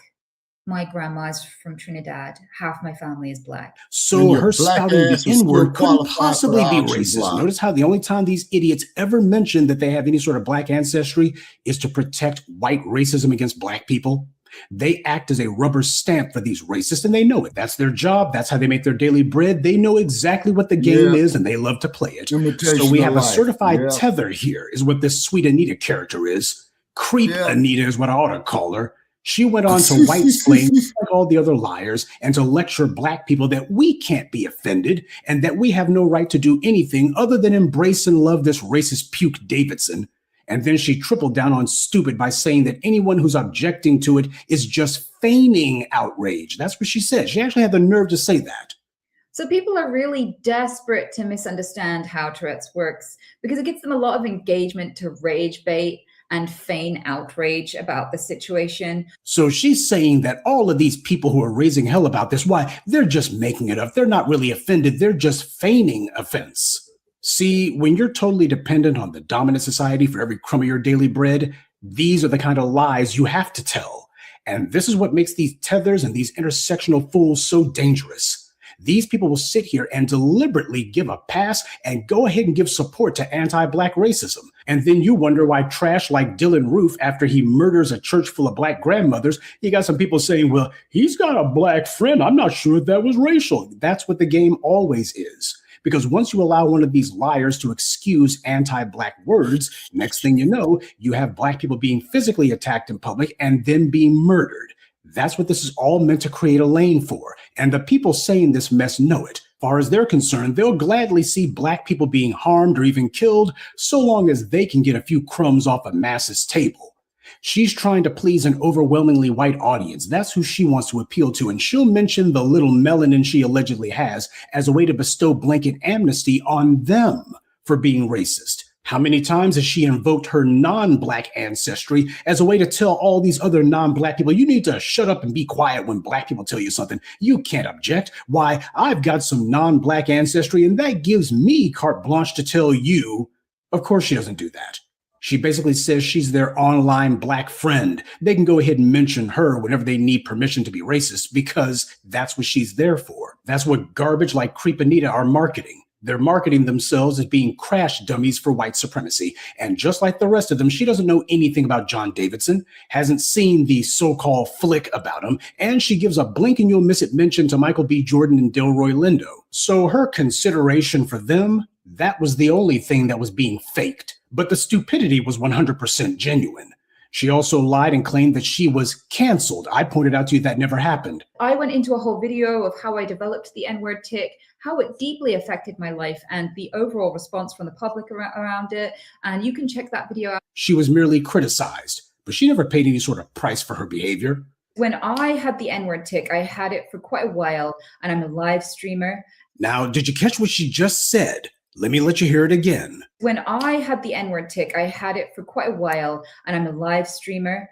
She said I had, past tense, had the N-word tick. When I had the N-word tick. And had it for a long time, but not anymore. I had it for quite a while. That's what she just said. Oh, so the N-word tick is not some, first of all, permanent condition. And second of all, apparently you can get rid of it because she did. She doesn't have it anymore by her own admission. When I had the N-word tick, I had it for quite a while. Oh, I had it, but not anymore. Any Black person who plays along with this lie that, oh, these people have no control over this. I mean, it's just totally out of their hands. There's just nothing they can do. You're a fool and a moron if you actually go along with it. They're sitting here literally telling you to your face, oh yeah, this is all just a game. Well, I had it, but not anymore because it was getting in the way of some of my online revenues. It was threatening my cash, so I had to let it go. She's one of these people who uses Tourette's as a get out of accountability free card. If this behavior isn't deliberate, then you better apologize to people when you do it. Otherwise, common sense says you meant to do it. It's not the job of society to read your mind or to know your life story. Society has rules, and if you want to be a part of it, you better get used to following those rules. And rule number one is you are responsible for what you say. And if you're one of these geniuses who's decided, well, I'm not responsible for what I say, then you'll have no leg to stand on if you try to hold other people responsible for what they do. You can't dictate how people react to your behavior. You can only try to mitigate it. And if you're stupid and act like, well, I don't have to explain anything because I'm tired of explaining it, then you'll learn to be motivated to explain it if they do something. But one way or the other, you will be explaining your behavior. So the so-called support for this racist Davidson character is phony and fake, and the people pretending to care about Tourette's are liars. This is just more anti-Black performative extremism. For example, over in Britain, one of their morning shows was repeating the same old pathetic lies we've heard before, and they had this Indian-looking woman who was doing the most to say that this entire controversy was just, as she put it, an American take. But it's a very American take. It's a very specifically American take. And she regurgitated all the talking points we've heard before because this John Davidson character is a well-known figure in Britain, don't you know? And she herself respects him greatly. Why? Everybody knows that John Davidson's not a racist. And after all, empty-headed people like her are far more informed about Tourette's than the clueless Black Americans who are causing such a fuss about it with their American takes. In fact, like the rest of John Davidson's cheerleaders, they consider this creep to be such a well-known national treasure, and like this woman, they are all so well informed about him that she can't even remember his name. Completely forgotten his name. Davidson be held responsible for this. Well, I guess this is how revered the national treasure is, huh? This is a pack of liars pathetically trying to pretend as if they care about this clown's alleged ailment. They're all acting, all pretending. All they care about is giving themselves cover, however feeble, to get away with open anti-Black racism. And any lie will do. As you see, she struggled to try to find his name on the article in front of her. She didn't even know his name. She herself admitted she couldn't remember his name. But you know, that seems to be a running theme with these people who call themselves wagging their fingers at us. that it happened in public in front of that entire crowd, specifically to Michael B. Jordan and the other presenter. I'm so sorry, I do not know his name. I wish I did, but no disrespect to him. I just am not too aware. Michael B. Jordan and the other presenter have the right to be upset, especially if they were not aware. However, we need to understand and educate ourselves. These are the people who want to take a lecturing tone with you and me. They can't remember who was involved in all this, can't remember who had what disease, and yet these are the people telling you and me that we're the ones who are not informed, when they literally have no clue what or even who they're talking about. And these morons actually wonder why they're losing this argument so badly. They're trying to prove to themselves that they can still conjure magic, that if they merely say, he doesn't have to apologize and black people have no right to be offended, then that's going to be the end of it. But their magic ain't working, because while they have their pathetic white media parlor tricks, we have reality on our side. They can tell the Negroes over in Britain or from the Caribbean or from Africa to shut up and just take it, and sadly, they'll do it, as they've done for centuries. But when they try that with us, we don't bow down, we throw down. Okay, so those lying pieces of walking garbage are the problem. What might be the solution? First of all, take it out of these racist behinds. Start by banning the BBC from all American airwaves and platforms. Totally deplatform the bastards. And you can start with places like PBS. They rebroadcast a lot of BBC content, and they should be the first to drop them. Then satellite and cable services in the US should be next. Then streaming platforms like Netflix. Anyone who shows any content in the US from the BBC should be pressured to drop them. And these political whores calling themselves our representatives, they should also be pressured to publicly denounce the BBC and call this crap out. And as for the racist John Davidson's little vanity project movie, that should not be screened or exhibited at any theater in the US. This is where the black celebrities should come in. If some theater attempts to show that movie here, they should become a permanent art house theater, because the big studio movies should not be given to them for exhibition ever again. All black actors from the US must refuse to ever attend the BAFTAs or to go on British television ever again, not just until there's a genuine apology or an expression of contrition, but permanently.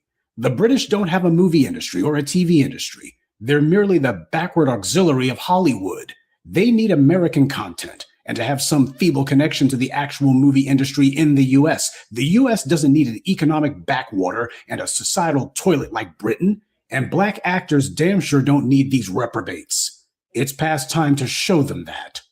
And lastly, the cowardly Negroes in Britain have to understand their cowardice and collaboration with this act is the reason we had to delineate, and why delineation will only get stronger. You had scumbags over there putting on the tap dance shoes for massa and doing the most to defend this mess. I'd like to know, where are people like David Oyelowo at? That guy's been cosplaying as a foundational black American for 15 years now. And he also complains about how black actors are treated in Britain. So where's he at now? Or is it because he hopes to change how he is treated by the British studios that he's remaining quiet? The problem isn't that black Britons don't have the numbers. We've had gutter trash like Cynthia Erivo and Gina Yashir, along with others, who have had the nerve to disrespect us and to do that whole "we work harder, we have a superior culture" crap. We're more numerous than these black Britons are, and yet a lot of them have had no problem talking trash to us and being bold about it. And yet when white society spits in their faces, all of a sudden, they're full of excuses. We're too few in number. We've been pacified as a result of being immersed in British society. We've forgotten how to stand up for ourselves. That's a lie. They have no problem running their mouths at us. They have no problem getting on camera and attacking us. And they're not even doing it on their own behalf. You still with us? Racist. The problem isn't a lack of numbers. It's a lack of nerve. All right. Now the Afro-Britians get mad at me for pointing out this big, simple truth. But the reality is, you know I'm right. So no, we're not giving any passes. And we're not letting any of this stuff fall down the memory hole. And these online scumbags who call themselves being apologists for this, we see you. And you're going to have to hang out with your little white supremacist anti-black pals, because that's where you chose to be. And that's where you're going to stay. These anti-black racists can call themselves trying to push some envelope all they want. But as they're seeing, what's really going to happen is we are going to push back. Good evening, and be one. I'd like to take a moment to mention some of our contributors. David Williams, Hildman Gallo, Dean Ballantyne, Jacques Hargett, and Patty Hillman. Salute to them, and thank you to everyone for listening, liking, and sharing this message. Black empowerment only exists because of you. Okay. I got to say this here. Family. Valor News.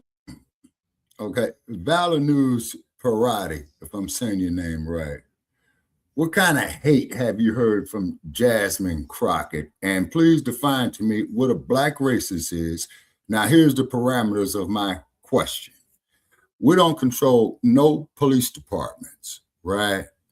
We don't control no major film industries, right? We don't control no military. We are in no position to implement any black racism. Now, does it bother you because we tell white America about themselves? Please hit me in the chat. Or if Brother Che is still with us, please send Valor News Parody the link and have them come on up. They already could have hit the link. They had the opportunity to hit the link hours ago. Now, Master Link, the BBC is trash. You'll get no argument from me. Okay. Breeze. Okay. Though we were proper, not ghetto lines. This is Alicia G. Okay. All right. And I'm still waiting for this person to tell me what hate came from Jasmine Crockett.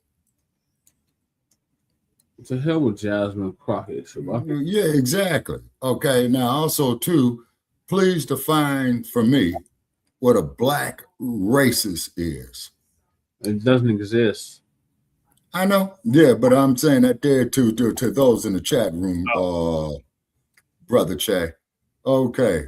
Chris Long says, blame Tyler Perry. He is a 3 R's richest celebrity, making celebrity rated film with only blacks. Black people being biased in what is made his shit ass so rich. Well, I got news for you, Chris Long. Tyler Perry tried to go in to buy into Paramount Pictures. They showed him the door. Yeah. Just like was the cat that started, what was that there, who tried to, Robert Johnson, who sold BET and thought he was going to go in there into United Airlines and buy a part of that, and they showed his ass the door. So black people are in no position to implement any kind of racism. So what you have to do is you have to look at this Uncle Tom chicken pecking, ass scratching syndrome. Okay. So when individuals such as ourselves call this stuff out, they call us racist, but we don't control no slave patrollers, okay, or policy enforcers, which is the police, to implement any type of racism. Mm-hmm. That's correct. And I yield on that. So let them get back with me. Okay, Shabaka. Is Goddess Navi still with us? I think so. Goddess Navi. We don't have institutions. Yeah, that's what I'm saying, Breeze. We don't have no institutions to enforce racism, brother. That's precisely my point. Yes, sir. You absolutely are correct. All right, Ball News, you're going to go. Okay, hold on. Let me see what he's saying. Let me see what he's saying. Show me where I said you're being racist towards me. That's hate from all sides. Man, get the fuck out of here. That's a pacifier. Show him the door. Right. Exactly, Breeze. That's what we were saying. We don't have no institutions to enforce racism. Man, we don't control no policy enforcers. We don't control no Federal Reserve. Right. We don't control high tech. No. I mean, man, I don't understand this bullshit. I do. They're a bunch of trolls.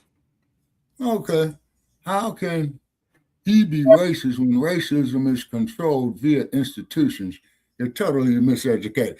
First class, get your ass up out of here. Hold on. I know First Class. They're talking to somebody else.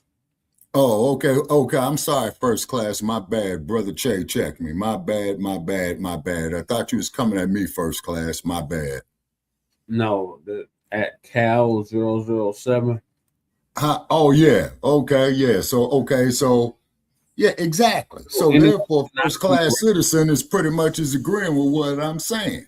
Okay, Cal 107H. Anyone can be racist. If you're so racist, and you're so racist, I can't even listen. Racist isn't control.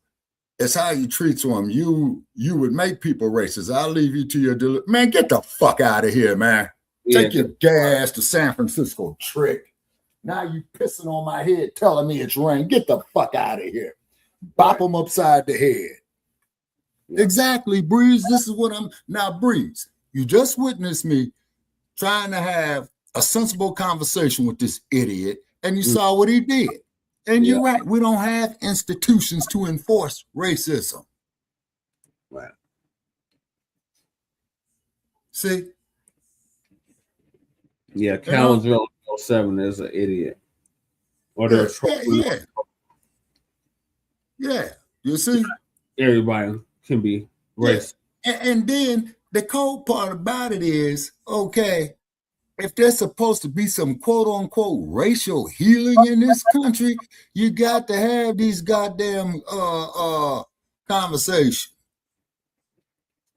We got another troll. What the fuck does fan mean? That sounds gay. Man, go to San Francisco, man. Go to San Francisco. It's a black conversation so you can see your way out of it. Exactly. Hell up out of here. Yeah, now if your ass is sitting here trying to learn something, motherfucker, then you're more than welcome. But if you're going to come up here and troll, man, get the fuck up out of here. Right. Now, where's Goddess Navi at? She's mad at me. I had to apologize to Goddess Navi. I don't know if she wants Shabaka. She might have went to sleep. I don't know if she's still here. Goddess Navi, you still with us? Okay.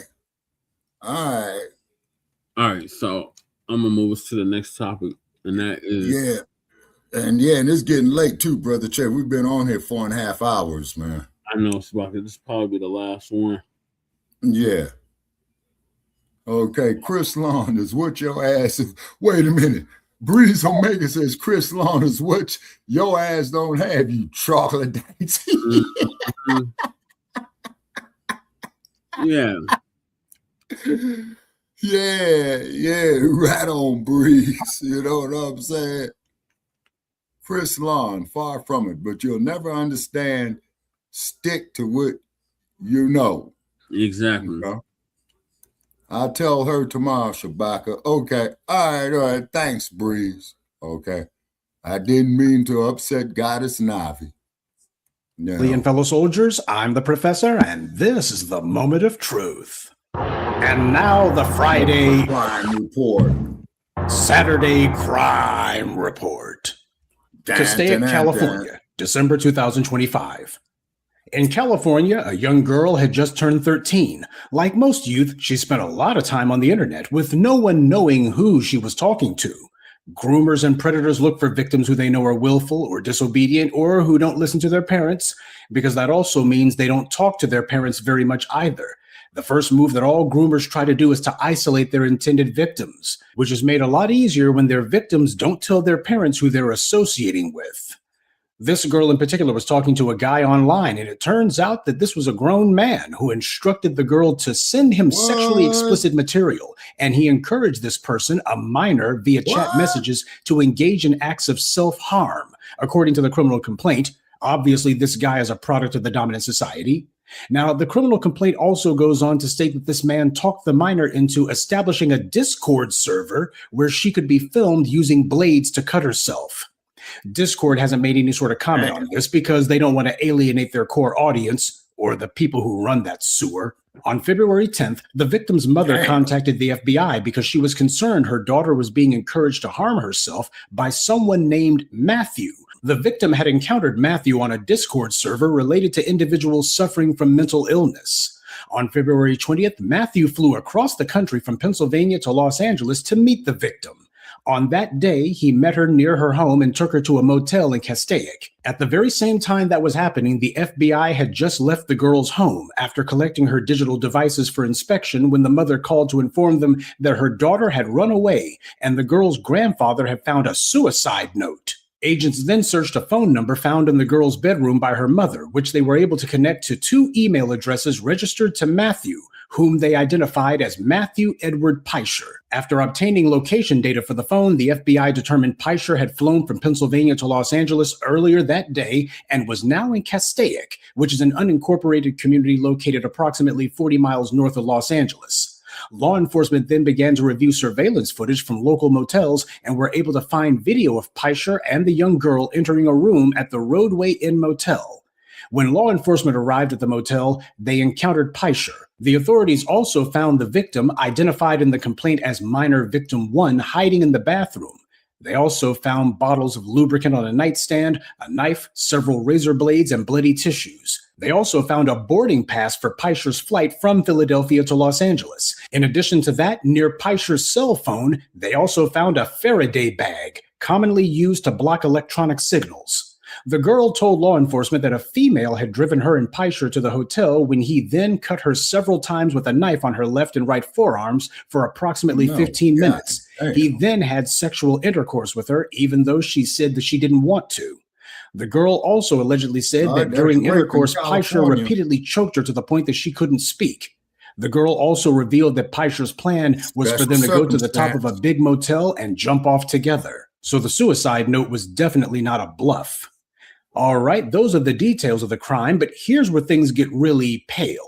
Based on a review of the contents of the victim's smartphone and Peischer's own online activities, law enforcement believes that Matthew Peischer is associated with NVE ideology. NVE stands for Nihilistic Violent Extremist, which the feds call a growing threat to American families. That means white, of course, and one of the most twisted and disturbing ideas to crawl out of the internet. Damn. Feds describe nihilistic violent extremists as individuals who engage in criminal conduct within the United States to further goals that derive mainly from a hatred of society and a desire to bring about its collapse by sowing indiscriminate chaos. Yeah, barbaric savage, real. That sounds like these little white supremacists running around who call themselves accelerationists. You know, they call themselves that because, as far as they're concerned, American society has too many non-white people in it, and it has too many black people with rights. So American society is going to collapse, but they want to go ahead and accelerate that collapse while whites are still the majority. And as they see it, they will be able to reassert their dominance from cover of chaos. Every time there's some sort of large, wide-scale natural disaster in the United States, that's why you always have these stories of these white supremacists, many of them in the police departments, who are shooting at people, particularly black people. That's where this stuff comes from. As far as these guys are concerned, that's practice for the big show. That's where this NVE ideology draws from. The authorities also said these individuals often work as part of a network, such as the violent sexploitation group called 764. These violent online groups have allegedly abused hundreds of mostly female minor victims worldwide, according to Homeland Security. The National Center for Missing and Exploited Children's cyber tip line received more than 1,300 reports related to those online groups in 2024 alone. The criminal complaint against Peischer also details the nature of NVEs, including the 764 group. NVEs often target vulnerable individuals, including minors, and frequently use social media platforms to share child sexual abuse material or gore material, or to groom victims who are committing acts of violence. NVEs and their members frequently extort or blackmail victims into complying with NVE demands, which vary but may include self-mutilation, online and in-person sexual acts, harm to animals, sexual exploitation of siblings and others, acts of violence and threats of violence, suicide, and even murder. Now, is anyone surprised that this creep Peischer came from one of these online sewers? Discord, 4chan, Reddit. Now, if any of these were black-owned or black-oriented, the feds would have already brought a case against the owners long ago. These are basically terrorist operations operating in cyberspace. These places are toilets, full and overflowing with crap. And you know this inbred-looking neo-Neanderthal was hanging out in the most racist places on Discord. The white media doesn't have to give details on that. We have more than enough examples from people just like him to know that's exactly what he's been doing. It's no coincidence that white supremacists have infested the internet since the days when it was a bunch of BBS boards back in the 1980s. Now, this Matthew Peischer character has since been charged only with travel with intent to engage in illicit sexual conduct. That's it. He faces up to 30 years in prison if convicted, but once again, white privilege has kicked in. He groomed this 13-year-old child before she turned 13. He then violated this child, mutilated her, and since he used a Faraday bag, that to my mind constitutes kidnapping because he deliberately wanted to make sure that if she tried to use a cell phone to call for help, or if someone tried to use her GPS signal for her phone to locate her, then the phone wouldn't work. And yet all the feds are throwing at him is merely intent to engage in illicit sexual conduct. Not even that he had done it, even though he did, but instead they're saying, well, he intended to. He hadn't actually done it, right? This is an important thing to note because the white media and white society's favorite narrative these days is that Jeffrey Epstein got away with what he did because he had a ton of money. That's the favorite line they like to use. Well, that's only these rich guys who do this stuff. But as I and others in the Blacc media have documented for you for decades, there's mountains of monsters out there who have done the exact same things that Epstein was convicted for. In fact, things Epstein wasn't convicted of. And unlike Epstein, these other creeps didn't even see the inside of a prison cell. But none of them was wealthy or even rich. What they were was the recipients of white privilege. And in this country, the laws are color-coded. The judges will sit in open court and tell the victims of these rapists that they don't want to ruin the lives of the rapists.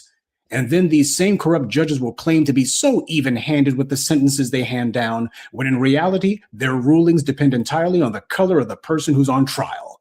And all the racist genetic dead-enders out there can get mad at me for pointing this out. But if the racists who infest the judicial system obeyed the law and stuck to it, well, then a lot of these whiners in the comments section would be in prison. That's what. That's why this happened. And of course, we all have to notice that this guy had a Faraday bag with him. What that tells me is clearly he was getting advice from all these reprobates that he cavorts with online. That's what it is. Wow, these kind of animals run in virtual packs, and they love to go ahead and trade, swap tips with each other about the best way to kidnap people, the best way to make sure that you neutralize people's communication devices so that you got them completely isolated. That's what they do. They sit around practicing this stuff. They sit around fantasizing about it. They sit around just devising ways of, oh, when I kill somebody, this is how I'd like to do it. So let me go ahead and prepare in my mind before I go ahead and do it for real. That's what happens in white supremacist culture.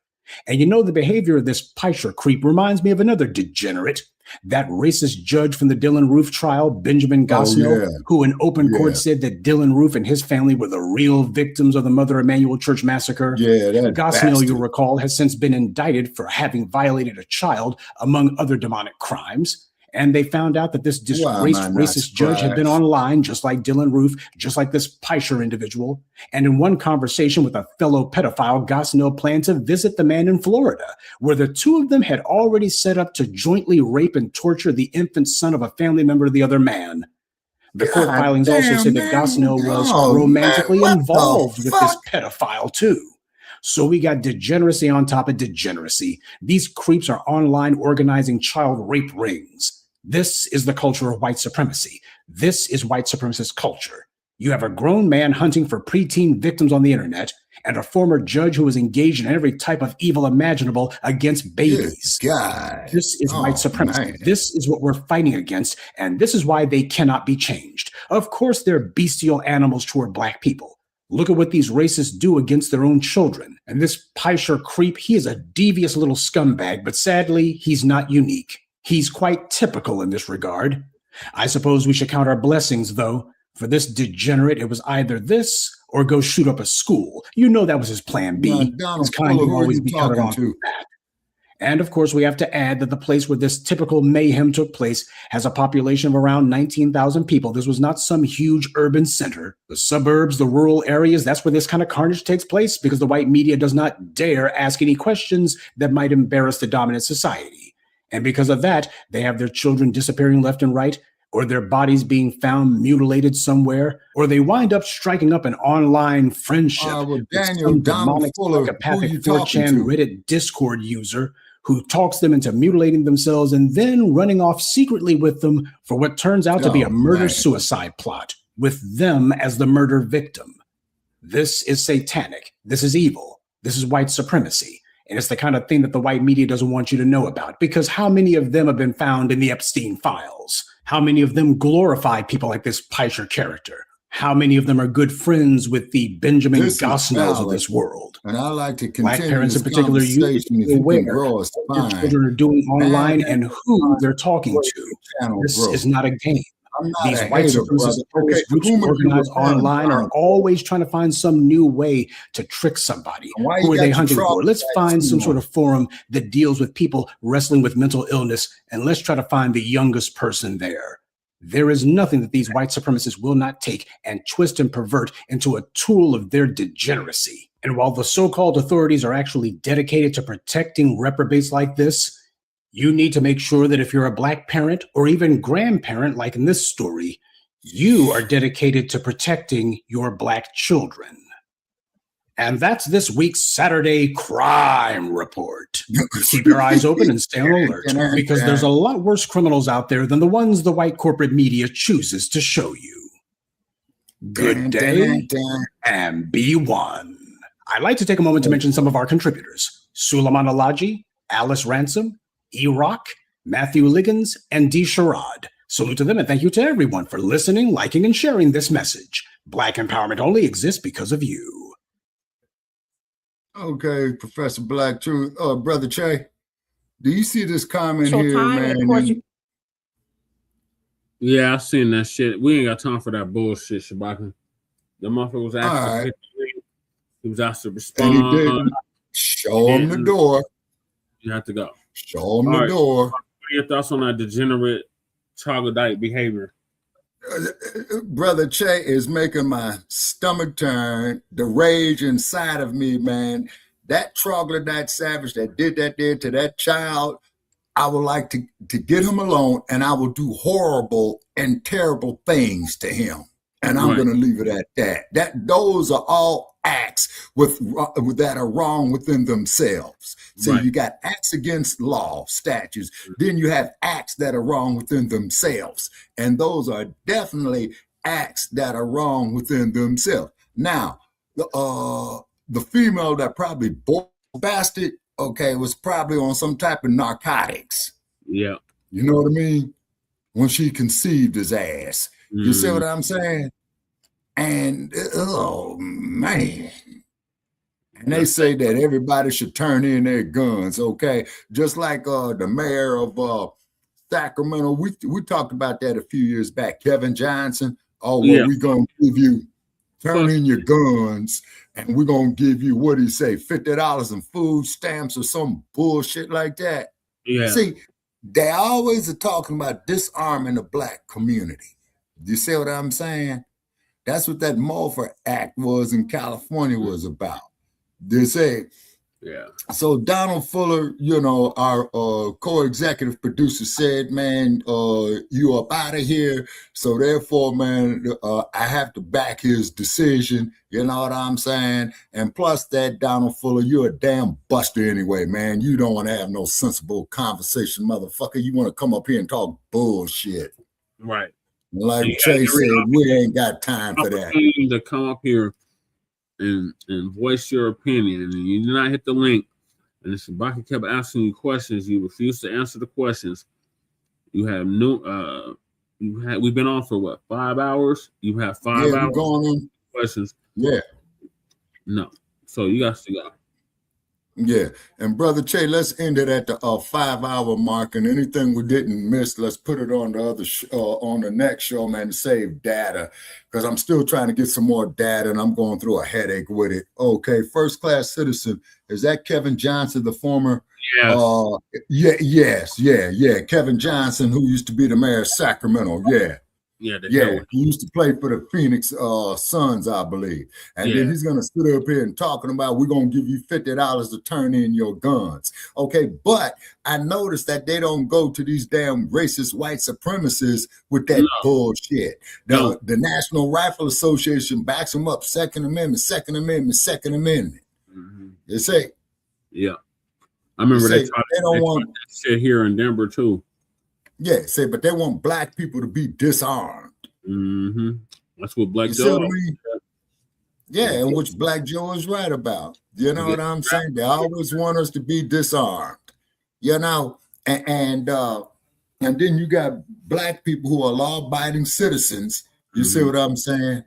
And then, like, look what they did to Philando Castile. Look what they did to Corinne Gaines, man. I mean, the list just keeps getting bigger and bigger and bigger and bigger. Our girl there, Breonna Taylor, you know, she's in bed with her man. Here, African Diaspora News Channel 11-8. Go ahead, Shabaka. Yeah, RIP to Breonna Taylor. Yeah, absolutely. So up here, law-abiding citizens who are Black, but yet though racist white supremacy is afraid of this. So which means is that you racist white supremacists are a bunch of fucking hypocrites. Just admit it. All you motherfuckers got to do is say that you are hypocrites, and I will shut the fuck up. That's too much like right. They're not gonna do that. Well, to quote you, brother Che, in a perfect world. In a perfect world, no stress, no. Yeah, you see, and I mean, damn. Okay, first class citizen is asking who is the mayor. Oh yeah, he was the mayor of Sacramento. Yeah, he was the mayor. Yeah. Yeah, fuck him. Trying to open up a restaurant out here, and he bailed immediately. He had a whole not even opening, but a grand announcement of him opening the fixings out here in 5 Points here in Denver. And then that motherfucker bailed. Yeah, see, this is what I'm saying. See, they strangle us economically. They strangle us politically. You see what I'm saying? Okay. But we ain't supposed to say nothing about it. What's that there that Malcolm X said? They want us to suffer peacefully. They want us to suffer peacefully. Yeah. You know, and then, woo, man, I just don't know what to say. They shoot you up with Novocaine, they get to pulling that too, Shabaka. Yeah. You be like, no, I was about to start fighting the motherfucker when he pulled my tooth. I was like, oh, hell no. Oh, man, you ought to saw me, man, when I had my wisdom teeth pulled, man. They had to cut it out, man. I was in so much fucking pain, man, for about 5 days. Yeah, I went through that too, Shabaka, but this was more recent than that when I had this tooth pulled. Right, yeah. And I went through that, Brother Che, when I was younger than you, but I still remember that pain, boy. Woo. Yeah. Woo, brother, you had my sympathy on that, man. Yeah, I had my wisdom's taken out at 20, and then almost 20 years later, I lost a tooth. Yeah, well, I've lost a few other teeth, man. You know what I'm saying? You know, and so and then what we try to do, we try to be respectful to you other groups. You know what I'm saying? We definitely appreciate all of our supporters. Please hit that PayPal, you know, to keep this platform up, the Shabaka Fund. You know what I'm saying? Yeah. So, old boy, that's Alex Bryant. But I'll probably discuss this on the continuation tomorrow after Shabaka's Black Experience Enhanced. It's a very long clip. So I'm going to move to the next topic, which is Deon Cole's NAACP joke sparks debate. Oh, okay. Lisa again? Yep, Lisa again. Lisa been I like looking at Lisa. All kinds of videos lately. What's up, world? Let me tell you about this beard growth oil I got from 12 Tribes on Health. Well, the NAACP Awards was just a few days ago. Oh my gosh, stop. 2026. Just stop. And the host was Deon Cole, a comedian. And towards the end, he did a joke. That mug started another account, Shabaka. Definitely. Who that? Valor. Oh man, okay. About what happened at BAFTA and Tourette's syndrome. Well, white people took offense to it. They were offended and thought the joke was inappropriate. Now, who are we talking about here? The same white people that have mocked us all throughout history, mocked our deaths, mocked us being tortured, mocked us being, arrested by cops without even doing anything wrong. We had to endure your corny, racist jokes. Yeah. and all kinds of things. But this one joke is the most offensive thing you ever heard. If you don't go somewhere and sit down, exactly, for real, for real, bullshit. So y'all, I'm gonna let y'all listen to this joke. It is, monkey references and everything else. And remember, they used to even joke about sickle cell. Black people get sickle cell. I remember that too. So don't come to us talking about somebody got a sickness and we shouldn't mock it when that's all y'all done throughout history. Exactly. That's all you've done. That's all they've done, Lisa. Man, you can miss us all with how offended you are. You know, I think what really ticks y'all off is we did not accept what happened. Mm-hmm. And many in our community demanded an apology. We don't care if that man got Tourette's. A lot of people got Tourette's, but they're not running around screaming out the N-word. Right. And like they said, he did not yell out until those two black brothers got up on the stage. Yeah. And all of a sudden, that's when he became real vocal. Now, if he was so out of control, how come he didn't do that when anybody else was on the stage? It says a lot. And even with Tourette's syndrome, you usually repeat things that you say in your normal life. So obviously this man was saying those kind of things. That didn't come from nowhere.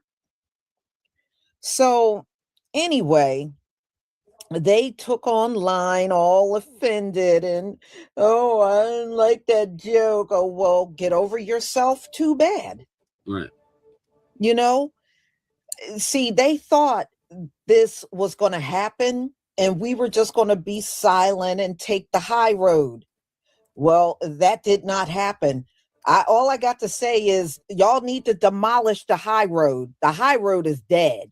Nobody is taking no high road when you are rude, disrespectful, and racist towards us. Right. Ain't nobody taking no high road. The high road should be closed down permanently. Mm-hmm. So let me go ahead and share my screen. Yeah, they said they heard him yelling that mess out during the awards. I think I read somewhere where he did it like 4 times.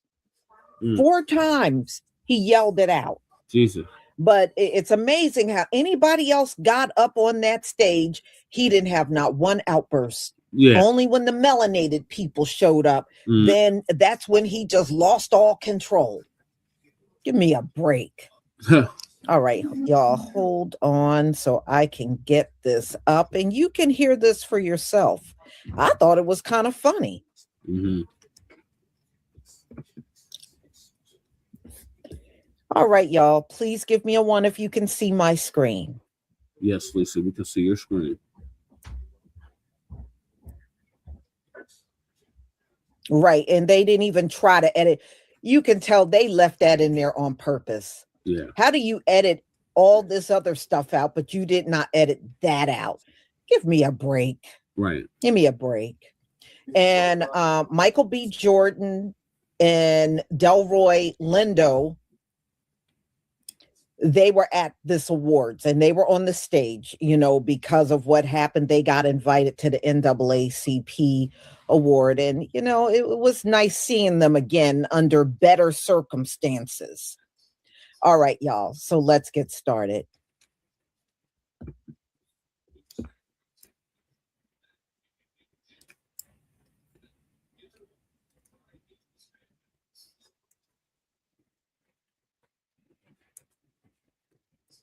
What is up? How y'all doing, man? Make some noise, man. How y'all doing?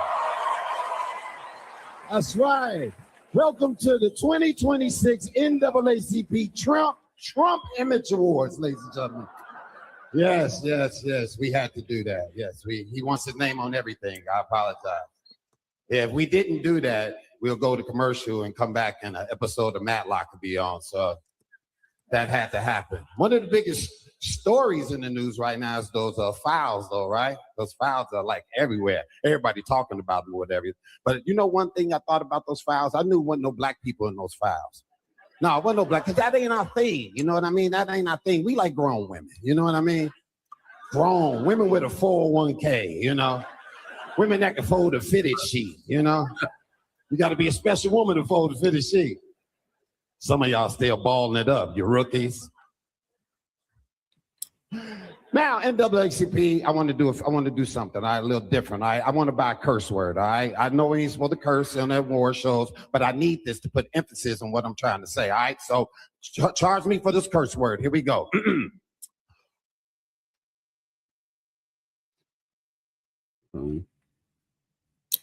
What happened?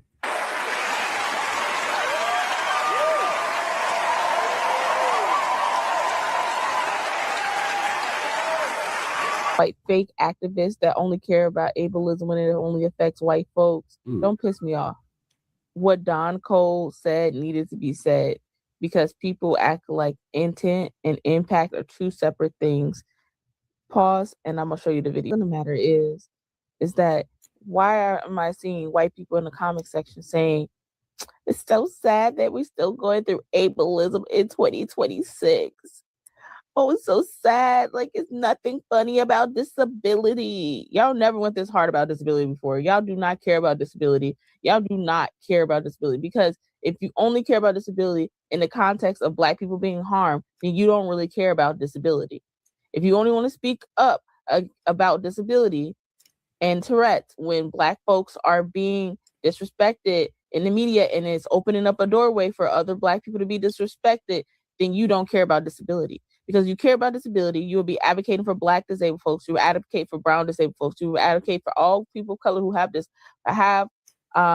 Tourette's. You will understand how they're policing the school system. You'll understand all this other stuff. Y'all will understand, you will speak with intersectionality and be like, I understand harm was done, but nothing could be done with his, like, basically you will understand that harm was done, even though it was not intended harm. And you will also understand that a gateway and a door was open for other people to participate in acts of racism by it being shown internationally.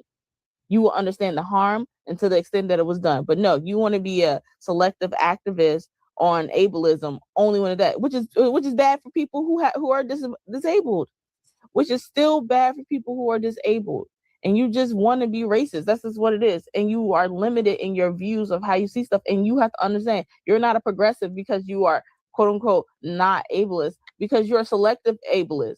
You're selectively ableist. And when it's inconvenient for you to be when it's convenient for you to be a pro disability, you say, oh, okay. But when it's inconvenient for you to be pro disability, that's when you can't see it. Right. And the inconvenience is people being Black. The inconvenience is people being poor. The inconvenience is that you're a classist too. Like, I can't deal with this in general, because I feel like folks are just pretending online to have a moral caliber that they do not have. In addition to that, they lack morality and they lack empathy in the same conversation. Why can't you understand that if someone kicks someone and they have like flinching leg syndrome, and I'm not saying that's the thing or not, but that they should still apologize, even if their leg flinches on accident and kicks people? What do you mean? And that the fact that this is like a dumbass conversation that a lot of white folks just can't not even understand or comprehend is insane. And that's just, and it's like they comprehend it. They just want to be racist. It's like, it's no way you should not be able to lack empathy for Black folks. It is no way, unless you're intentionally lacking empathy. You have to turn off something in your brain to lack empathy. And then you have to be, it's a certain type of psychopathy that has to happen for that. To also then empathize with people with disability only selectively. That's crazy. One thing I'm a big fan of is comedy mixed with truth. And Deon Cole's comedic prayer at the NAACP Awards, top tier. Now, Deon Cole, you did throw shade at Nikki, so we can expect that we're going to have a Twitter rant coming soon. If it hasn't happened already, maybe I missed it because I'm not a Twitter girl. But when I tell you, I screamed when Deon Cole said, if there's any white men in the room with Tourette's, read the room. Read the room. And I got to give props to the cameraman for panning to the white men in the room. I screamed. And the fact that people are actually upset about that, I saw one comment that was like, oh, you know, he gets off on making people uncomfortable. Yeah, because the truth makes people uncomfortable. See how that, you see? People get uncomfortable when you start clocking shit for what it is. I'm sorry, I don't give a damn. If it can be aired for the world to hear Black men being called a hard ER, I think anything goes at this point, yeah? So I don't want to hear all that fake ass outrage. I don't want to hear about you being uncomfortable about his jokes. No, well, we're uncomfortable when racism is allowed to be aired on TV, disorder or not. Right. Hey, y'all. So I just want to share my thoughts on the NAACP awards that aired on last night. Dion Cole was the host. He is an actor and a comedian. Yeah,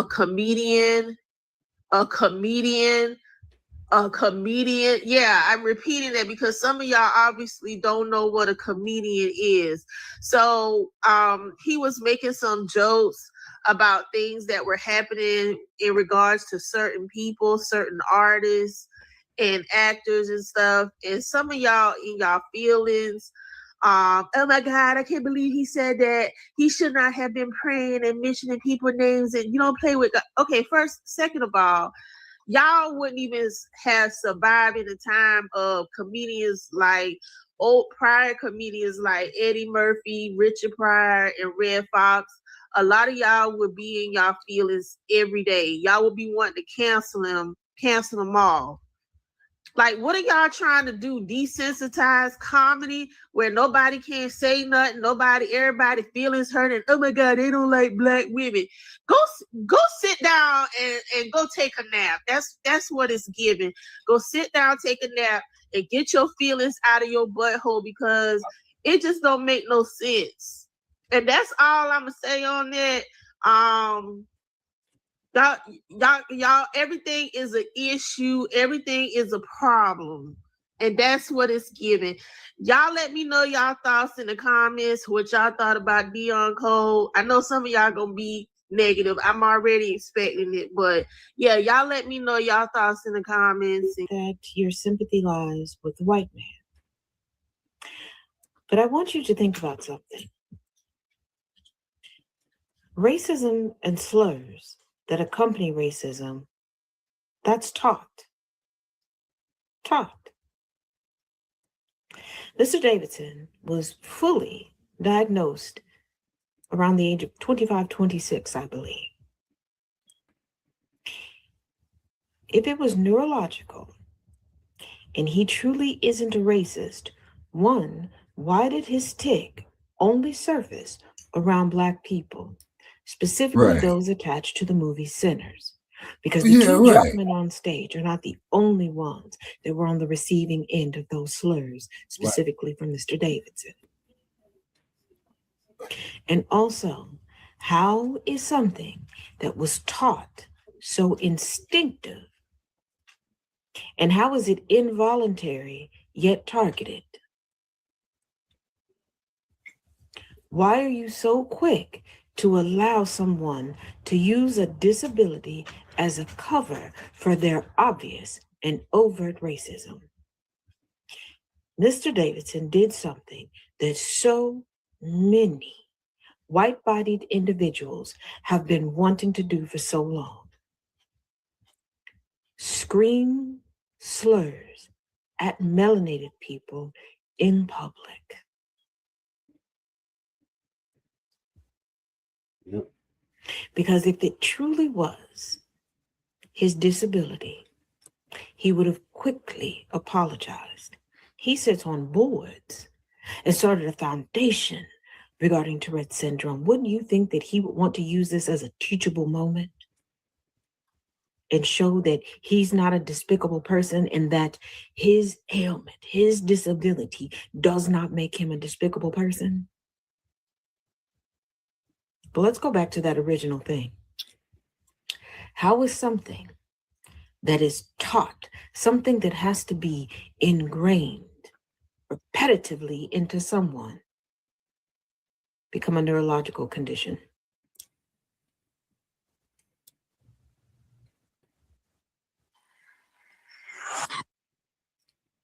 Right. So Delroy Lindo supporters after British Academy Film and Television Awards nigger word incident at the NAACP Awards.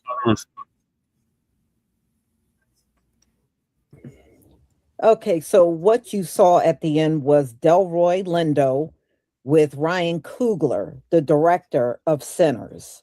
And yeah, they came out on the stage and, you know, he spoke a little bit about what happened and, you know, he thanked the community for throwing a lot of support. Apparently, a lot of people reached out to Delroy Lindo to support him and, you know, express how awful, you know, that experience had to be for him.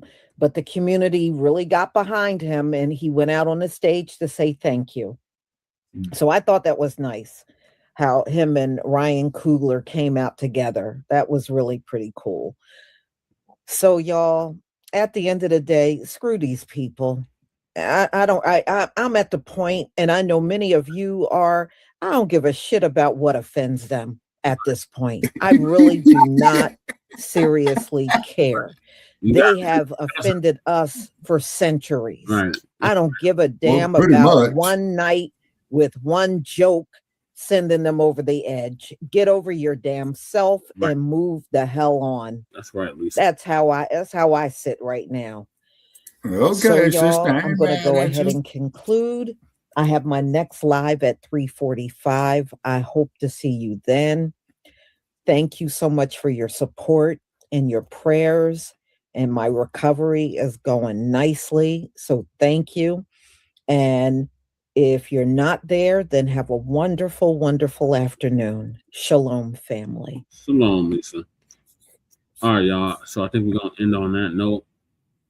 Right. And we've been up here for 5 hours, 10 minutes. And also, too, people, please donate there to the Shabaka Fund. You know, Brother Che got the link up right there. Okay. It's because I'm in a world of shit that I'm trying to get out of, you know what I'm saying? Yeah. And what have you, you know? And then this is my last comment. I hope you get your okay, this is Tweety Bird Torino. Okay. This is my last comment. I hope you get your reparations. You could pay me for my 2 relations who died for your freedom. Hey, man, you go fuck yourself, okay? You go fuck yourself, motherfucker, because I had family members, man, that fought in every goddamn war in this country. The fuck you talking about? Right. Yeah, he got the wrench. Yeah, man. Yeah. He got bumped upside the head. You know what I mean? I get tired of you assholes coming up here and you don't want to say nothing contributing to the conversation. Don't want to have an honest debate. And one thing that you Sultans are not going to do, you are not going to come up here and tell us our people's history. Because when we tell you about yours, oh, no, you're banned. That's hate speech and all that bullshit. The hypocrisy is real. Yeah, that was one of them $5 Indian Shabaka. One of them $2 Tontos. We see you, $2 Tonto. Damn. All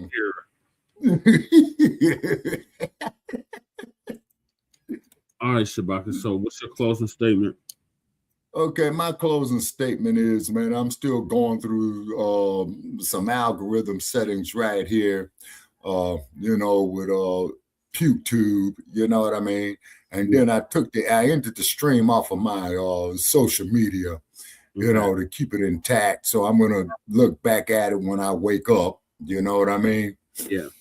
What have you. And then, like I said, I got to get my ass over here, man, go print out these documents, man, you know, for PewTube and Facebook and all that, because it's a damn book, man. It's like about a 30-page essay they got. You see, man, like Newton said, they make this shit ambiguous where it cannot be understood by the common man, you see? But it's their shit. You see what I mean? And as soon as you come up here and tell these motherfuckers about themselves, oh, that's hate speech, man, and you know, all blah, blah, blah, blah, blah, blah, blah, and all that bullshit. Okay? You know. Thanks y'all tapping in and me punk ass trolls. This is going to conclude season 6, episode 15, part 3 of the Front Line Blacc News. Make sure y'all join us tomorrow for Shabaka's Black Experience Enhanced. You got the log, Shabaka, is season 11. Yeah, I got season 15. No, I got season 6, episode 15, part 3. No, for Shabaka's Black Experience Enhanced, I think it's episode 20. Okay. So let me put a footnote here. SBEE. Okay. Episode. Hey, special OG is in the building. Certified salute. Appreciate Who's you. that? Another one of our B1 codified brothers and sisters. Oh, special OG. Salute. You know what I'm saying? How you be, special OG? Okay, Cyberdyne, have a good day, family. B1 salute. Yes, sir. Thank you for joining us. And if y'all could share this episode far and wide, please do, to get our numbers up, is because this stuff that I'm going through, man, study this stuff to make sure I'm doing it right. Okay, special OG, peace. Okay, peace to you too, special OG. You know what I'm saying? And please follow the Shabaka's Black Experience Enhanced page on Facebook. You know, it's open to the public. And I spent it. Shabaka Black Experience Enhanced GoFundMe too, or not the GoFundMe, the Shabaka's Fund. Yeah, you see. So we can keep it up, man, and bring it back bigger than ever, man, because we put a lot of time. And then also, too, please follow me on Twitter at Shabaka, capital EXP. You know what I'm saying? And because I do try to get, our episodes up there on Twitter, too. But I think what I had to do with old Stinky Bird, Brother Chase, I got to copy and paste the link and put it up there. You see what I'm saying? Yeah. Yeah, and this stuff is complicated. But however, man, shit, Kemet wasn't built in a day. You know what I'm saying? Yeah. We damn sure ain't gonna talk about Rome. America wasn't built in a day either. But we know our Yeah, exactly. That's all that matters. Yep. Appreciate y'all tapping in. Shout out to everybody that tapped in. I'll be here all night naming all the people. I appreciate you, Special OG, for coming through. Shout out to Cyberdyne for coming through. Right. Class Citizen for coming through. Shout out to Breeze Omega for coming through. Make sure y'all sub up to his channel. Right. To Goddess Nabi for coming through. Mm-hmm. Shout out to Master Link for coming through. Right. To I think that was a troll.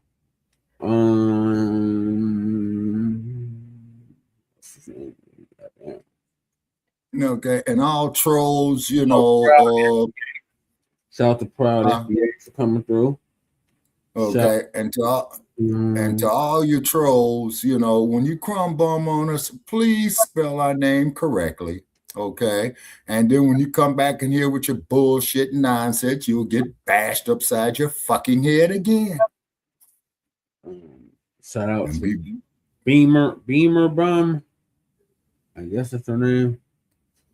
Shout out to Muhammad L. Appreciate you coming. Mm-hmm. Shout out. Okay, special OG. Shout out to him. Till next time, fellas. Okay, appreciate you. G's for coming through.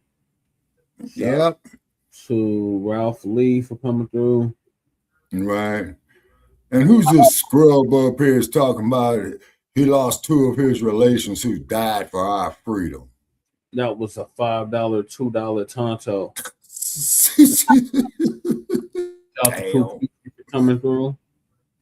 Always Cool Keezy on the East. Well, Breeze Omega. Shout out to our man Crew over there in the shop. Yes, definitely shout out to Crew, but he didn't come through tonight. Shout out to Lunchies. Appreciate you subscribing. Shout out to Old Man Nick's fan for coming through. Right. Yeah, who else is in here? And then people like Regal and the other trolls. Algorithm Red. Appreciate you coming through. Twin always stepping up the room and regulating in the chat. Appreciate you coming. Oh, yeah. Shout out to Jay Militant. Yeah. Shout out to Jay Militant, even though he didn't come through. Shout out to him. Mm-hmm. I think that's it. Okay, and then of course Dynamite, you know, our man over there in the Carolinas. Yeah, but I'm talking about people that was actually in the chat. Okay, my bad. Okay. All right, so please hit that fun, okay, because we're trying to, you know, expand this here real wide, you know, that we can, keeping it all positive. Shout out to Daniel's Berry Sports Highlights. Shout out to Sam. Shout out to Cosmo for coming through. Shout out to Mac 285 for coming through. Oh yeah. Mac 285 has always, you know, been supportive of us. Okay. All right. So what I'm gonna do, I'm gonna bid you all a good night from Sin City. Come on, 7-Eleven. Clack, clack, clack, clack, clack. Tomorrow at 7 p.m. or excuse me, today now. Since it's today now. It's Tuesday now. Yeah. March 3rd. Join us today, March 3rd at 7 p.m. Mountain Standard Time for a brand new episode of Shabaka's Black Experience Enhanced. And then 6 in the West. Will be and that there will be 8 p.m. I believe, Brother Che, in the East. Come through, Kahari. I'm about to wrap this thing up. Yeah. Hey, Kahari, it's always a pleasure, man. Yeah, we've been on here for 5.5 hours, man. You know, so get with us the next time, Kahari. You know, you're always welcome, brother. Yeah, we definitely. You know what I'm saying? Yeah. Okay, what do we got? There's a comment right here that says you are growing. Yeah, we are. Okay. I see at 324 sub. Wow. Yeah. Okay, Kahari, it's always a pleasure. Right on, Kahari. And please share it far and wide, you know what I'm saying? Because, you know, Shabaka, he's got to bring his ass up to the 21st century, you know what I mean? Yeah, you got to update. So I got a lot of studying to do, you know? Right. And that's right, Brother Che. I'm still black when Black History Month ends. Black history is world history. 365. And American history. And this is Black History Century, Black History, and Black History Year. Yep. Okay. All right. So I'm out, y'all. Okay. And I got to go have my old man's milk and take my nap and all that old shit. Yeah, go take your nap, Shabaka. Yeah, live long enough, Sonny, be old till time. Don't wait for nobody. I remember way back in 1970. You know what I'm saying? Shit, boy, that's 56 years ago? Damn. Yeah. Woo-wee. Okay, I'm out, folks. Okay, good night, Shabaka. Okay, have a nice night, Brother Che. You as well. So this is going to conclude season 6, episode 15, part 3 of the Front Line Blacc News. Join us tomorrow, or excuse me, today. I keep saying tomorrow, but it's today, for a brand new episode of Shabaka's Black Experience Enhanced. And then following that, a brand new episode or continuation of season 6, episode 15, part 3 of the Front Line Blacc News. In the meantime, make sure y'all like and subscribe to all of our platforms, Front Line Blacc News on YouTube and Facebook, The Revolutionary Agenda on YouTube and Facebook, and Shabaka's Black Experience Enhanced on Facebook and Twitter, now X. So peace, love, light, reparations, delineations, and separations in Black empowerment. Chan Krumah signing off from the Mile High Income and Illegal Migrant Flooded City. We'll see y'all later. Peace.